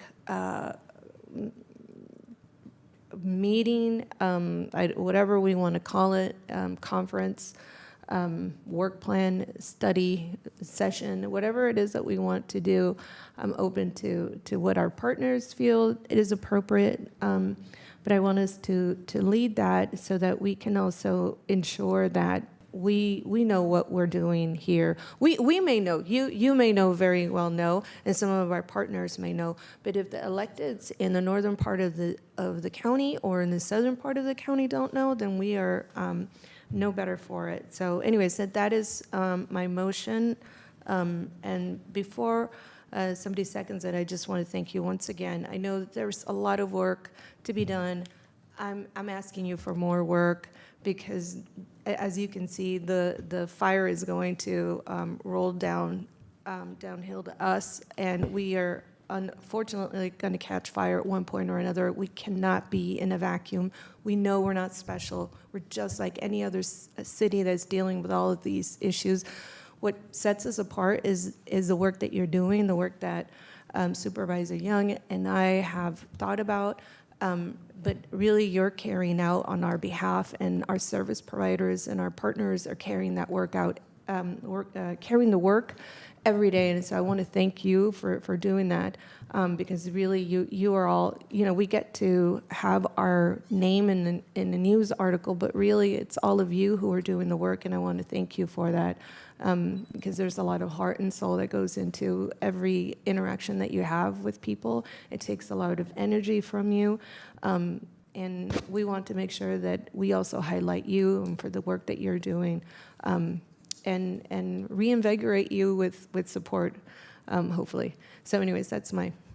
If I may just add through the chair that the city of Mountain View has requested a copy of the work plan that is the public document, and we plan to share that with every city in the county, but we'll be following up on your direction. And Supervisor Arenas, just to note that there's already a motion on the table in second, so I'm assuming that this is an addition to the motion that you've already made. Because I made it for item 11? Yeah. Good Lord, that was so one item ago, Tony. Okay, yeah, you're right. Okay, and just confirmation that So the I'm just going to add the local meeting that we're going to coordinate with all of our colleagues together, so that we can offer the work plan and that conversation, because it's important to have the work plan, but without the conversation, I think it's not as helpful. So anyways, that's the motion. Very amenable to the amendment to the motion on the floor. Yes. I do have additional, just some comments in addition to my appreciation, and also echoing all of Vice President's comments and appreciation here today to our community partners. This doesn't happen without our community members and our staff, county staff, being on the front lines of this very challenging situation. This may be more in the weeds of things, but I would love your thinking as this work progresses, because you did ask for some direction at the beginning of the presentation. The role of OLSC, and what I really want to cite is during the pandemic, we turned the OLSC advice line from a workers' rights and employer and from resource, right, to a COVID resource in the workplace. So following that model that's already been demonstrated and very effective during our last unprecedented crisis now to this unprecedented crisis, if the same model can be lifted out of that. And that may also provide some legal reprieve as well, because the line is staffed by attorneys who could triage in the moment whether your rights in the workplace or your rights in your employment situation, as far as it relates to your immigration status, has been violated. Even before Trump's assault on immigrant communities, we already knew bad actors were already leveraging threats of ICE and threats of immigration enforcement against their workers of varying status. And now we've seen the raids really not care what kind of green card or any card you have, right?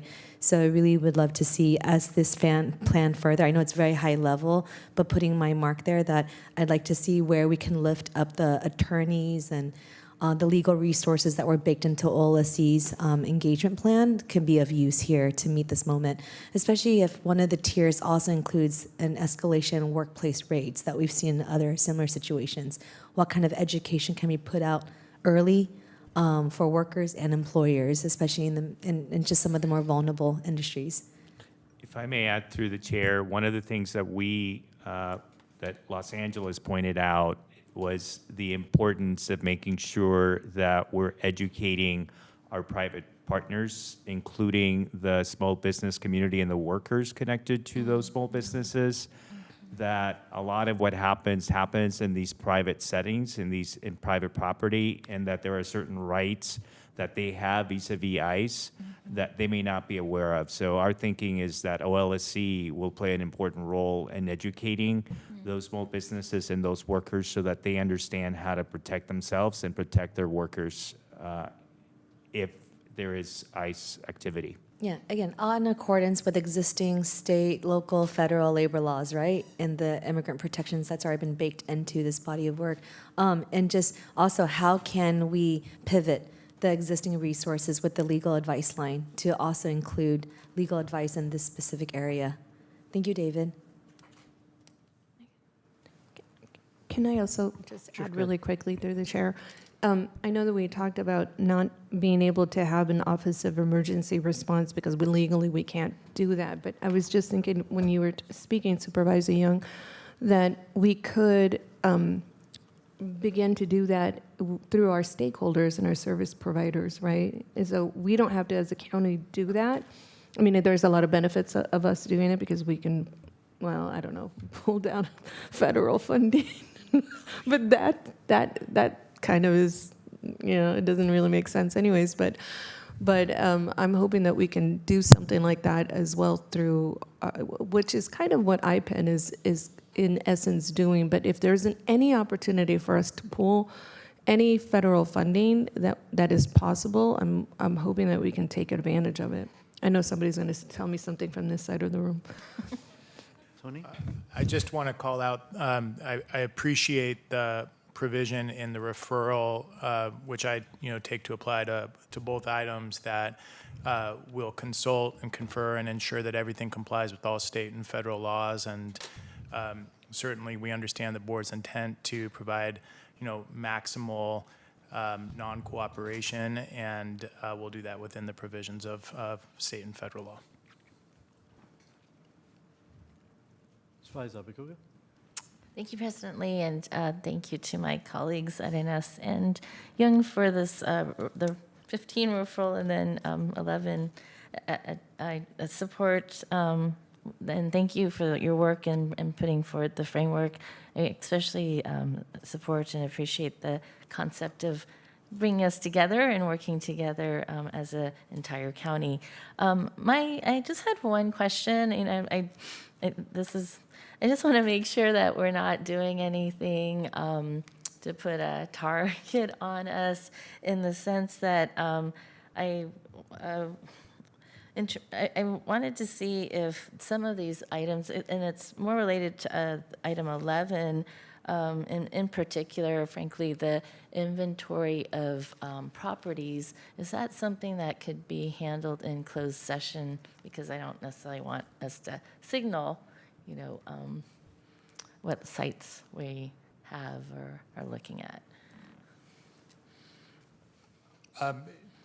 In terms of just creating an inventory of federal properties, no, that's not something that we could bring into closed session, or at least I am not sitting here. I'm not aware of any means of getting into closed session on that particular issue. We'll work with County Council to make sure that items that need to be handled confidentially are handled confidentially, whether that's, through off-agenda confidential communications or otherwise. I think there's the reality regarding both of these items that, we are in a moment nationally that is so unprecedented on so many levels. Mm-hmm. And what's happening is shifting literally daily, hourly. Mm-hmm. The impacts that we're seeing on families and communities across the country And our need as a local government to respond has to, I think, remain flexible and adaptable, absolutely in conformance with applicable legal requirements. But there's so much work in this space that by necessity has to remain very nimble in order to be meaningfully responsive to what's happening on the ground. And so I just want to note that in addition to, we're talking about plans, we're talking about work plans, we're talking about trainings, we're talking about materials, and those are all useful and important things. But the reality is when things are actually happening and happening in real time, we have to be adaptable and flexible to meet the moment. Mm-hmm. And so I just share that as well because I think there's an important level and layer of flexibility that goes beyond what might be in any document or any training or anything else that is inherent in work in this space and in response to other types of emergencies or crises. And that's a long way of saying there's a lot of really important, difficult, challenging, meaningful work in this space that isn't going to appear anywhere because it has to be responsive in the moment to what's actually occurring and what new things will happen, just as we are learning from what we are seeing on the ground in cities across the country, whether it's Los Angeles or Portland or Chicago or elsewhere. We're seeing the actions at the federal level look different and adjust too. So I just want to caveat kind of all of the conversation with that framework that, our responsibility as I see it is to do those things that we can do that are appropriate for us to do, that are directly responsive to taking care of those most in need in our community. If I may add, Supervisor, through the chair, as you can see in the approach to both items from staff and from administration, we're trying to be as transparent as we can with the public, but we're also trying to protect the interests of the county and the board, and where appropriate. There are certain pieces that we're handling in a different way, a confidential way, as directed with the guidance of county council, and we'll continue to do that. Great, thank you. I appreciate the affirmation. Thank you. Thank you very much. So thanks to my colleague for bringing this item forward. As the immigrant born outside the United States, my family moved here in 1982, and I still remember the moment 4 years later, watching TV, to see President Ronald Reagan signing the Amnesty Act of 1986. It's also called the Immigration Reform and Control Act, because that's the type of law that would have solved a lot of the problems we're seeing right now regarding this claim of millions of undocumented immigrants, because that act granted legal status to close to 3 million of undocumented immigrants living in the United States before January 1982. And what that did was eligible immigrants at the time could apply for temporary residency, later becoming permanent residents and meeting the certain requirements, like demonstrating continuous residence and basic English proficiency. These are the type of laws that has been delayed for more than 40 years now. That has not happened, and this is what was created the current situation problem. And I think it's a problem for not just one political party, it's the entire United States Congress leadership and the presidency that needs to step up to make that happen. That being said, let's take a vote.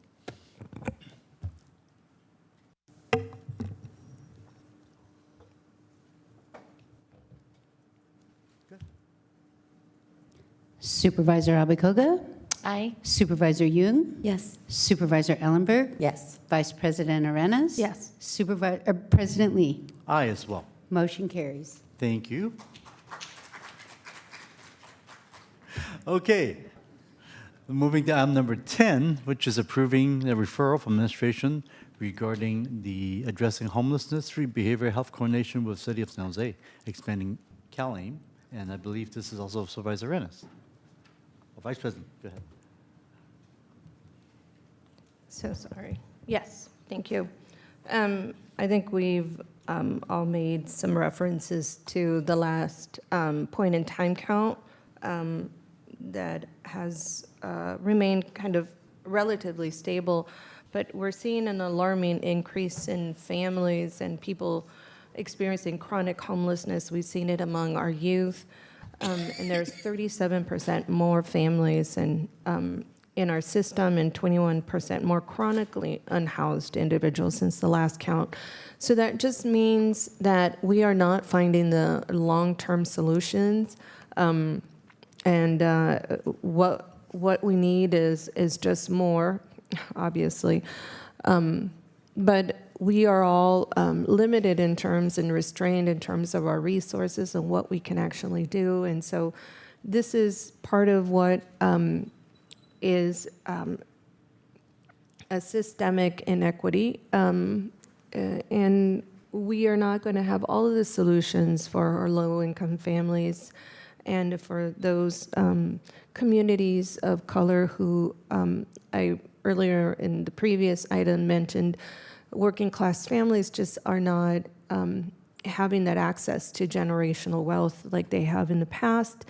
And it translates to instability in their homes and instability for their children as well. And so this is an attempt to continue some of the work between some of our partners.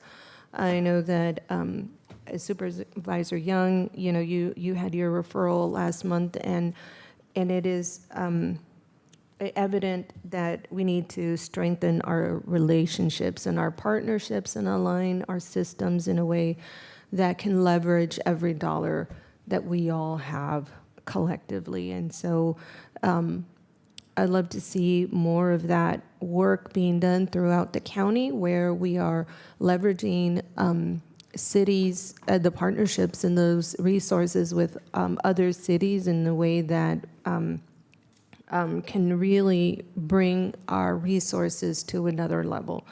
At the very least, I think it'll create the kind of partnership that we really need, and not in a time of need, but in good and bad times, right? That we should come together when times are difficult, but the truth is partnerships and relationships matter 100% of the time. And so this is an attempt to actually do that and Vice to President, will you make a bring motion? the community plan to end homelessness along with this. And so I will make a motion to move my referral. Okay, I have a motion. You have a second? Yes, Supervisor Wickover? I'm happy to second it. I was hoping to actually ask for clarification on one part, and thank you, Supervisor Vice President Arenas, for bringing this forward. I absolutely agree with you that it is a partnership and that we need to continue to work to strengthen that partnership between the county and all of our cities. I've been looking at the point in time numbers, looking at each of the cities, and it's interesting because the overall count, as mentioned, hasn't increased incredibly, but as you mentioned, there's a rise in families and chronic homelessness. And I've also noticed there might be some shifts happening, so I think what I'm hearing too, and just being in some of these cities, and 8 of them are in my district, it really kind of depends on what each city is doing. So I was hoping that I very much appreciate you expanding to the 3 other cities that have the highest number, I believe. But again, I think looking at some have increased, others have decreased, and so I was hoping we could maybe have a more holistic look at all of the cities to see, and then ask staff to meet with each city to see what the circumstances are. Part of it too, this is kind of not the most popular thing to say, but I do question that some communities have put in significant resources, and being very frank and obvious, like Mountain View, and the numbers have increased, and so I think I'd just like to understand better, like what the causes are that is creating the increase, creating the shifts, and what are the real, solutions. It doesn't necessarily seem to be that adding more resources reduces the number. So if it's possible to just expand it to, say, all cities, looking at, or work with all cities and look at different options, I would appreciate that. I really like that. I mean, we can begin with the top 3, and then we can continue on with the rest of the cities. There's no reason why we should stop at top 3, but I just thought for manageability, we would stop at top 3. But I mean, the board can do whatever we see fit. I think we also need to figure out maybe some of the school districts and look at some of the trends and see if children are moving or right, because there's school closures in one place and then increases in another, or there's evictions in certain places and then others become increased. So yeah, absolutely. We can leave it to OSH to figure out how they want to scaffold it and carry it out. But yeah, I'm open to that idea. Absolutely. Great. Thank you. Thank you so much. A motion seconded. Any public comments?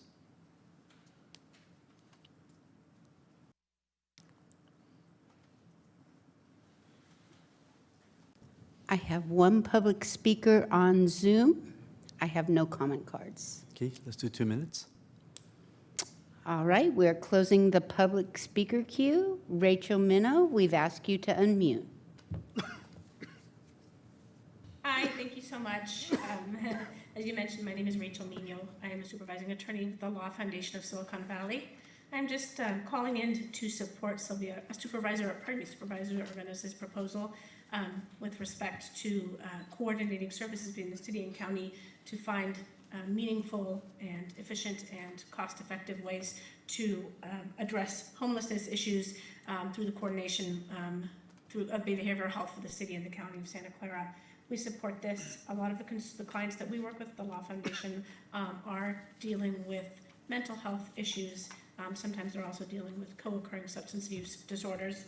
We see a lot of the clients that we were working with that are unhoused and in need of emergency housing situation or emergency housing services. So we see a very large impact with the clients we are serving who are mental health consumers, who are also dealing with issues related to homelessness. And we believe that this approach that has been addressed by Supervisor Arenas goes a long way in trying to address many of the issues that our clients see when trying to find housing. So we support the passage of this proposition. Thank you.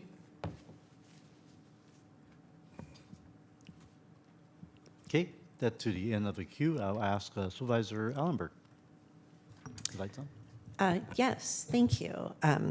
Just a quick thank you to Supervisor Abekoga for noting the importance of looking at our cities. The city of Santa Clara actually has the 4th highest percentage of residents experiencing homelessness. So clearly this is a challenge that is very relevant to all of us. So I appreciate all of my colleagues, and particularly Vice President Arenas, for the opportunity to discuss this topic. I see the referral as a good opportunity to think strategically about how we strengthen partnerships and make better use of tools that we already have. The action language directs staff to return to the board with options, and I believe there's some real value in exploring several opportunities that are presented in the referral. First, if there is a pathway to compel, encourage, incentivize the city of San Jose to repay the $10 million that they owe the county and explore redirecting the remaining $9 million toward county-led homelessness prevention services, I think that is worth pursuing. Prevention should absolutely be a priority, and we know from our data that for every person or family we house, we're still losing more who are pushed into homelessness. So if there's an opportunity to invest upstream, I would welcome that. Second, I certainly support exploring ways for both the county and the city of San Jose, and again, our other cities, to maximize Medi-Cal billing opportunities. This is an area where the county has deep expertise. And of course, healthcare is a part of our core mandate. And we have providers already delivering ECM and other new Medi-Cal billable services, enhanced care management, along with new Medi-Cal eligible options like transitional rent, which is set to launch statewide in January, creates opportunities for providers to recognize and bill for services that support vulnerable populations. And we should be helping all of our cities take full advantage of these new billing and care delivery opportunities. And this is all presuming that these opportunities with Medi-Cal and CalAIM and Medicaid actually still exist. I feel like if we lose those sources of funding, I want to make sure that we are not then bleeding into talking about general funds covering this work. I do have concerns about the cost-sharing component for interim housing or shelter sites. So Supervisor Arenas, I just want to clarify with you, does the cost-sharing proposal apply only to new shelter and interim housing sites in San Jose, or would it include existing sites, or is it limited to just the two specifically in your referral? It was really the two that were in the referral. But, you know, I think that we can discuss how we want to do that. I know that the city of San Jose, we created this problem by only investing in interim housing and not thinking about the operating cost and how expensive that really is and how crucial that is. So yeah. That's precisely my concern, because we have been in conversation with the city of San Jose for a couple of years, encouraging them not to overinvest in shelters. And I don't want us to get pulled into covering operating expenses with literally no end in sight, because there will be nowhere for people to go from the shelters if we don't have housing. So I'm very wary about that, and certainly eager to hear options that administration brings back. I would also want the report back to discuss any both limitations and opportunities with joint operating agreements. And of course, as I'm sure we all are, I am thinking about the broader fiscal picture. The special FGOC meeting, Supervisor Young, that you organized on the impacts of HR 1 was a stark and viscerally painful reminder for me of the serious challenges ahead for our county hospitals, our clinics, and all of our safety net systems. I can support administration exploring the options in Supervisor Arenas' referral.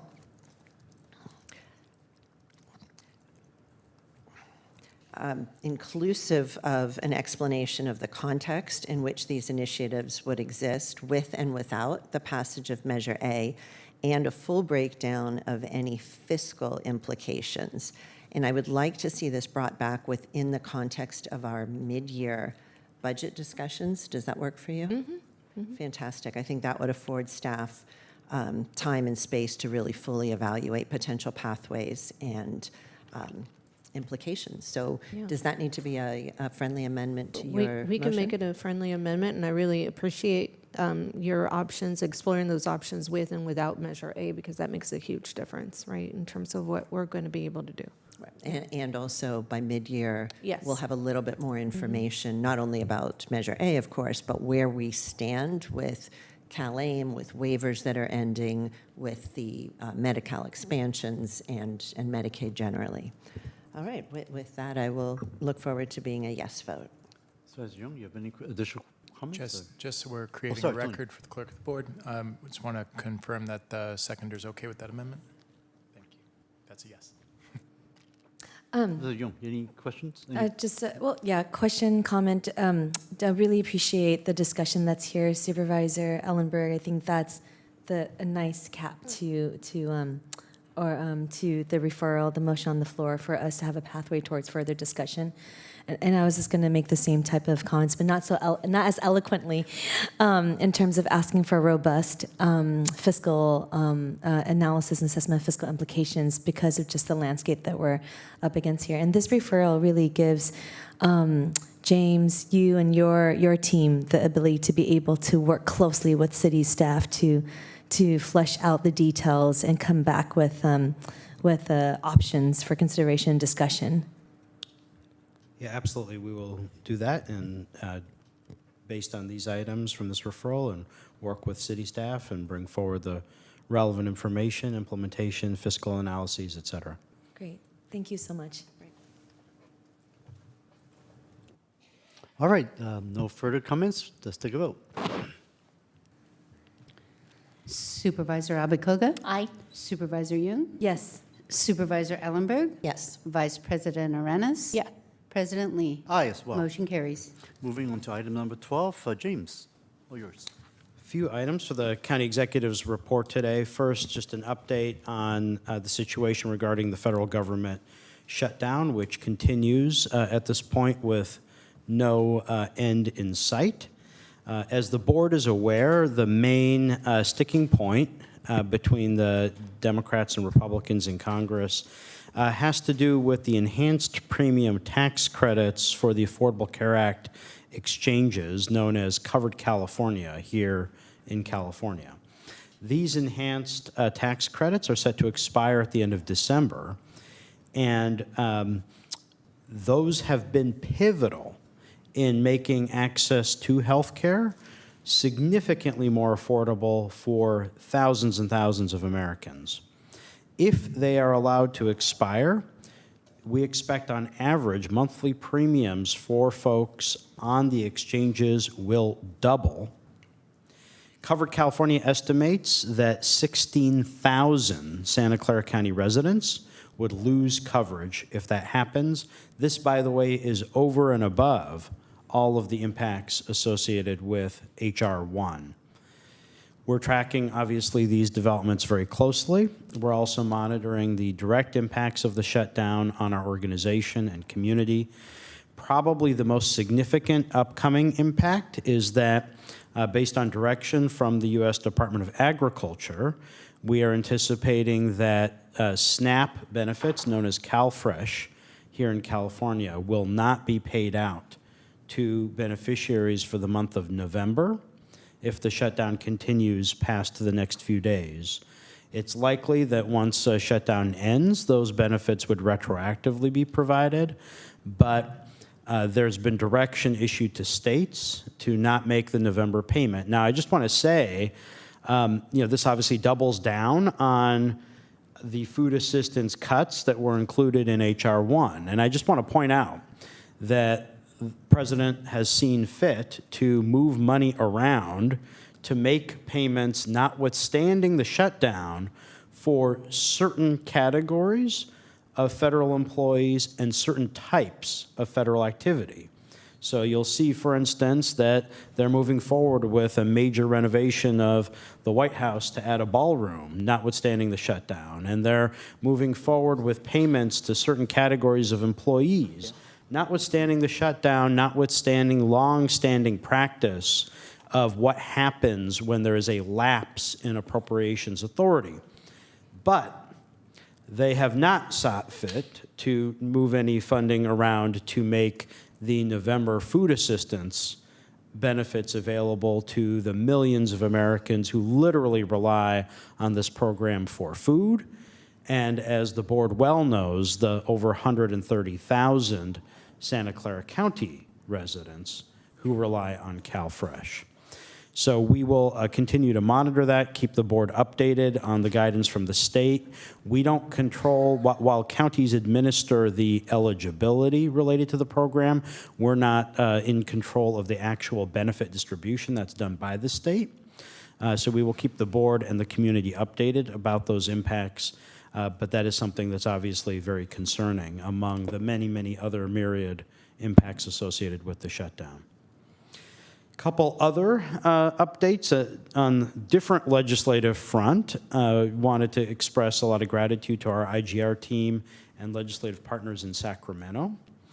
2 of our 3 county-sponsored bills this session were signed into law by the governor. That includes SB 261, our wage theft bill, which was authored by Senator Wahab, that provides added accountability tools to address wage theft, and AB 243, authored by Assemblymember Ahrens, which reduces barriers to post-secondary education for systems-involved youth.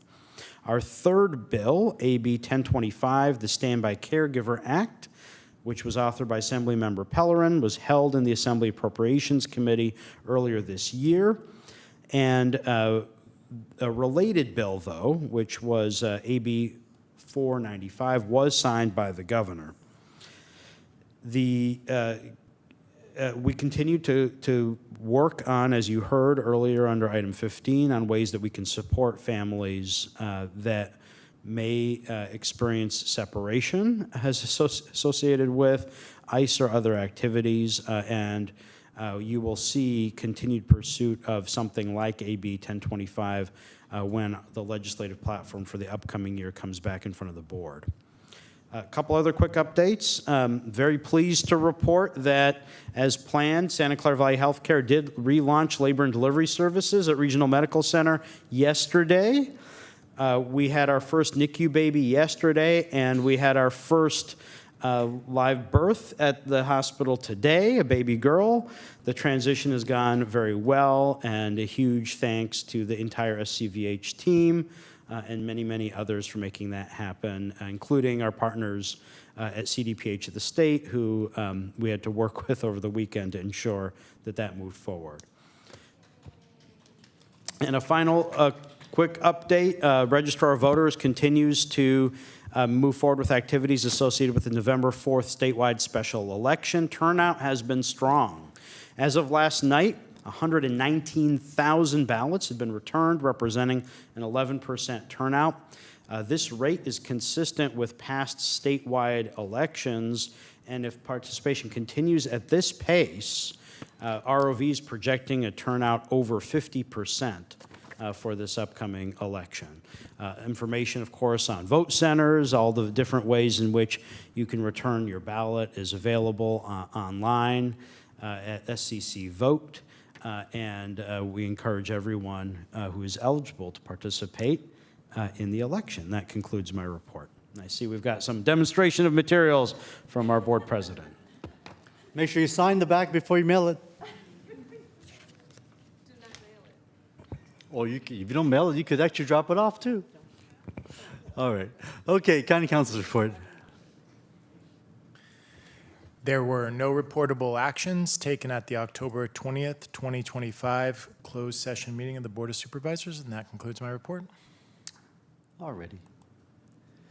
Okay, moving to item number 14, recommendations relating to Valley Homeless Healthcare Program. Good afternoon. Hello, good afternoon. Good afternoon, President Lee and members of the board. My name is Christy Rouse. I'm Assistant Nurse Manager working with Valley Homeless Healthcare Program, and I'm here with Celine Ho, Director. In your board packet today, you'll find information regarding our patient surveys that we launched back in September of this year. We plan to run the results quarterly, and then we'll report them back. We also have an update on the expansion of our mobile medical unit services. The mobile medical unit services have now been expanded to JSI and MSI. We're happy to answer any questions that you may have. Thank you. Let's see. Anybody in the public like to speak on this item?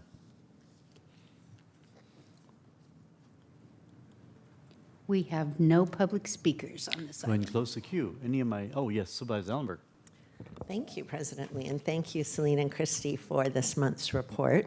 I'm interested to learn a little bit more about the contingency management program at the Home First Clinic, particularly how's the program structured, and is this something that we could roll out to other VHHP sites or MMUs? Sure.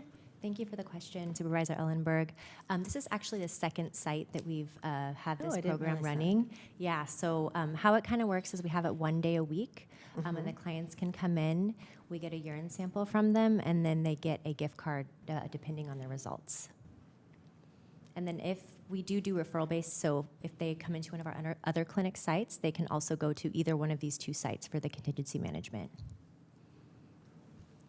So VHHP is giving the rewards for sobriety. Who is running? Is that all? That's not all there is to the contingent management program. Who's providing support? Are any of them getting MAT? Yes, yes to all of that. There is a doctor who runs the group, and then there is also medication support as well.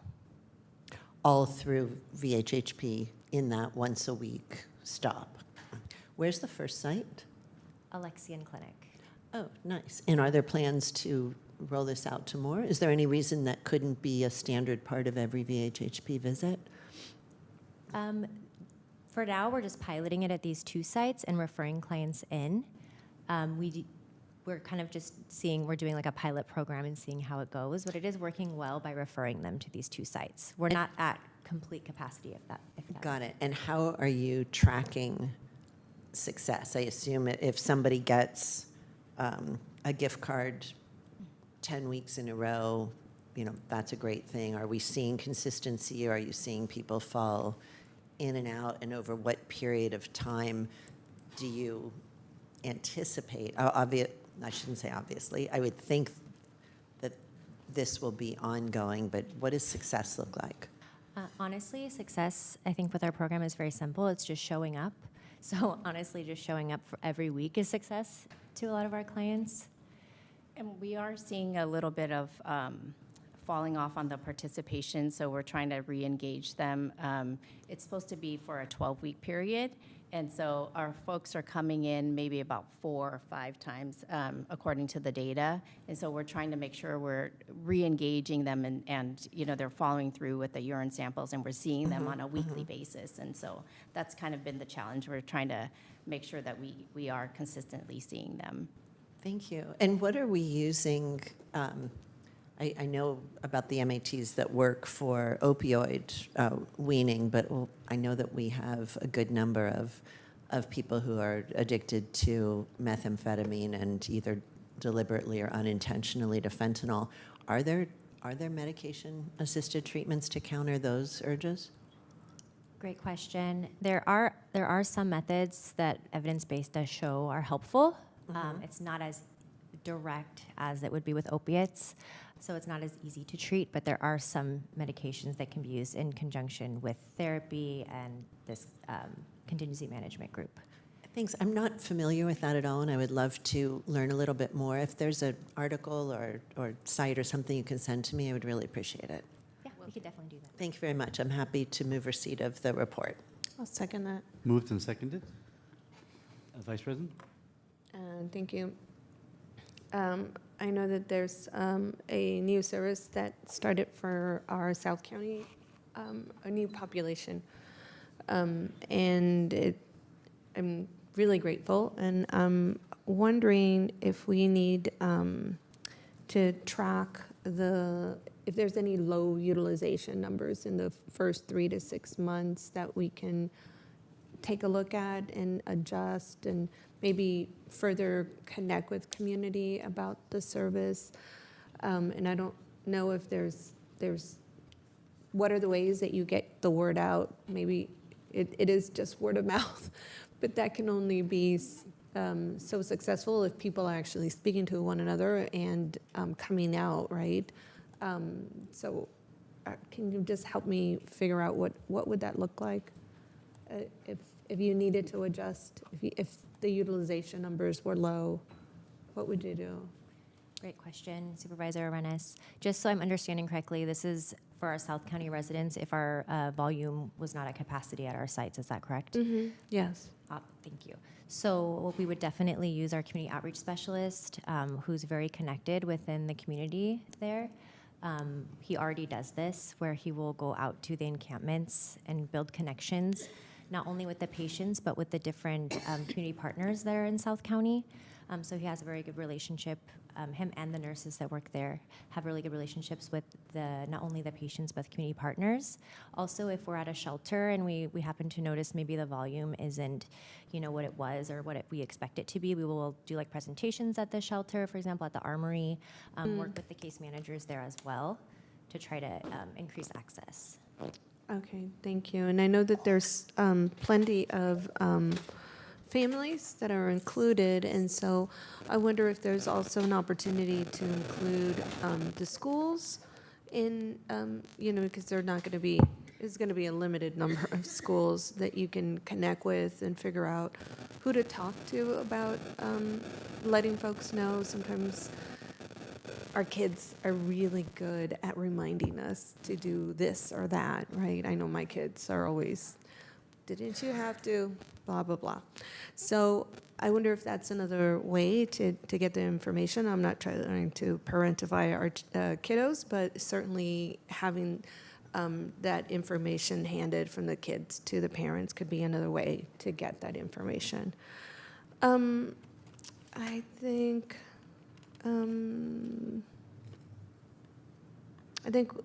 we have already checked in with you about the backpack medicine team over at the Walmart and Tompkins court locations in Gilroy. Yes. Okay, perfect. I think overall, I just would love to see how you adjust your strategies to the population. And when you make these reports, or at least when you share some of the verbal reports with us, if you could note if the utilization is off. I don't know if you were in the room earlier, but it sounds like a lot of Latinos are staying at home. There's somebody who sent their testimony to somebody else because they said they're afraid of really stepping out. And this would be if it's not an emergency, I'm going to guess that they're not going to make an appointment and they're not going to go out to see you. And so I wonder if you could share that information and let us know so that we can also keep tabs on it, and then we can reach out to our partners as well. That would be really important. All right. I think for me that's it. I appreciate it. Thank you. Thank you. I do have a couple of questions. I really am glad to see that we're expanding the mobile medical unit services, bringing the services directly to where the patients are, of course, is extremely important. And I've asked this question before regarding SUTS, substance use treatment services, and turned into like a mobile program. I know there's been a lot of barriers on that. Just want to see if has there been any discussion or movement in that direction at all? We haven't, not under for VHHP to have them, I think I hear static. I don't know if that's specific mic. Why don't you try a different mic and see if that might be better? Is this better? Much better, yes. For VHHP, we just have our medical mobile units that provide the medical care, but not specifically for the medications. I know that was something that was discussed for under behavioral health. Correct, and yeah, the I mobile. believe it is. Maybe this is something I will ask James or Greta, maybe go back and maybe give a quick off agenda to see if there's any movement on that. I certainly appreciate it. Thank you. And then separately, one of the questions that we asked, first of all, thanks your staff for very responsive to the questions we've already asked and answered. One of the things we've learned is that there is this weekly incentivized program for those who bring in their urinalysis on a weekly basis. They get incentivized with a $5 Target gift card. I just thought, is there any way we can increase it a little bit, like say to $15, $20? I can't imagine the impact is so much, but I think it really could help a lot, and then incentivize it to be more significant to help these folks get off. Can you look into that? Yes, Tony, you look at me.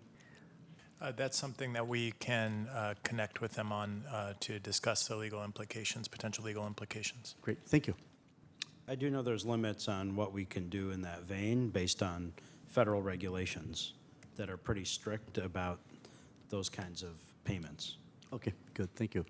Again, I think we are all trying to not violate any federal laws, but at the same time, obviously encourage people to stay clean and continue in this program.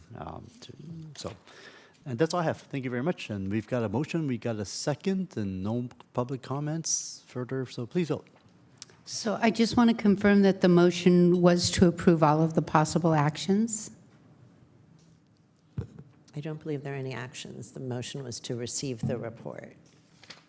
It's to approve the operational report and the annual evaluation. Yes, oh, sorry, there is a big list there. Yes, all of them. Thank you, Rhonda. My pleasure. Supervisor Abe-Koga? Supervisor Jung? Yes. Supervisor Ellenberg? Yes. Vice President Arenas? Yes. President Lee? Yes, as well. Motion carries unanimously. Thank you. Now moving to item 17 regarding fiscal forecast and budget planning for fiscal year 26 to 27. Item 17. Yes, thank you, President Lee, members of the board. Item 17 is our first look at what we're expecting for the forthcoming fiscal year. And I'm going to walk through some pieces of that and then talk a little bit about some of our recommendations regarding reserves. But before I do, I just want to preface these comments with comments I make every year when we bring this item forward in the October timeframe, that there is a great deal of uncertainty this early in the year. As the board will remember, in the last budget cycle that we just went through a few months ago, there were indeed some significant revenue changes that even occurred very last minute. The magnitude of uncertainty is much greater this year than even in a normal year, and there's a number of reasons for that. The most significant being the impacts associated with H.R. 1, whether Measure A on the November ballot passes, as well as the state's response to our urging and requests that the state will take up in the springtime associated with public hospital system funding. In addition to those more straightforward levels of uncertainty, as we walk through this forecast, we're also faced with the broader macroeconomic uncertainties that affect our critical revenue sources, including property tax revenues and sales tax revenues, as well as the impacts on costs associated with actions at the federal level, whether it's the shutdown or tariffs or a variety of other factors.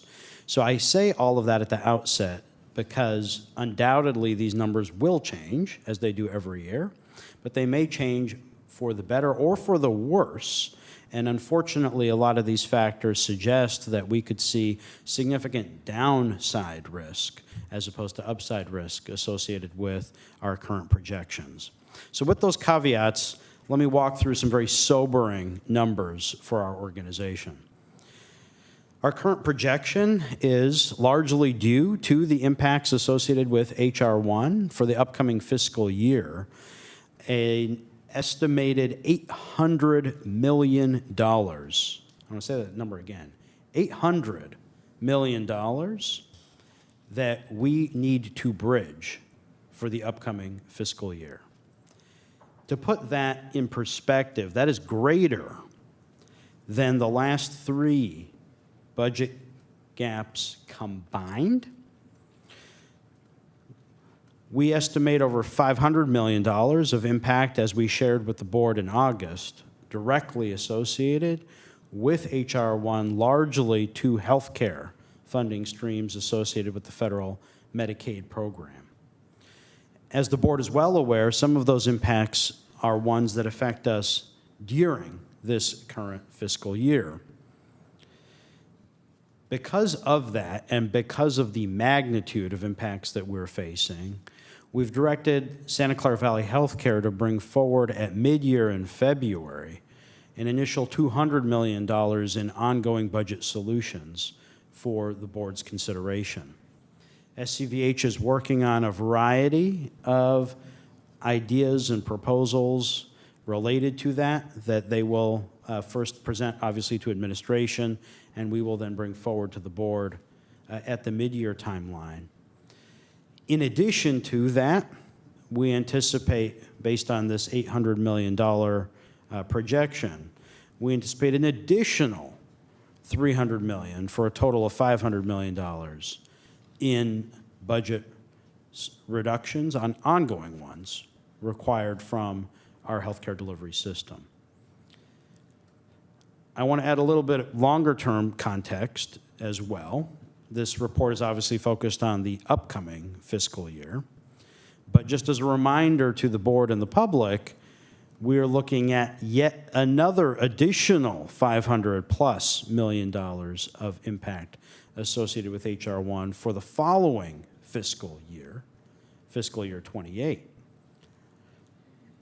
These cumulative impacts will have cumulative damage that they will do to our ability to provide programs and services.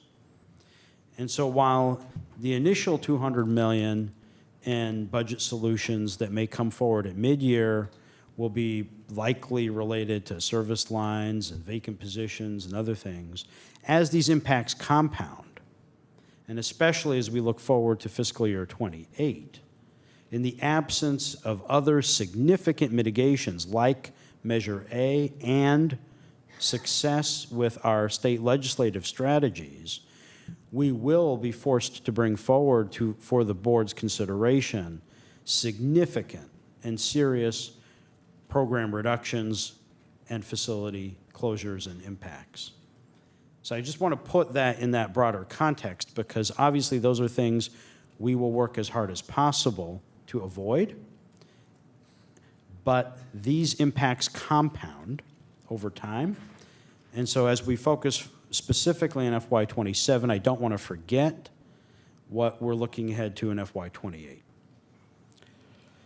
I want to note a couple other pieces regarding our forecast for FY27. There's a table we've provided on page 4 of the report that outlines some of these pieces that I just talked about, including the really substantial impact that Measure A would have in putting us in a much better position to mitigate the most severe impacts. And you see that that's particularly true as you look at the FY27 forecast.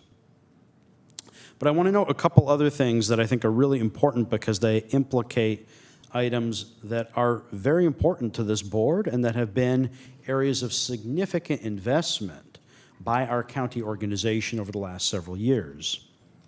So in addition to the, I think, well-discussed Medicaid-associated impacts at our healthcare delivery system, I want to highlight what we're seeing for our Behavioral Health Services Department. Not only is their largest revenue source Medicaid impacted by the federal impacts, but we are seeing that magnified by state impacts to the state funding streams that are most significant for our Behavioral Health Services Department's programs and services.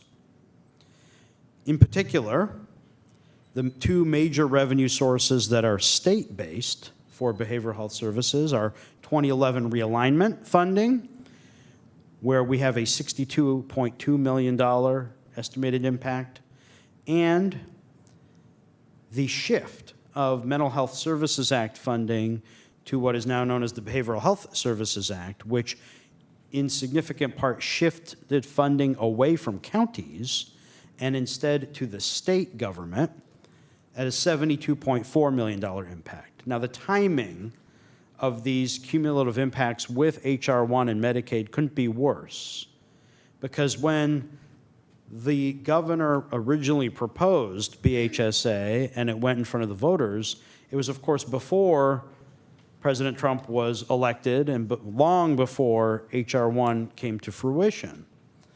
But we're now seeing, from a timeline perspective, these impacts hit us together in the upcoming fiscal year.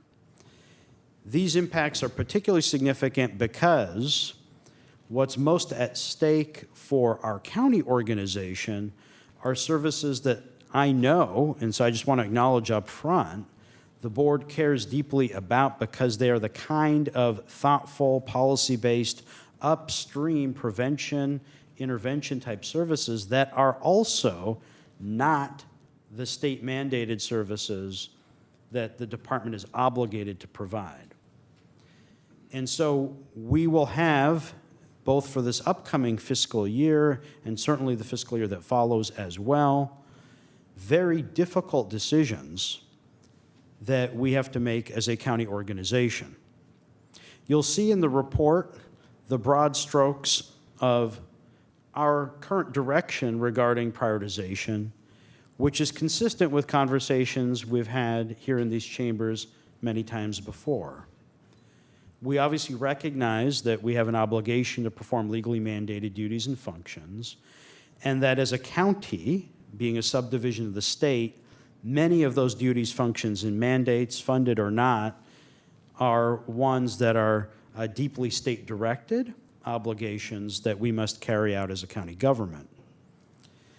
In addition to those state-level mandates, we face other significant pressures. We've talked repeatedly, for instance, about the consent decrees and the obligations that imposes on our jail system, which collectively, between the Custody Bureau and Custody Health, is our single largest, I'm going to say that again, our largest general fund cost. And given those legal constraints and impacts, it necessitates shifting of the approach that we take elsewhere in the organization, which is painful from a policy perspective. So I just want to outline that at the outset. Now, of course, we always look to revenue-related options where possible, efficiencies and service line consolidations. As the board knows, we have a hiring freeze. It's a much, much stricter one in the wake of H.R. 1. These are impacts to a certain extent that are being felt elsewhere too.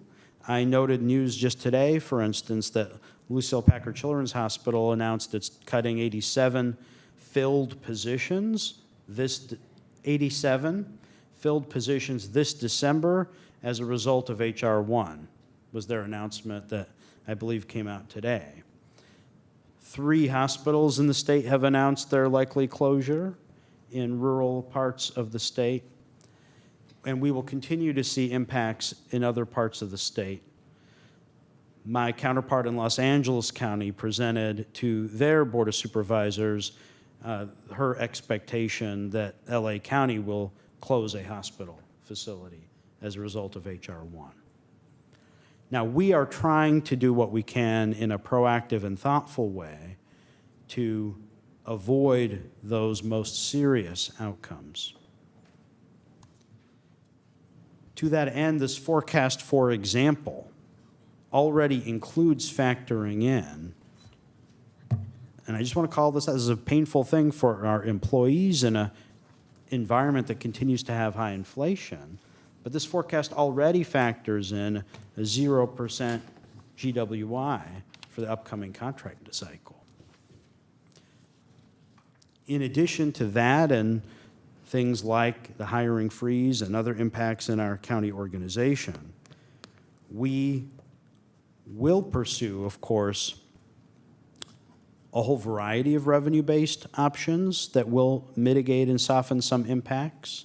As the board is aware, but we haven't talked quite as much about publicly, by way of one example, we have noticed Anthem of our non-renewal of contracts between Anthem and Santa Clara Valley Healthcare due to significant issues with reimbursement associated with those agreements. That's an example of an approach that we are taking to ensure that we are maximizing, where possible, those commercial and other revenues. But in addition to laying out those pieces, as outlined also in the report, the reality of the numbers that we're talking about is going to necessitate significant program changes across the county organization.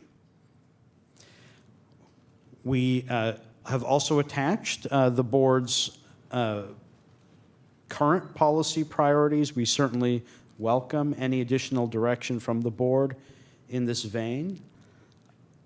It is a complex puzzle piece when you think about the county's budget because of how federal, state, and local sources are intertwined. And it is also complex because there's departments that see very different impacts in different parts of the county budget. We have some departments and functions that are 100% state funded. We have some departments and functions that are nearly 100% fee funded, like environmental health. We have certain departments and functions that are an intertwined mix of federal, state, local funding. We have certain functions that are mandated functions that force us to use discretionary revenue in particular ways, like our maintenance of effort obligation that we must pay towards the Superior Court, which makes, for that portion of spending, the term discretionary a total misnomer. So we will navigate these pieces as best as we can. I anticipate that mid-year this year, the February timeframe, will be a much more robust process than in a normal year because of the $200 million in mid-cycle items from the health system. And that will, I think, make the mid-year process just more complicated. Normally, we try to avoid more significant changes at mid-year. Finally, I wanted to note a couple things on the reserves portion of the legislative file and an accompanying memo. First, I would just remind everyone, we have a very strong reputation for prudent fiscal management in this organization. We have the highest credit rating that you can get.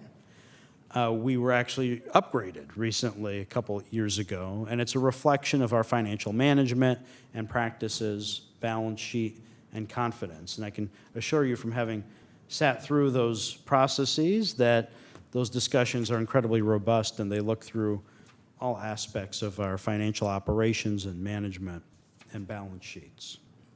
That being said, as the board is aware, we don't have some of the elements of both a cash reserve and a budget stabilization reserve that we believe would be prudent on a long-term basis. Now, we're not really in a position to significantly fund these reserves at this moment, but making some significant policy and programmatic changes to have these in place, we believe is a prudent fiscal step. And I'll focus on just two specific elements, although obviously happy to answer questions about any piece of things. The first I'll talk about is the cash reserve piece. Interestingly, with this federal administration, cash flows become a real challenge. Previously, if you had a receivable owed to you from the federal government, that was functionally treated by the market as good as gold, pretty much literally. As good as gold. We've now seen interruptions in federal reimbursements, clawbacks, shutdowns, starting right from the beginning of the Trump administration. And as an organization that depends so significantly on federal receivables, it's prudent for us to revisit the cash reserve policies that we have from a cash flow perspective. We're accordingly recommending that we change our target cash reserve to 60 days. Again, 60 days. 60 days of working capital combined between the Hospital System Enterprise Fund and the General Fund. We are currently on a multi-year path for the funding of that. This would increase the target, would keep us on the same multi-year pathway, but I think is a better reflection of working capital that we should target to have as an organization. The second one I want to call out is what's sometimes called a rainy day fund, or more formally in many organizations known as a budget stabilization fund. We don't have a fund of this sort currently. We have looked at some models that are out there and have made some specific recommendations for the potential establishment of such a fund. Creating that policy we think would make sense now. It obviously would be funded over a period of time, but would position us, if we have another cycle of significant economic growth, to begin setting some portion aside that would allow smoothing when inevitable economic downturns occur. There's a lot of additional information and material in the packet and the accompanying memo. We're happy to answer questions, but wanted to provide that overview on these topics. Thank you. Thank you, James. Public, anybody like to speak on this item? I currently have no public speakers on this item. Oh, actually, I do have one that just raised their hand on Zoom, none in person. Let's do 2 minutes. All right, closing the queue. Parent, we've allowed you to speak. Please unmute. Yes, $800,000, it sounds like a ton of money. And the forecast, according to James Williams, it does sound quite bleak. I did have a look at the agenda packet, and it said one of the board's policies is to prioritize public safety. Just thinking about the budget, I mean, we do need to save money. We need to cut out all the fat. And one of the silliest things I've ever heard of was paying Daniel Chung $800,000 to stay at home because he accidentally forgot to write that he was writing an op-ed in his personal capacity. It's just silly. And now we're fighting the lawsuit that he filed against the county, and just county council is just blowing a ton of money and resources. And I mean, Jeff Rosen, he's flushing money down the toilet, and we're letting him do it. I mean, and we're letting him cover up the sexual use funds to cover up the sexual abuse of children and prosecute crime victims. It's just atrocious what's going on in this county, and I'm quite appalled that you guys aren't addressing this. I mean, isn't this your guys' job? I mean, when somebody tells you gross misconduct that results in the wasting of lots of funds, I mean, shouldn't you guys be concerned? I've posted quite a lot of information about all of this. If you guys want to check this, if you Google DA Jeff Rosen petition sex trafficking, all of those terms together, you'll see something in the top 5 results about what I'm talking about. I hope you guys take a look at it. Thank you for your time. Okay, go ahead and close the queue for the public. And then look at my colleague. Any questions, comments? I don't see any lights. So as Bakoga. Thank you, and thank you so much for the update on our budget, our top priority in light of what's happening. I do have some questions. Let's see. So I wanted to start off with this update, and I know we're looking at a mid-year update, but in light of the November 4th outcome, can we anticipate to receive an update sooner than February? And in particular, I'm asking that because, obviously this is a priority. I want us to be as transparent as possible. And I would like to also ask for more frequent updates. I really would like to understand, how the scenario is changing. And I thought about, could we ask for a December update, just so we have more frequent news? Sure. I mean, we'd be happy to come with other reports. I will say, if you look at the table on page 4, we've provided the update in the event Measure A passes. So Okay. those are the numbers. There won't be any different information in terms of the numbers or approach between now and mid-year. Most of our major revenue source updates won't occur until the early part of calendar year 26. So one of the reasons for the timing that we have is that we won't have additional information to further refine the forecast in between now and then. So for instance, we're not going to have a different property tax projection, a different state revenue projection until, for example, the governor puts out his budget proposal in January. So that's why we typically come with that next update in February. Mm-hmm. We're of course happy to come back, but I just, in the interest of transparency, want you to know it'll be the same information that you have here, and we put the Measure A information on the table here so that people could exactly see what we're talking about there. So if you look on that table on page 4, the projection changes from the 228 this year and 800 next year to 145 and 470 in the event that Measure A passes, and that's a reflection that's inclusive of the fact that Measure A would actually start, if passed, in April of 26, and so we would get 1 quarter of revenue beginning this current fiscal year, and that's included in the table that you find there. We're, of course, happy to come back, but I just want, just in the interest of when you would actually get meaningful information and an update, we believe that that is the appropriate timeline. Okay, thank you.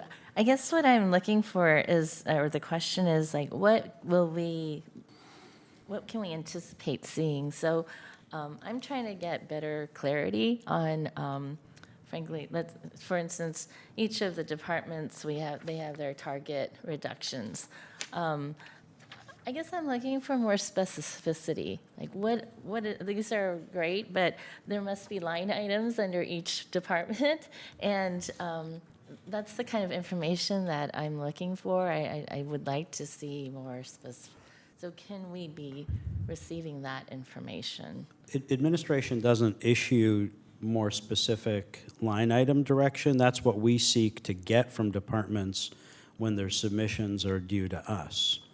So we give guidance to departments on the categories and things that we expect them to be working towards, to then bring forward proposals, the direction on what kinds of things to be prioritizing.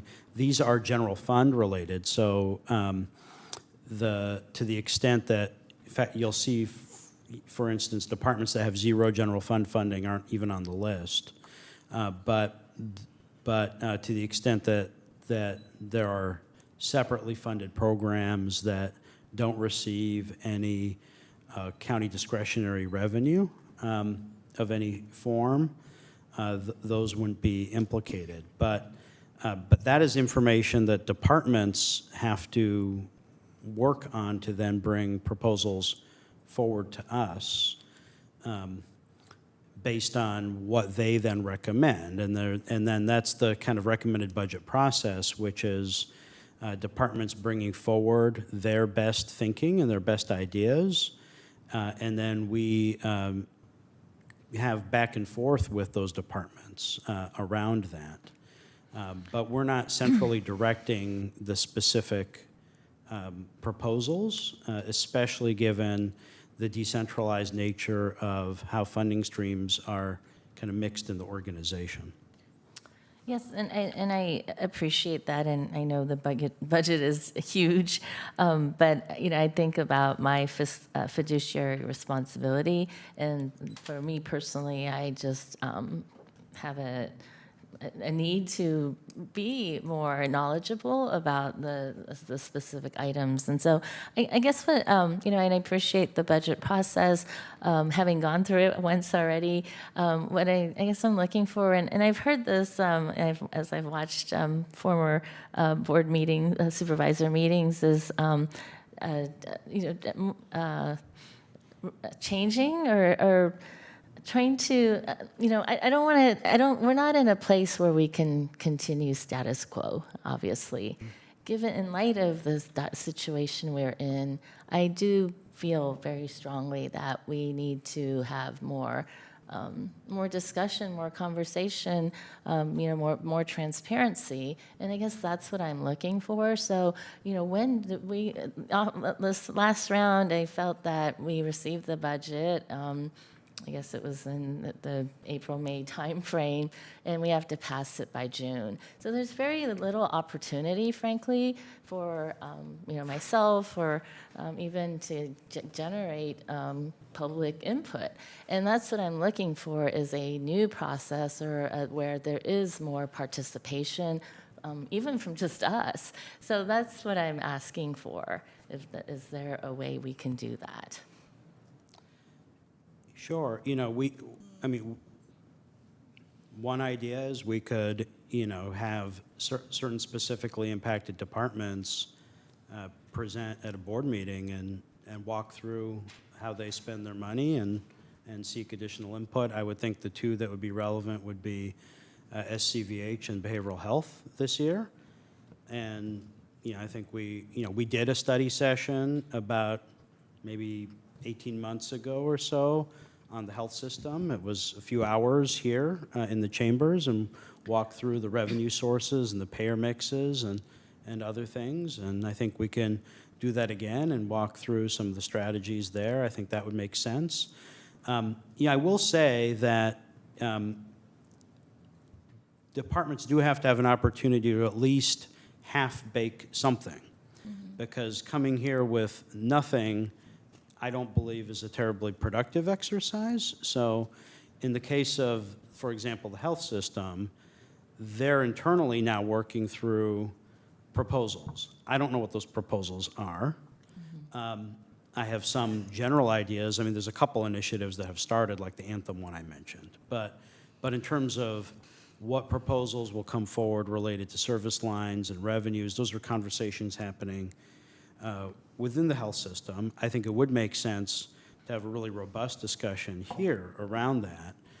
It just has to be at the right timing moment where it can be one that where questions can be answered thoughtfully, where there can be kind of back and forth engagement, and where there's materials that are available that make that a fruitful conversation. But I think those are the two departments, in my view, that have the most significant fiscal impacts right now. And so I think those would be the two areas that would make the most sense.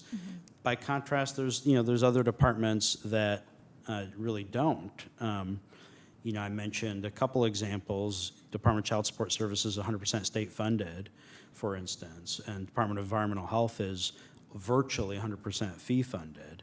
So those are examples of departments that really aren't going to have a lot probably happening in the upcoming budget, along with several others.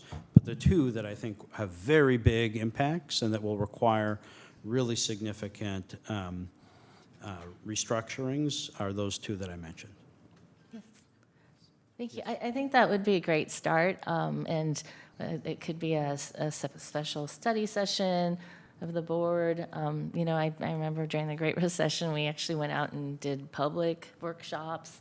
But I just feel very strongly that given the situation, we really need to offer that space for one, just information sharing, two, because this is going to, yes, affect the county, but in the community as a whole, including our partners. And I think that we just need that opportunity to have that dialogue. So, and I believe Supervisor Unlenberg had a. I think Greta has a light on. Do you remember that? No. I had turned my light on earlier to make a similar suggestion to the one James made about some of the study sessions a few years ago that really laid out, particularly for the health system, some of what is I think the really important and pretty complex financing background that may give some grounding to the community and the board on some of the challenges that we face. The other thought I just wanted to share is a little bit more from a departmental perspective, just a little bit about how the timing of the process works from the perspective of a department. And now that these high-level budget targets are out, departments are really staring down pretty different work, department by department, in terms of coming up with what those targets look through. So I'm, aware of some departments that have already started the process of going through every single CBO contract and really looking consistent with some of the discussions we were having on the items related to AB 109 contract funding, immigration legal services funding, gender-based violence funding, contract by contract at utilization rates, at evidence-based practices, at alignment, and the same with the programs they operate. One component of the process that also requires significant time and attention is the analysis between departments and OBA around what certain staffing or contract reductions will yield in terms of budgetary savings, particularly where you have blended funding streams that may be supporting a particular contract or project. So I say that only to say some of what I think you're very reasonably asking for challenging is the multi-step process required to even come up with the ideas, then to do the fiscal analysis to see what they yield, and then sometimes taking those off the table, and that fine balance between wanting to give as early notice as possible to the community without stoking fear that certain programs that we may ultimately decide don't need to be considered for reduction, putting fear that those may go away if in fact we realize later those actually aren't ones that are going to yield savings. So I'm happy to share both in upcoming meetings and offline some more details around that timeline. Yeah, so I know Vice President Light's been on, but did you have one point you want to just address? Yes, and I Sure, did sure. clear that with my colleague. Thank you. I just wanted to build on one point. Yes, to the health system and to behavioral health, but truly the departments that are going to be impacted the most deeply are the departments that are funded fully or in majority through the general fund. Since that's the only place we can pull from, I think it's really important for us all to understand. We know that the whole public safety system is in there, so we are funding the jail, the district attorney, the public defender, reentry and pretrial, and maybe I forgot another piece.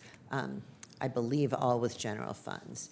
The mandates there are very, very small compared to what we're doing. The portion of behavioral health and substance use disorder services that we're doing far beyond the federal and state funding is what I'm terrified is at risk. So I don't know what format you're looking for, but in whatever that looks like, I think really understanding much more deeply the general fund, because even though that's flexible, we don't start from zero every year and decide what to fund. We're deeply invested in a number of projects, which are, I believe, the most likely to be impacted. So I would love, Greta or James, your thoughts about what you think would be a helpful presentation for us to be a little bit more clear about what is actually at risk. And again, walking that line of not catastrophizing, but also moving beyond sort of the vague statements of we're going to have to make cuts, we're going to have to do scary things.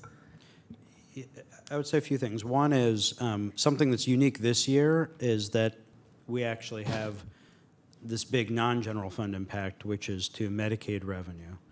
And so we're going to see impacts in the health system and elsewhere that's not just general fund. But you're right that the only places where we otherwise have flexibility are general fund. But general fund is a little misnomer because there's really only a portion of general fund that is actually discretionary. So, our whole general fund is, $5.5+ billion, but it's really only about $2.25 billion that is theoretically, legally, from a revenue standpoint, discretionary. But as I mentioned earlier, a number of mandated services must be funded out of even that discretionary revenue.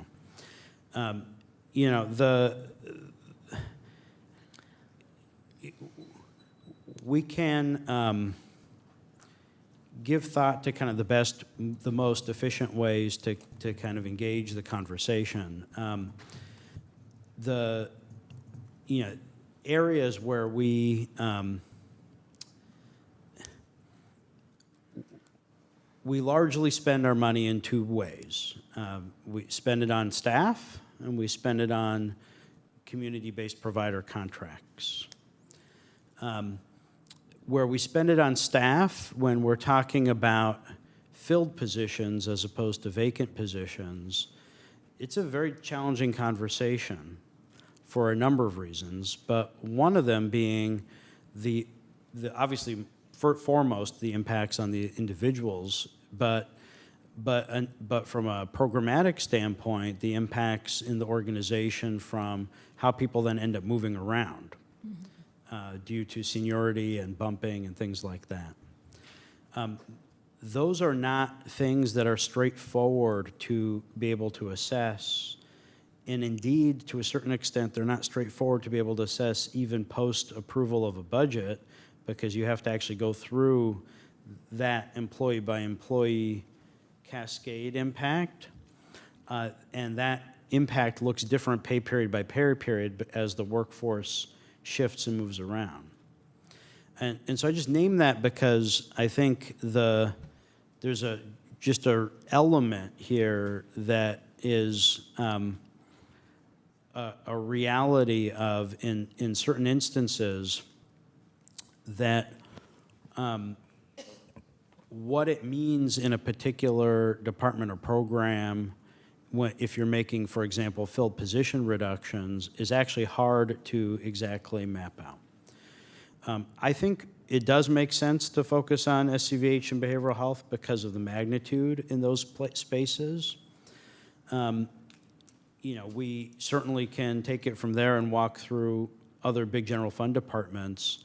I will say that for some of our large ones, we have challenges as administration in getting information that we need to bring proposals forward. So, that's just something that I know the board is aware of and is just something that's true given the nature of some of those general fund departments. So, but I think it does make sense to start with SCVH and it does make sense to start with the behavioral health department. If I could continue that, and I'm trying to make it clear. I didn't do normally I would have done the 10-minute per person thing, but seems like nobody, and Vice President has waited for a long time. So. And that's fine if you want to move on. If I could just finish up after, that'd be great. Thank you. Vice President. Oh, great. Thank you. I really appreciate the comments already made by my colleagues. I do think that there is a level of understanding that we don't have just yet about the budget. And I've asked this, I think this is my third year, asking for us to have a workshop or some kind of process that allows for us to understand the budget in a way that we haven't been able to understand it yet. Short of shifting this budget to a program-based budgeting, which is going to be really impossible to do. But I think that's the kind of level of budget understanding that we are kind of used to at the city levels. And so I appreciate you suggesting that you would bring some of the departments in to break it down for us. And one of the things that I was thinking about is also the behavioral health, because their structural deficit has these two items, reductions for 62 in realignment, 72 for Behavioral Health Services Act, but it doesn't really talk about what the costs are. It doesn't really go into any further update than this. What is the total amount that they have in general as a department? What is this 154 stand in light of their general amount? And so these are the kinds of questions I'd like for behavioral health to answer, for us to get into, to delve into, because this is one of the areas that I'm really concerned about. I think, generally have been asking for us to have a framework that allows for us to make these cuts in a way that is very considerate and surgical almost, but we're not going to be able to do that because we don't have program-based budgeting, right? We just can't. We can only think about a framework that allows for us, and I really appreciate you answering a lot of my questions. You did. I can see that you did. You were thoughtful about some of the concerns that I had earlier this year, and you outlined them here. And so, one, I'd like for us to bring back a deeper level of understanding for the behavioral health department, because I think that is one of the areas that is going to really impact our community, and we can see the downfall, right, into a more deeper level of support if we don't do the minimum. Yes. And then what is it in comparison to what is the total amount? I guess this is just kind of in a vacuum, and it is a very impressive number. But what does that mean? And what did our service providers or our stakeholders, what was their input? And how are it, because they know the business a lot better than we do, how can they help us surgically reduce make these reductions without, just destroying the whole system, right? Not to say that behavioral health department won't have these answers, but they can't be the only voice in the room. It has to be with stakeholders. We've seen these conversations come up before. And so anyways, I'd just like to see if we can include that. Yeah, absolutely. And, behavioral health, I think that's especially important because, as the board knows, around 85% of the service delivery is through contracted providers. Our current estimate is that to maintain today's services, exact current level, next year would need $925.9 million. And our projection is that the department will only have $772.2 million in revenue available for that otherwise $925 million in expenditures. And I think it would make sense to have a specific study session discussion that can outline what are those revenue sources, what are the legal restrictions behind them, because some of them, like the Medicaid portion, which is the single largest revenue stream for the department, supports only certain things and has certain match requirements. And what are the services that are provided? What are the services that are mandated by the state for the department? And there's a bunch in the behavioral health space, and a lot of new ones that are unfunded mandates from the state.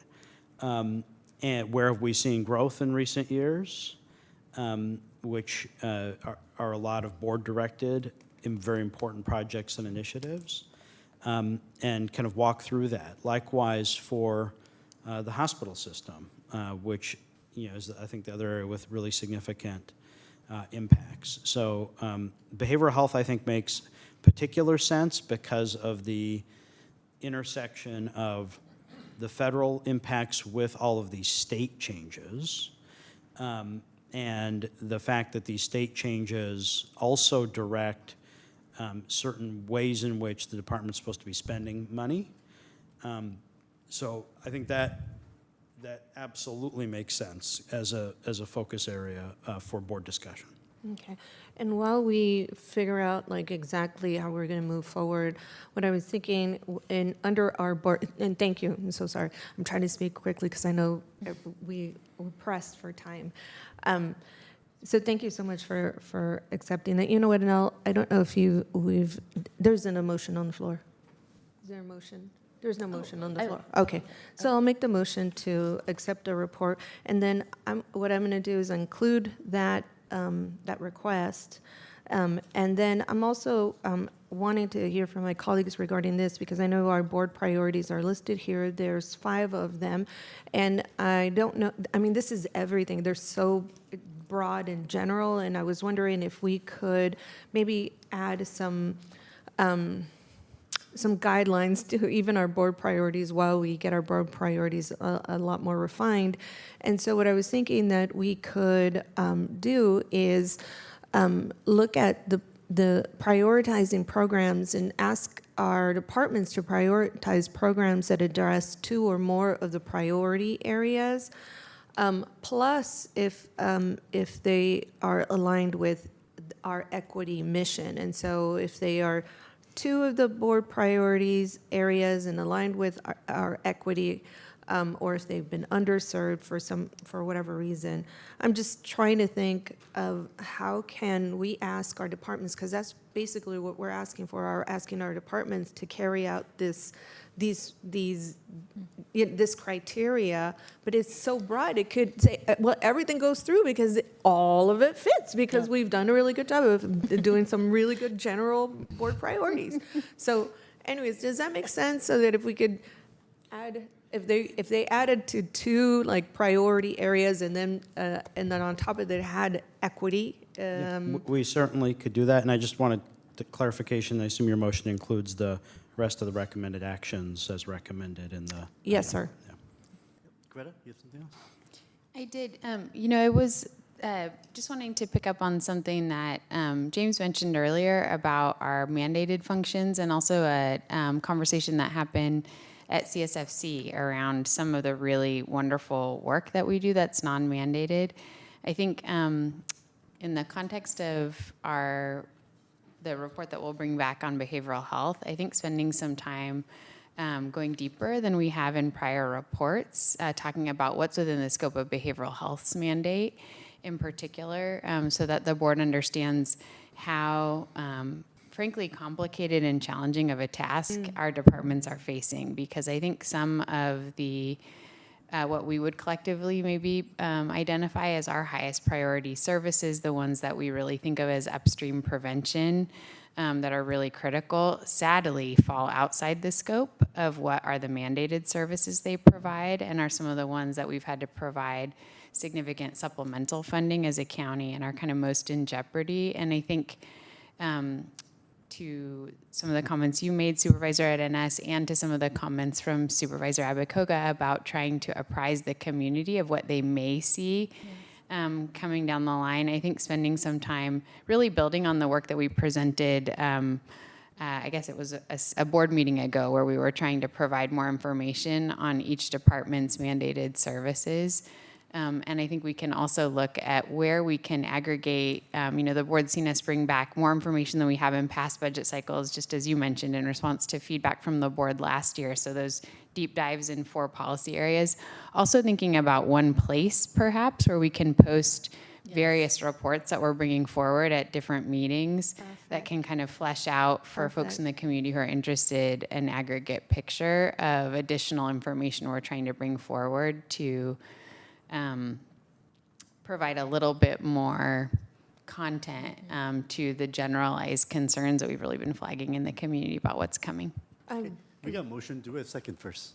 I'm happy to second. If I could add a few things, I added some other. Sure. I just want to finish yes, and behavioral health, I think, is just one, and I don't know what my colleagues want, but I think it would be a good practice for us for our own understanding, and to be able to vote on a budget that we know is going to be very difficult in the future, to maybe have all of the departments come in and give us some type of workshop.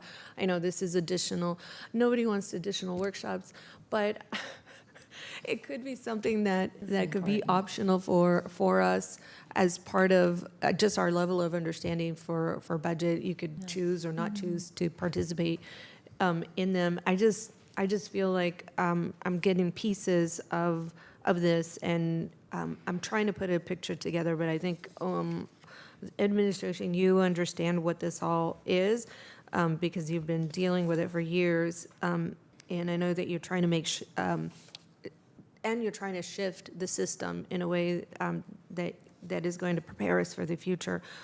But I'm still trying to gain a level of understanding of just the fundamentals of how decisions are made. How are we making decisions from here on? How are you making decisions based on what you've already heard from the board in the previous meetings and using that criteria? How are we using that criteria to then make the cuts so that we don't devastate a whole department, a whole division, a whole level of programs simply because they're in prevention or they're in one, aspect of the path that we use to carry out our work.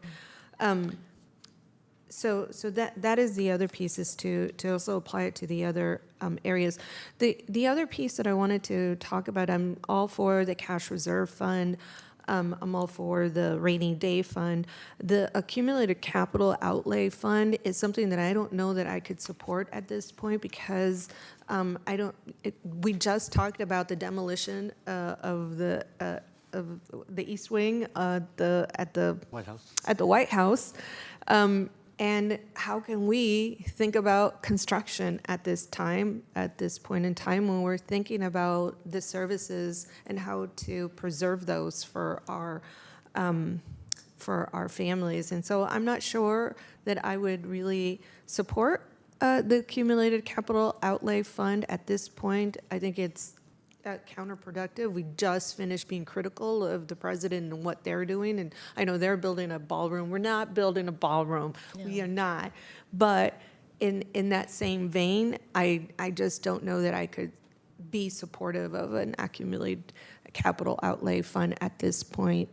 Everything else, I'm am supportive. I do want to just elevate some of the work that has been done. The 459, I think it was 459 companies that one of the departments found that owed us money, and I think this was the Consumer Environmental Protection Agency, which they have already been known to do something like this. They're the ones that developed the QR code so that folks could actually pay their bills. And they collected back payments of almost 600,000, which is not chump change. So respect and admiration for the folks who are really thinking about revenue and how to bring back that revenue. And I love it. And I want to see more of this. I want to see how you're integrating not only just from that department, because that department seems to be outstanding in this respect, but I want to see it in other departments and how they're doing their part, because that means that they're also protecting their positions. So that is, for me, my comments so far. Okay, Supervisor Abakoga and Supervisor Young.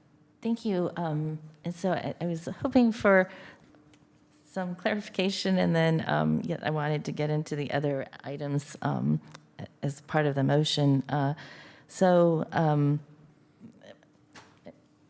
Obviously, we'll have to figure out what the process is, but I do think the idea of like even a budget workshop, and it could be informational so that it could also be voluntary, is fine. But I do think we do need to spend some significant time on the budget, and being a new first timer, really just getting a better understanding of how the budget is formulated. I know there are many differences from our municipalities, and I appreciate that it is complex and difficult, but frankly, again, it's my responsibility to understand it, so I take that very seriously, and I would like to spend some time on that. In regards to our priorities, I very much appreciate Vice President's suggestion. I actually wanted to ask or to make a motion or add to the motion that we include in our priorities a sixth priority of fiscal responsibility or fiscal prudence. I know it's in the administrative policies, but frankly, every city has it in their council's priorities. I believe that, especially right now, in light of the challenges, it really needs to be stated as a priority. And whether, I think having it as a statement is important to, frankly, just keep us honest. So that would be my request, to add that priority. In regards to the different reserve funds, very much support all of them, and thank you to staff for bringing this back. I know this was a request I made earlier this year. The cash reserve fund, I guess question, I know the target is to fully fund it in 30 years.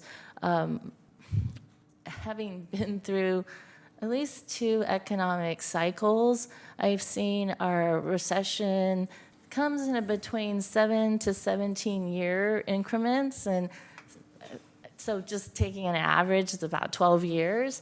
My question is that should we be looking at having this fully funded before the next cycle, not 2 recession cycles? It's always a balance.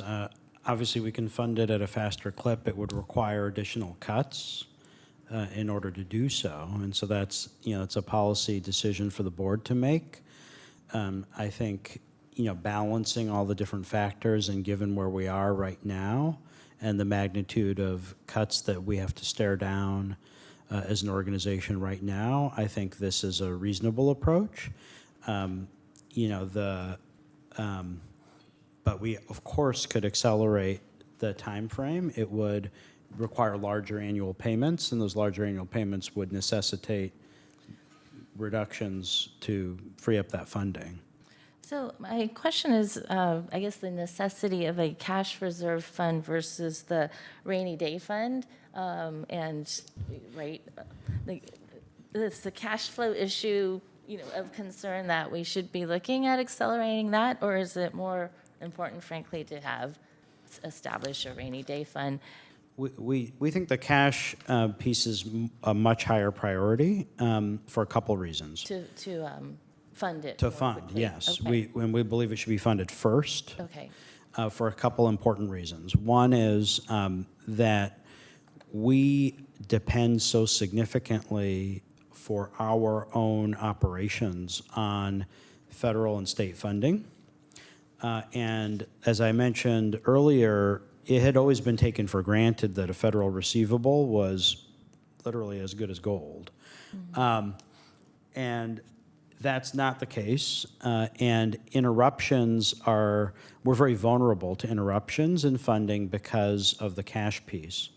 This is exacerbated by the hospital system no longer having its own separate working capital cash reserve. So historically speaking, and this is the case for hospitals just generically, both public and private across the country, hospitals, like most enterprise type funds, deliver services and then bill for them, right? So there's always a gap.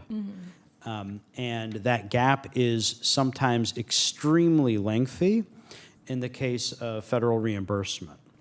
So for instance, our Medicaid-associated supplemental funding from the federal government comes 18 to 24 months in arrears. Now, that's not a budget issue because the way the enterprise fund is budgeted is modified accrual accounting. And so we can book that receivable because it's a known fixed quantity receivable and it balances the budget. But the money hasn't actually shown up yet.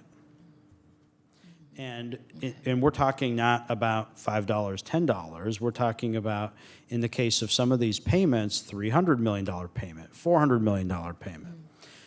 And so that has put the SCVH for the last few years, as those payments have become more extended, in a position where it's not that issue isn't again, it's not a budget issue, but has put the system in a position where it's had cash challenges that have been fine for the moment because we've been able to, as a whole organization, deal with the cash position. So we haven't had a problem as a whole organization.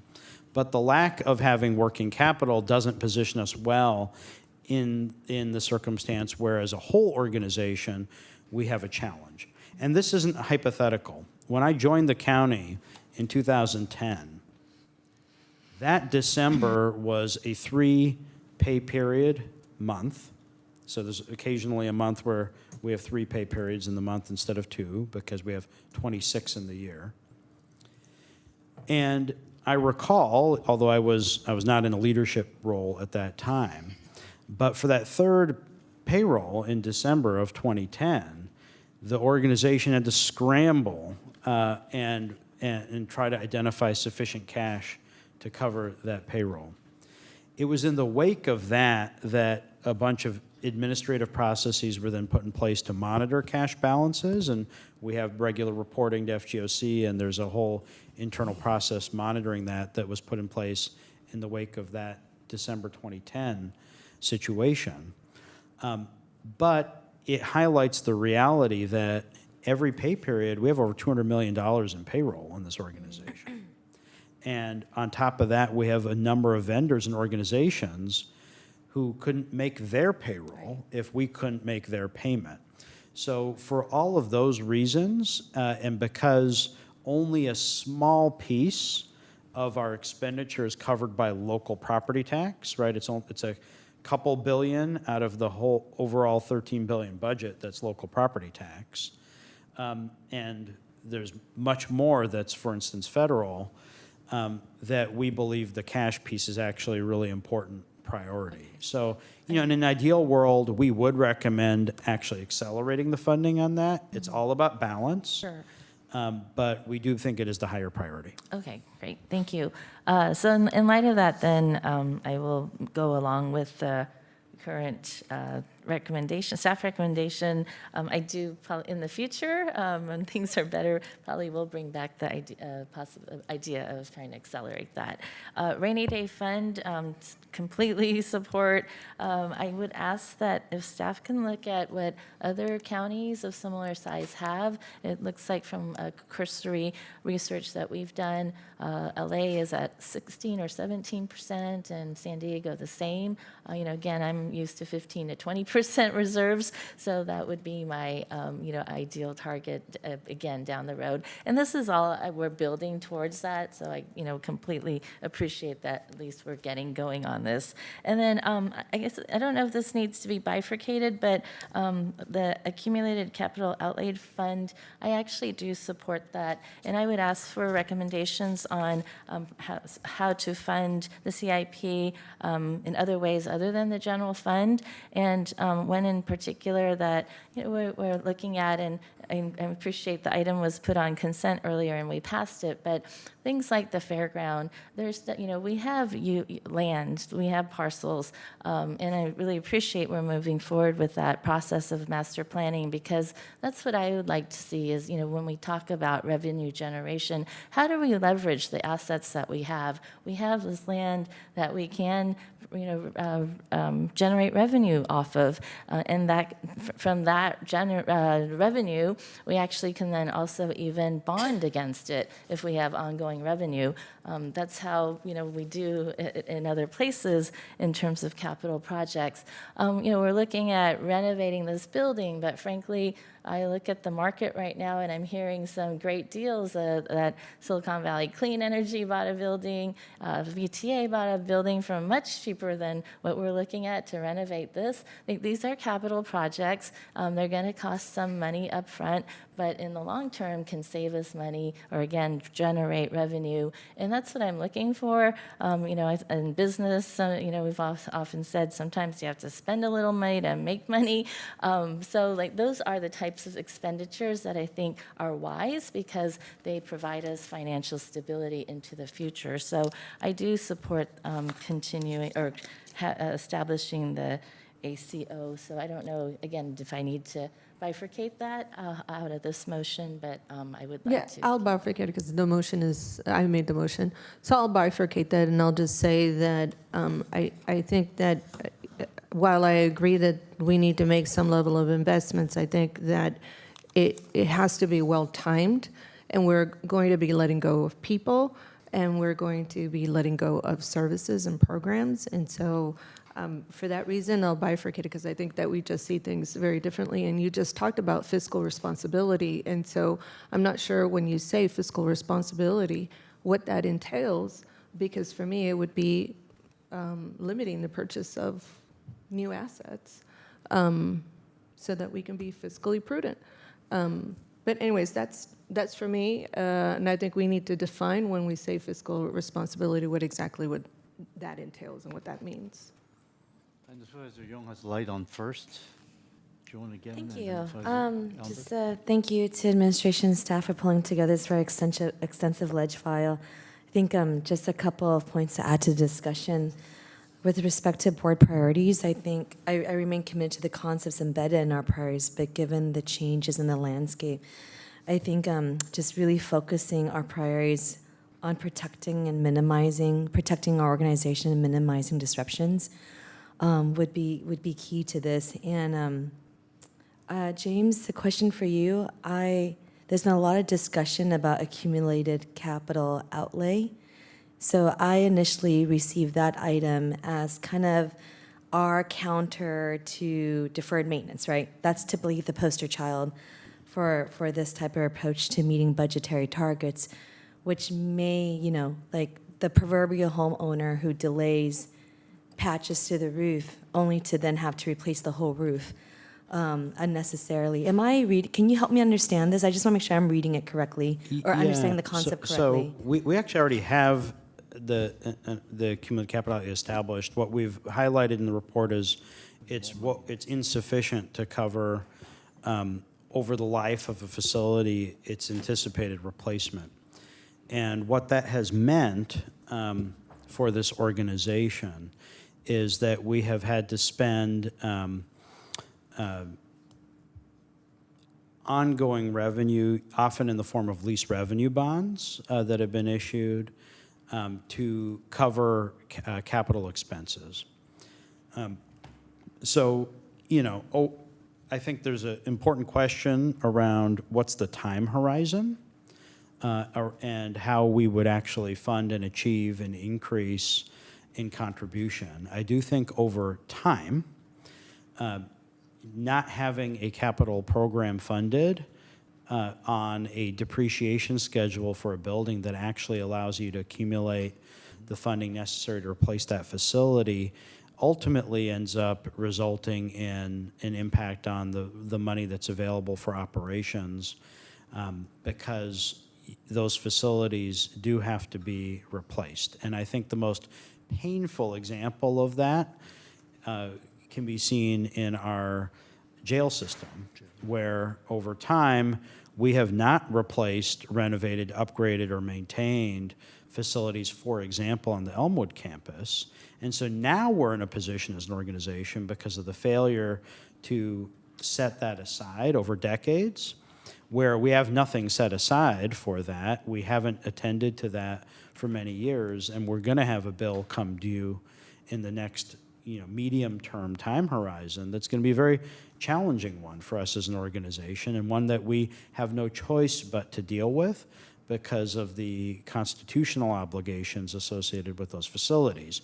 So I do think there's a very fair point that Supervisor Arenas makes about the timing of how would you ramp up to a pathway where over the expected life of a facility, let's say, you have a new module at Elmwood that has an expected life of 40 years or 50 years, that over that life cycle you're setting aside associated with that facility sufficient funding to deal with its maintenance and replacement. How you would ramp up to that level of funding, I think, is a very difficult question in the moment we're in today. I do believe that we should have the policies in place, even if we're not in a position to actually do the funding. But I do think that as an organization, we should have the policies in place that in the long run, we are establishing our goal as over the life cycle of a facility, we are actually setting aside over the years the funding necessary. And I'll say one other kind of philosophical piece about that as I think about it. It's a piece of intergenerational equity. Mm-hmm. Because the current approach that we have is a bit of boom and bust on facilities. And what that means, for instance, is that this generation of Board of Supervisors is going to have to pay the bill related to the jail facilities that the last 3, 4, 5, 6 generations didn't pay. And if you actually have the right policy in place, you have intergenerational equity that on a year-over-year basis for the life cycle of a building, because, building, is 50 years, right? That over the life cycle of a building or facility, you are setting aside in a 1/50th increment, right, the appropriate amount associated with the maintenance of that facility. So that's the idea around the policy, but I think Supervisor Arenas is right in the sense of at this particular moment, do we have the space to actually fund that? Probably and almost certainly not in the next couple of years, but I do recommend that we put the policy in place.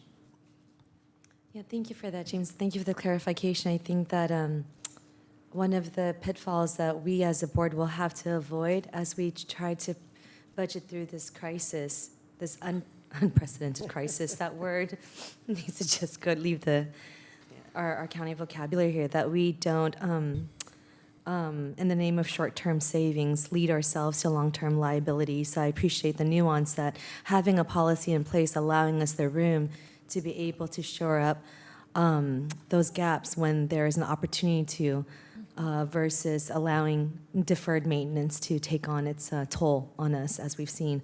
To our colleagues, I want to bring up something that Supervisor Ellenberg brought up earlier. We had a very robust, very heavy special FGOC meeting where panels of departments presented specifically about where their shortfalls will be with HR1.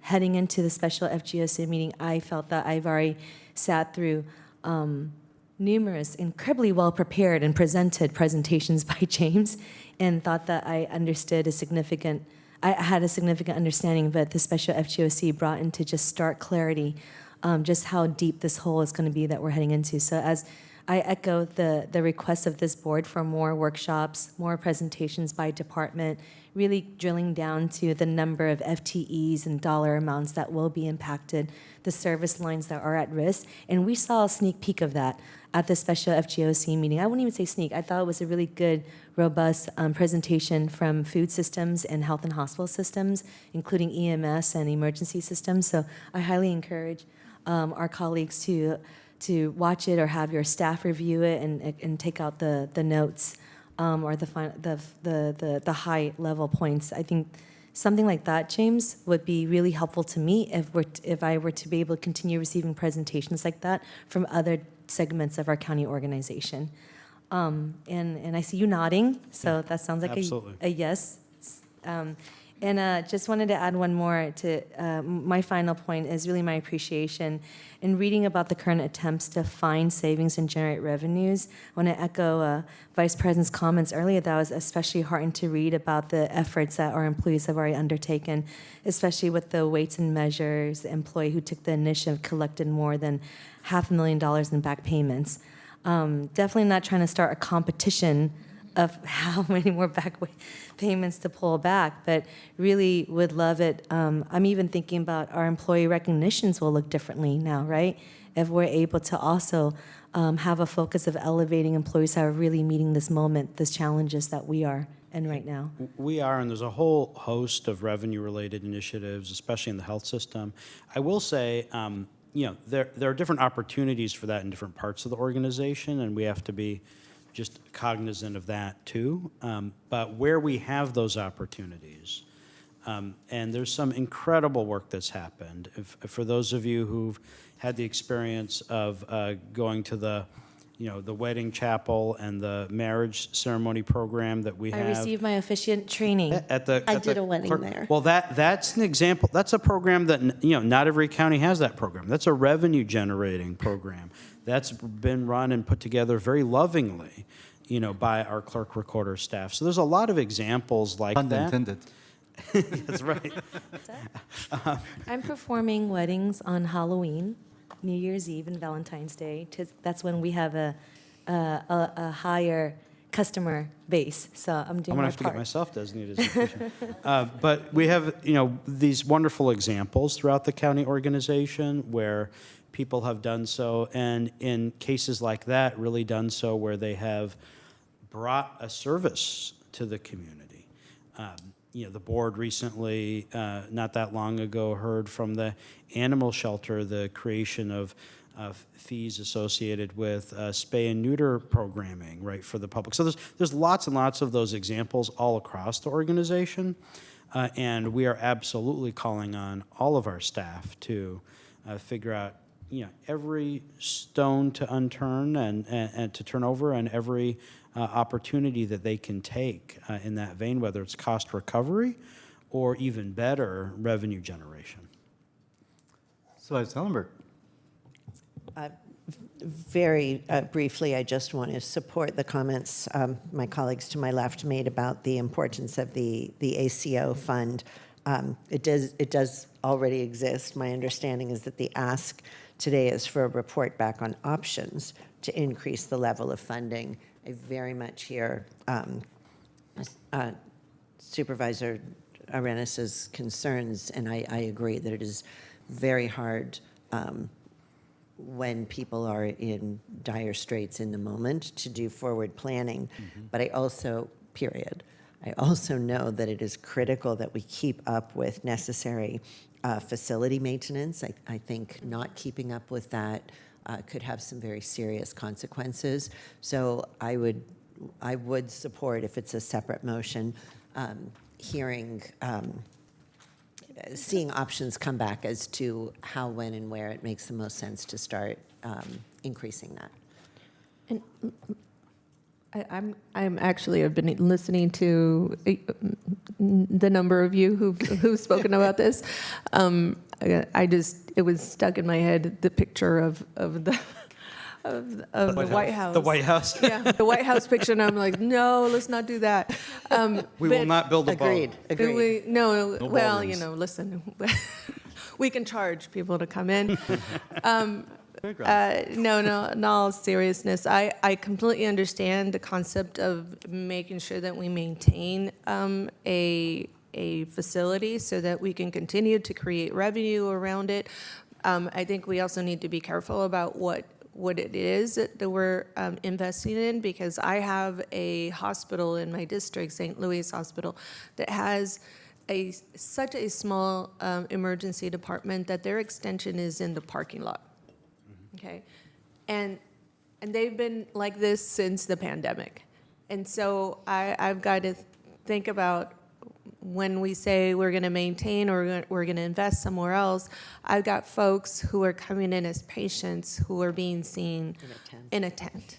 So that is all I'll say. I won't bifurcate it, because I also agree with it, and I think I like your concept. I really appreciated the conversation up here. I completely agree with it. I just think that we need to figure out when we come back with options, what that really means for the board.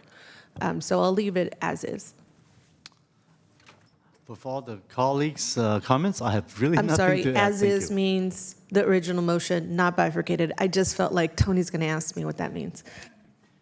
Yes, and without further ado, let's take a vote. On motion of Vice President Arenas, seconded by Supervisor Abekoga. Supervisor Abekoga. Aye. Supervisor Young. Yes. Supervisor Ellenberg. Yes. Vice President Arenas. Yes. President Lee. Aye as well. Motion carries unanimously. Thank you. And next is item pulled for item 24 by myself and Supervisor Allenberg, relating to the Micro Enterprise Home Kitchens Operations Pilot Program. And I will go ahead and pass it to President. I would actually note, I did pull it off to ask some questions, and I'm so sorry, but just given the late hour and my own need to skedaddle, Okay. I'm happy to move approval and ask the questions offline. I'm excited about the program. I want to see it expand. Sure. I'll second, and then let me go through my points here. I just want to first thank staff for the report. Very pleased to see the success of a pilot program. Also want to acknowledge the former Supervisor Chavez for her leadership in bringing this initiative forward. Our office has met with Vigilation and some business owners within this program. They have shared that while the program has created meaningful opportunities, the current fee structure remains a major barrier for low-income operators. Since 22, Vigilation has supported between 10 and 15 of these micro operators. Of those, only one has been able to sustain the business long-term due to permit costs and other factors. For many, county fees alone represent about 10% of the total annual operating costs.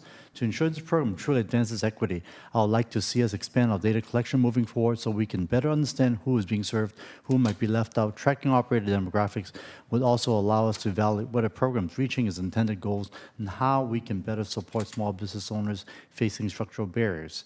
Past reports have noted that most micro operators tend to be women, immigrants, and people of color. These are exactly the entrepreneurs the program was designed to uplift. Applying an equity lens is essential to make sure that we are reducing and not reinforcing barriers to entry and the long-term success of these businesses. A Latino health assessment also shows that Latinos have the lowest per capita income in our county, underscoring how these costs have a disproportionate impact in that community. So reducing financial barriers during the first few years of operation could truly help more residents launch and sustain their businesses, ultimately strengthening our local economy and community resilience. And for this reason, I would like to ask for a motion, or actually a friendly amendment to a motion on the floor to first direct staff to come back with options for expanded data collection to allow for an equity analysis program. 2, to direct staff to provide options for a tiered approach for reduced annual fees, particularly for low-income and small business owners for the first 3 years of the operation. And I hope that we could look into state grant opportunities like we received for part of the pilot. Let me see, because of the fact that the maker of the motion has already left, I think we need to make a new motion. Yes, you do. Okay, I'll just make that into a motion, and let's see if I have someone that would second my. I can I'll second that. share a couple of comments. Sure, thank you. President Lee. So this is a good example of kind of the unfortunate consequences of some voter-approved initiatives. So Department of Environmental Health is, as I mentioned earlier, almost exclusively fee-funded operation. Under Prop 26, the requirements that we have to meet regarding cost recovery fees are very stringent. And one of the unfortunate side effects of that is that we can no longer look at the cost of a program on kind of a programmatic wide basis and charge a higher fee to certain people and a lower fee to other people, adding up to kind of the cost for the program, which is normally how you'd want to structure this type of program specifically, but instead have to look at cost recovery with respect to the individual entities that to whom, or categories of entities to whom you're delivering a service. What that functionally means is that, like we did with the original pilot, the only way to lower the fees for certain types of providers is by an alternative revenue source. What we did initially with the pilot here is the county used some of its COVID relief funding from the federal government to help provide some of that offset, along with some limited, I think it was a state grant. So we certainly can come back with information on data collection.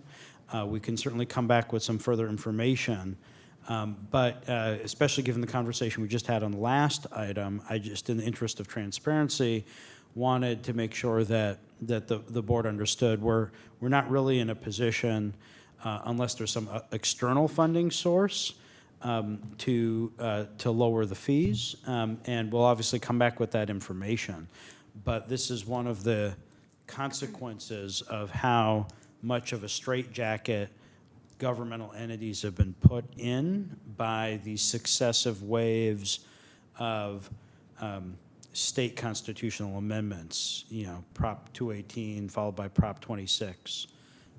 And, you know, the harm is faced by small businesses, households, et cetera, on a variety of items. It's not just this. And I don't think the public understands that when some of these items are brought forward to the ballot by sometimes very well-funded and narrow group of special interests. Supervisor Young, your light's on. Yeah, James, thank you so much for that very edifying response. Just having some thoughts about this, that how does this reconcile with the county's fee policy that the board can set fees below cost recovery when a finding of greater social impact is made? We can, but it would require general fund subsidy. I see. So that's what you're trying to tell me, that. Yes, so what I'm saying is, Catching what you're tossing. of course, Okay. we can lower the fee below cost recovery, but this is a department that has almost no general fund, and so we would need to augment the department with general fund or some other external funding source. And what we were able to do with the original pilot was use the COVID one-time money that we had coupled with a grant. Maybe there's the possibility of some additional external grant opportunities.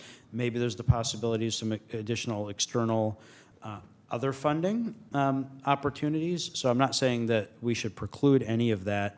I just wanted to make sure that people understood what we were actually talking about, and what framework we had to operate in. So with the motion on the floor right now, would that allow for staff to provide information? So just Absolutely. information for deliberations. And James, I think it'd be really helpful for me to understand when this comes back, what is the dollar amount attached? What is the price tag attached to having a sliding scale fee schedule, to just to summarize it easily, for very low income and very, very low income applicants and participants based on the average number of participants and applicants already enrolling in the program? That'll give us some clarity. It may be I mean, I don't even know what that number lands right now. And this is an economic development program at its heart. So if was ever a program with opportunities for alternative funding sources or grants or just opportunities for source funding, outside source funding, I think this is one that we can make a case for, but we would need to know what the price tag first. I also just want to give a shout out to Paul Murphy in the audience here. He used to be my lead in former Supervisor Chavez's office. I know that Cindy and Paul worked on the MICO's program as a labor of love, so I want to give that shout out. And a couple of the comments, heading into my comments about the MICO's program was more about how this program has played out with landlords. Now that we have micro-home enterprise kitchen operations, have we found any concerns or challenges with landlords either preventing or prohibiting participants from cooking in their residential kitchen? Or, what I worry about is that has there been any situations where the landlords have increased, artificially inflated the rent because of this micro-enterprise? Okay, let's see if this works. Hi, Supervisor Young. We have not found it to be a barrier. When we have had renters come to us and apply, and they need to attest that their landlord is aware of it, and the landlord may be concerned, we've actually had some very good conversations with those landlords, and they've come around to it. We did have one applicant out of we're over 300 applicants now that had did not want it to go forward, but that was really only in one case. So that's we good to haven't hear. found it to be a barrier. That's very encouraging to hear, and I'm heartened to hear also that our staff engage with the landlord to try Absolutely. to Yes. smooth out that relationship. I just want to say, my egg roll lady who cooks out of her kitchen and sells out of her front yard is now legit. She's part of the MICO's program out of El Rancho Verde Apartments. I highly recommend it. If I bring egg rolls to a potluck, it's coming from there.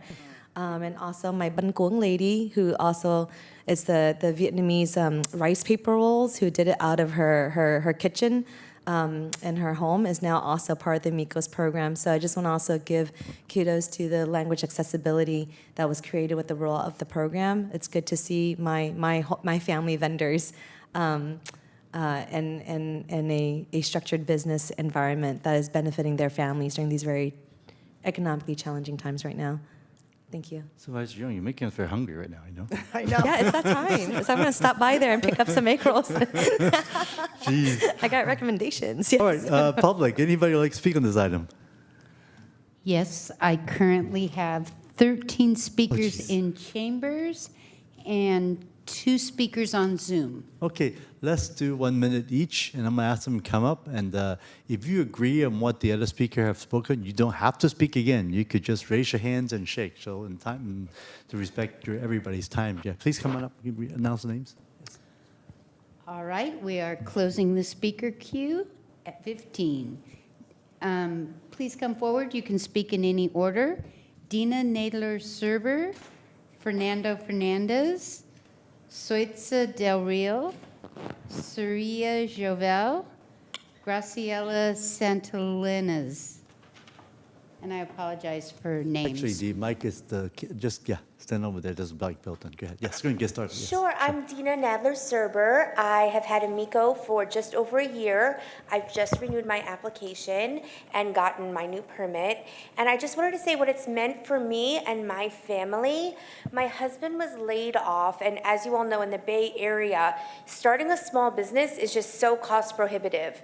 But because the fees were subsidized and because the MICO allows you to use the items you have in your house, I was able to bring in much needed income for my family. And this was just really instrumental, especially nowadays. So I can't tell you how much this has meant. It allowed me to work around my children's schedule, my family's schedule, and it also contributed to the local economy. I mean, small businesses are just so important for local growth. And I know what we're just talking about with the budgets and how hard it is to reduce the fees, but honestly, I would not have been able to do this without those reduced fees. Thank you. Yeah, next speaker, please come up. afternoon. Good afternoon. My name is Fernando Fernandez. I'm the policy director at Begilution. Thank you so much for the board supervisors to have the opportunity to talk here. I'm here to talk on behalf of MICOS. This is an important program for the Latino community, especially for women and immigrants. We have seen a lot of limitation with landlords. I'm surprised that the situation that we hear from our community members don't get to the department, no? Because maybe they have the conversation with the landlord and they like, maybe this is not for me. But that is one of the biggest barriers that low-income families and immigrants have to talk with the landlord for the relationship of unbalanced power they have with the landlord.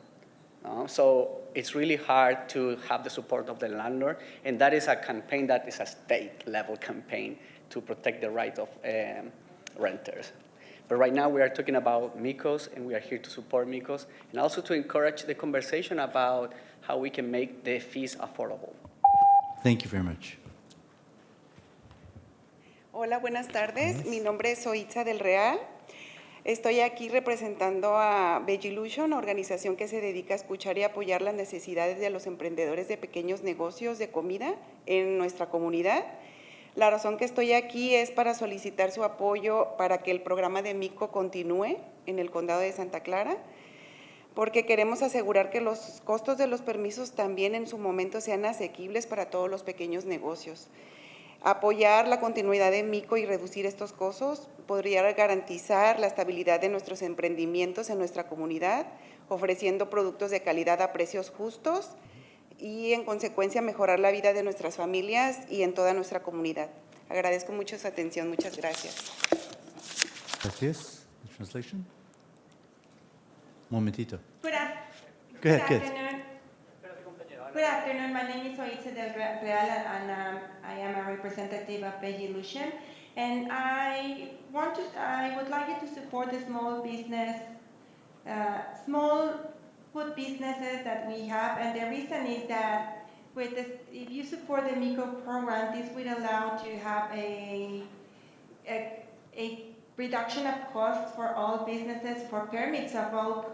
The reduction of cost for permits for all businesses, and also this will allow the reduction of costs in general, and also to guarantee fair prices and a good quality of life for our family and for our community. Thank you very much. Buenas tardes, supervisores del condado. Mi nombre es Sureya Jovel. Soy mamá y emprendedora, egresada de negocios para crecer en Begilution, año 2021-2022. Mi negocio se llama Restaurante San Sebastián y gracias a su apoyo soy una emprendedora de MICO y obtuve el beneficio de no pagar los permisos por un año cuando ustedes lo aprobaron. Ese ahorro me ayudó mucho para comenzar mi negocio de alimentos. Estamos aquí otra vez pidiendo su apoyo para MICO. Continúe en el condado como un programa y al mismo tiempo sea considerado que los permisos de comida sean más accesibles a largo plazo para las familias de bajos ingresos que puedan salir adelante. Necesitamos que el condado apoye a los emprendedores, especialmente a quienes más necesitan. En mi caso, ahorrar el costo de los permisos significa un 10% de ahorro de los gastos que mi negocio tiene. Muchas gracias por escucharme.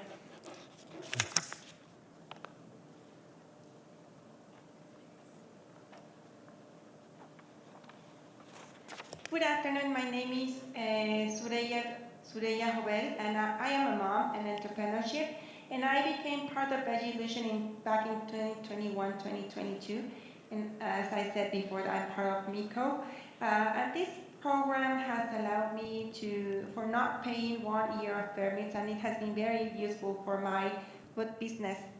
I would like you to continue supporting the MICO program because this is, and also to have access in the long term, so we are able to support more families and also lower the cost and give them more support. As an entrepreneurship, I can say that this program has allowed me to reduce 10% of the cost of my business in general, which has been very helpful. Thank you very much. Sí. Hola, buenas tardes. Mi nombre es Marta Cortés, miembros de la mesa directiva comunitaria en Bay Illusion, originaria de Oaxaca. Al igual que muchas de mis compañeros, tenemos grandes sueños y metas que queremos cumplir. Yo soy ama de casa, madre de 3 hijas, emprendedora. Mi proyecto de negocio se llama Las Picapiedras. Aún no tengo los permisos para mi negocio, pues los costos son muy altos y hoy en día no los puedo pagar. Eso me causa mucha angustia, pues yo quiero salir adelante, tener mi negocio con los requerimientos requeridos, estar completamente en regla. Por esa razón, hoy estoy aquí pidiendo que considere mejorar el programa de MICO en el condado. Al mismo tiempo, considere que los permisos de comida sean más asequibles a largo plazo para que las familias de bajos ingresos. Gracias. Gracias. Good afternoon. My name is Marta Cortez, and I'm member of the Community Board of Bay Illusion, and I'm originally from Oaxaca. I'm having a lot of big dreams and also a lot of goals. I'm mother of 3 daughters, and my entrepreneurship is called Las Picapiedras. I'm not able to have the permits because costs are very high, so I'm not able to pay them, and this has caused a lot of anxiety. I would like to have my business with what is required, and that this is allowing me to be in rule. That's why I'm here, to ask you to keep this program and to improve this MICO program also. And also to please make this permit more easier to pay, so we are able to provide long-term service. Thank you.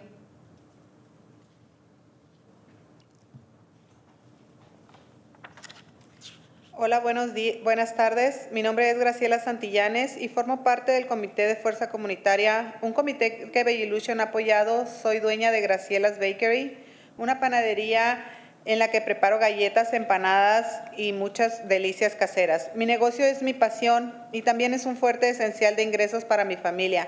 Sin embargo, los costos elevados de los permisos necesarios para operar legalmente está dificultando nuestra capacidad de mantener precios accesibles y sostener nuestro crecimiento. Mi razón de estar aquí es para solicitar apoyo para que MICO continúe con el programa en el condado y al mismo tiempo asegurar que los costos y permisos sean asequibles para todos los pequeños negocios de nuestra comunidad. Les pido que nos apoyen con cocinas comerciales para emprendedores de bajos ingresos y apoyar la comunidad de MICO. Y reduciendo los costos podríamos asegurar que la estabilidad de nuestros emprendimientos, ofrecer productos. Gracias. Gracias. If I can call forward the remainder as well. Jasmine Orozco, Guadalupe Moropo, Norma Chavez, Vincent Nino, Isabel Lopez, Beatrice, and Marvin Ramons. Go ahead and Come come on up. forward. Yes. You can speak in any order. Did you want to translate that? Yeah, the last one first. Sí. Hola. No, Good one second. Go Good ahead, afternoon. My name is Graciela Santillan, and I'm also a member of the Community Board of Bay Illusion. And my small business is called Graciela's Bakery. We are producing cookies and different delicious things, and my business is my passion. And we are serving the community and families, and it's also helpful it's a good source of income for my family. However, permits are very expensive, and this is not allowing us to offer good prices. And I'm here to ask for support for MICO program and to make sure the permits are having a lower cost. And so we are able to support the community and also to give support to commercial kitchens and also to keep this program MICO again. And if we lower the prices, we are able to offer better products. Thank you. Sí. Hola, buenas tardes, supervisores del condado. Mi nombre es Soraya Vázquez López y mi pequeño negocio se llama Soraya's Coffee and Bakery. Nosotros nos especializamos en la elaboración de donas artesanales de azúcar, rellenas de crema de leche y rellenas de arroz con leche. Asimismo, también de chocolate.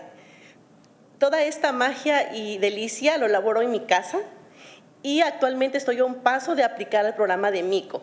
Por eso en este momento estoy aquí para que este programa tenga continuidad y sigamos operando desde nuestra casa, que es un espacio, una oportunidad muy buena para nosotros como pequeñas emprendedoras. También cabe remarcar que tenemos muy buena aceptación en el mercado, no solo hispano, sino de muchos lugares como y vietnamíes o personas americanas. Les encantan nuestras donas y queremos tener algún punto de venta para dar a conocer toda esta delicia al área de San José. Muchas gracias por la oportunidad. Gracias. Good afternoon, my name is Soraya Vasquez Lopez and my small business is called Coffee and Bakery. We are producing our artisanal donuts that are made of chocolate and rice with milk. And this is a product made at my home. This is homemade. And I'm one step behind for applying to the MICO program, and that's why I'm here, because I would like to have the continuation of this program. This has worked, this has allowed us to work at home, and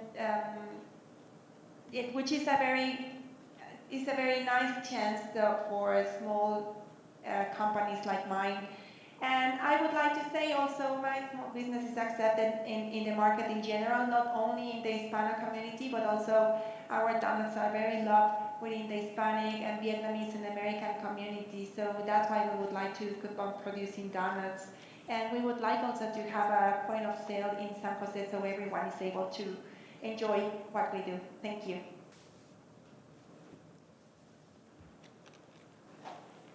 I have two testimonies of community members who felt unsafe to come today. Can I read? Yeah, sorry. them? Yeah, you can only speak once. Yeah, it has to be the person coming themselves. Sorry about that. Yeah. You're welcome to leave the You can leave the Can I leave the comments English copies? to the record. Yeah, I give us have copies and we'll add it to the record I will do of that. our. Thank you so much. Yeah, you could do that. Absolutely. Yes. Sorry. Yes, I think, is that all? Oh, any speakers on Zoom? Actually, Supervisor, you only have a question? We do have two speakers on Zoom as well. Let's do that first, yes? Of course. Okay, let's. All right. Our first speaker on Zoom is Lauren Wolfer. Lauren, we've asked you to unmute. Thank you. Good afternoon. I am speaking today on behalf of Cook Alliance. We're a nonprofit dedicated to legitimizing the sale of home-cooked food. I want to commend Santa Clara County for adopting a pilot MICO program and for offering fee waivers for so long. The opportunity that was made possible by your leadership has really changed lives. This has helped families bring in extra income and build stability, which is especially critical in such a high cost of living area. I also want to thank the Department of Environmental Health for all of their work in developing and administering this program, as well as their extensive outreach efforts. We do respectfully ask the board to consider ways to continue to subsidize permit fees so that it does not pose a barrier to other residents from participating. And I do want to mention that we have heard from some community members who decided not to get the permit because of their landlord. So we do encourage more dialogue around this issue. Thank you so much for your leadership and for the opportunity to speak today. Thank you. And our final speaker is Mesa Redondo. We've asked you to unmute. Good afternoon, esteemed supervisors. My name is Armando Ricardes, and I am the Food Service Director with Mesa Redonda, a Prosperity Lab program. I'm here today to express my strong support for this MICO program. I personally helped process over 15 MICO applications, and I've seen how this program empowers entrepreneurs to build safe, legitimate, and thriving food businesses from their homes. These home kitchens often provide critical income that helps families stay in their houses and be self-sufficient. One example is Luz Maria, owner of Comidas Nicas Las Gemelas. Her business is right up on East Empire Street, down the street from you guys. This business allows her to care for her disabled daughter, continuing to support her family financially.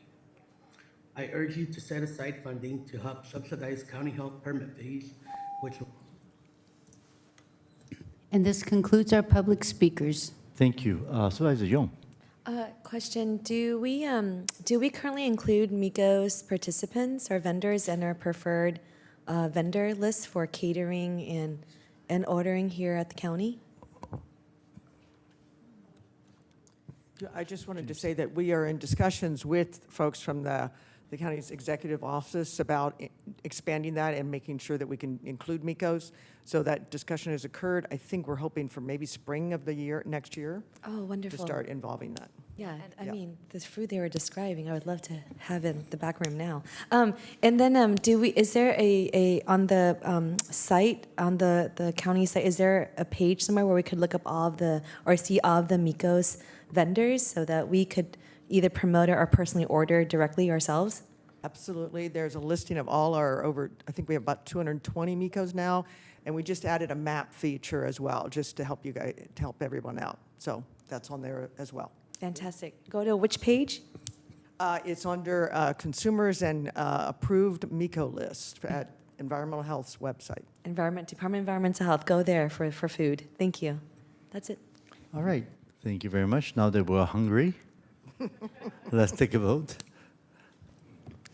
On motion from President Lee, seconded by Vice President Arenas. Supervisor Abakoga. Aye. Supervisor Jung. Yes. Supervisor Ellenberg, absent. Vice President Arenas. Yes. President Lee. Aye as well. Motion carries 4-0. Thank you. And finally, moving to item 58, which I believe is the last item that was pulled by Vice President Arenas. Go ahead.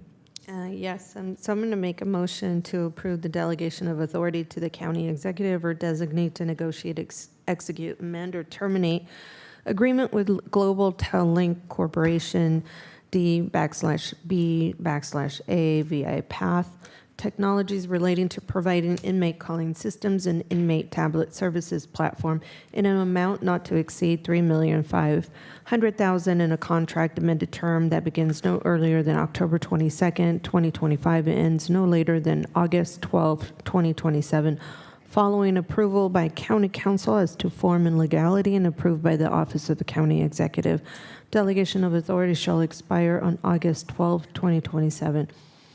I'm also asking to direct administration to negotiate terms with Global Tel-Link Corporation, D/B/A via Path Technologies, to include terms that address issues raised in recent enforcement actions brought by the Federal Trade Commission and Consumer Financial Protection Bureau, as well as directing administration to initiate a competitive solicitation for goods and services associated with this contract to be completed prior to August 2027. Hopefully I can get a second for that. Happy to second.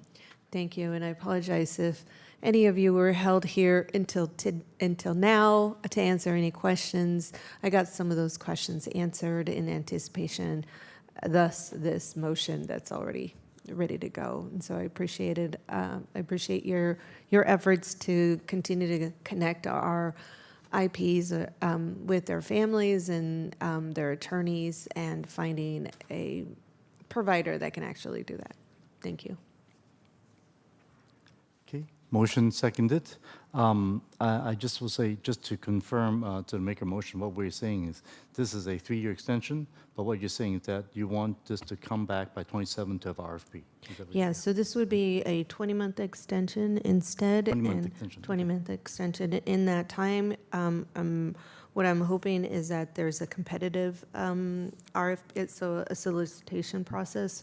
In the meantime, that happens simultaneously as this extension is until 2027. I think that gives enough time for the RFP to go through. Good, okay, just making sure staff understand what this motion is and the change. Okay, no further comments on this? All right, let's take a vote. Perfect. Oh, I'm sorry, it's public. Sorry about that. Thank you, Tony. Who in the public would like to speak on item 58? There are no members of the public that wish to speak on item 58. We will close the queue. All right, let's go take the vote.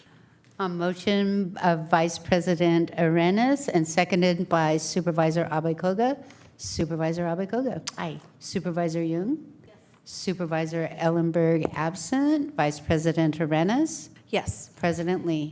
Aye as well. Motion carries 4-0. With that, we'll now adjourn today's meeting. Yay! At 5:07 p.m. Our next meeting will be on Tuesday, November 4th, 9:30 a.m. Thank you for the clerk, security, staff, and administration.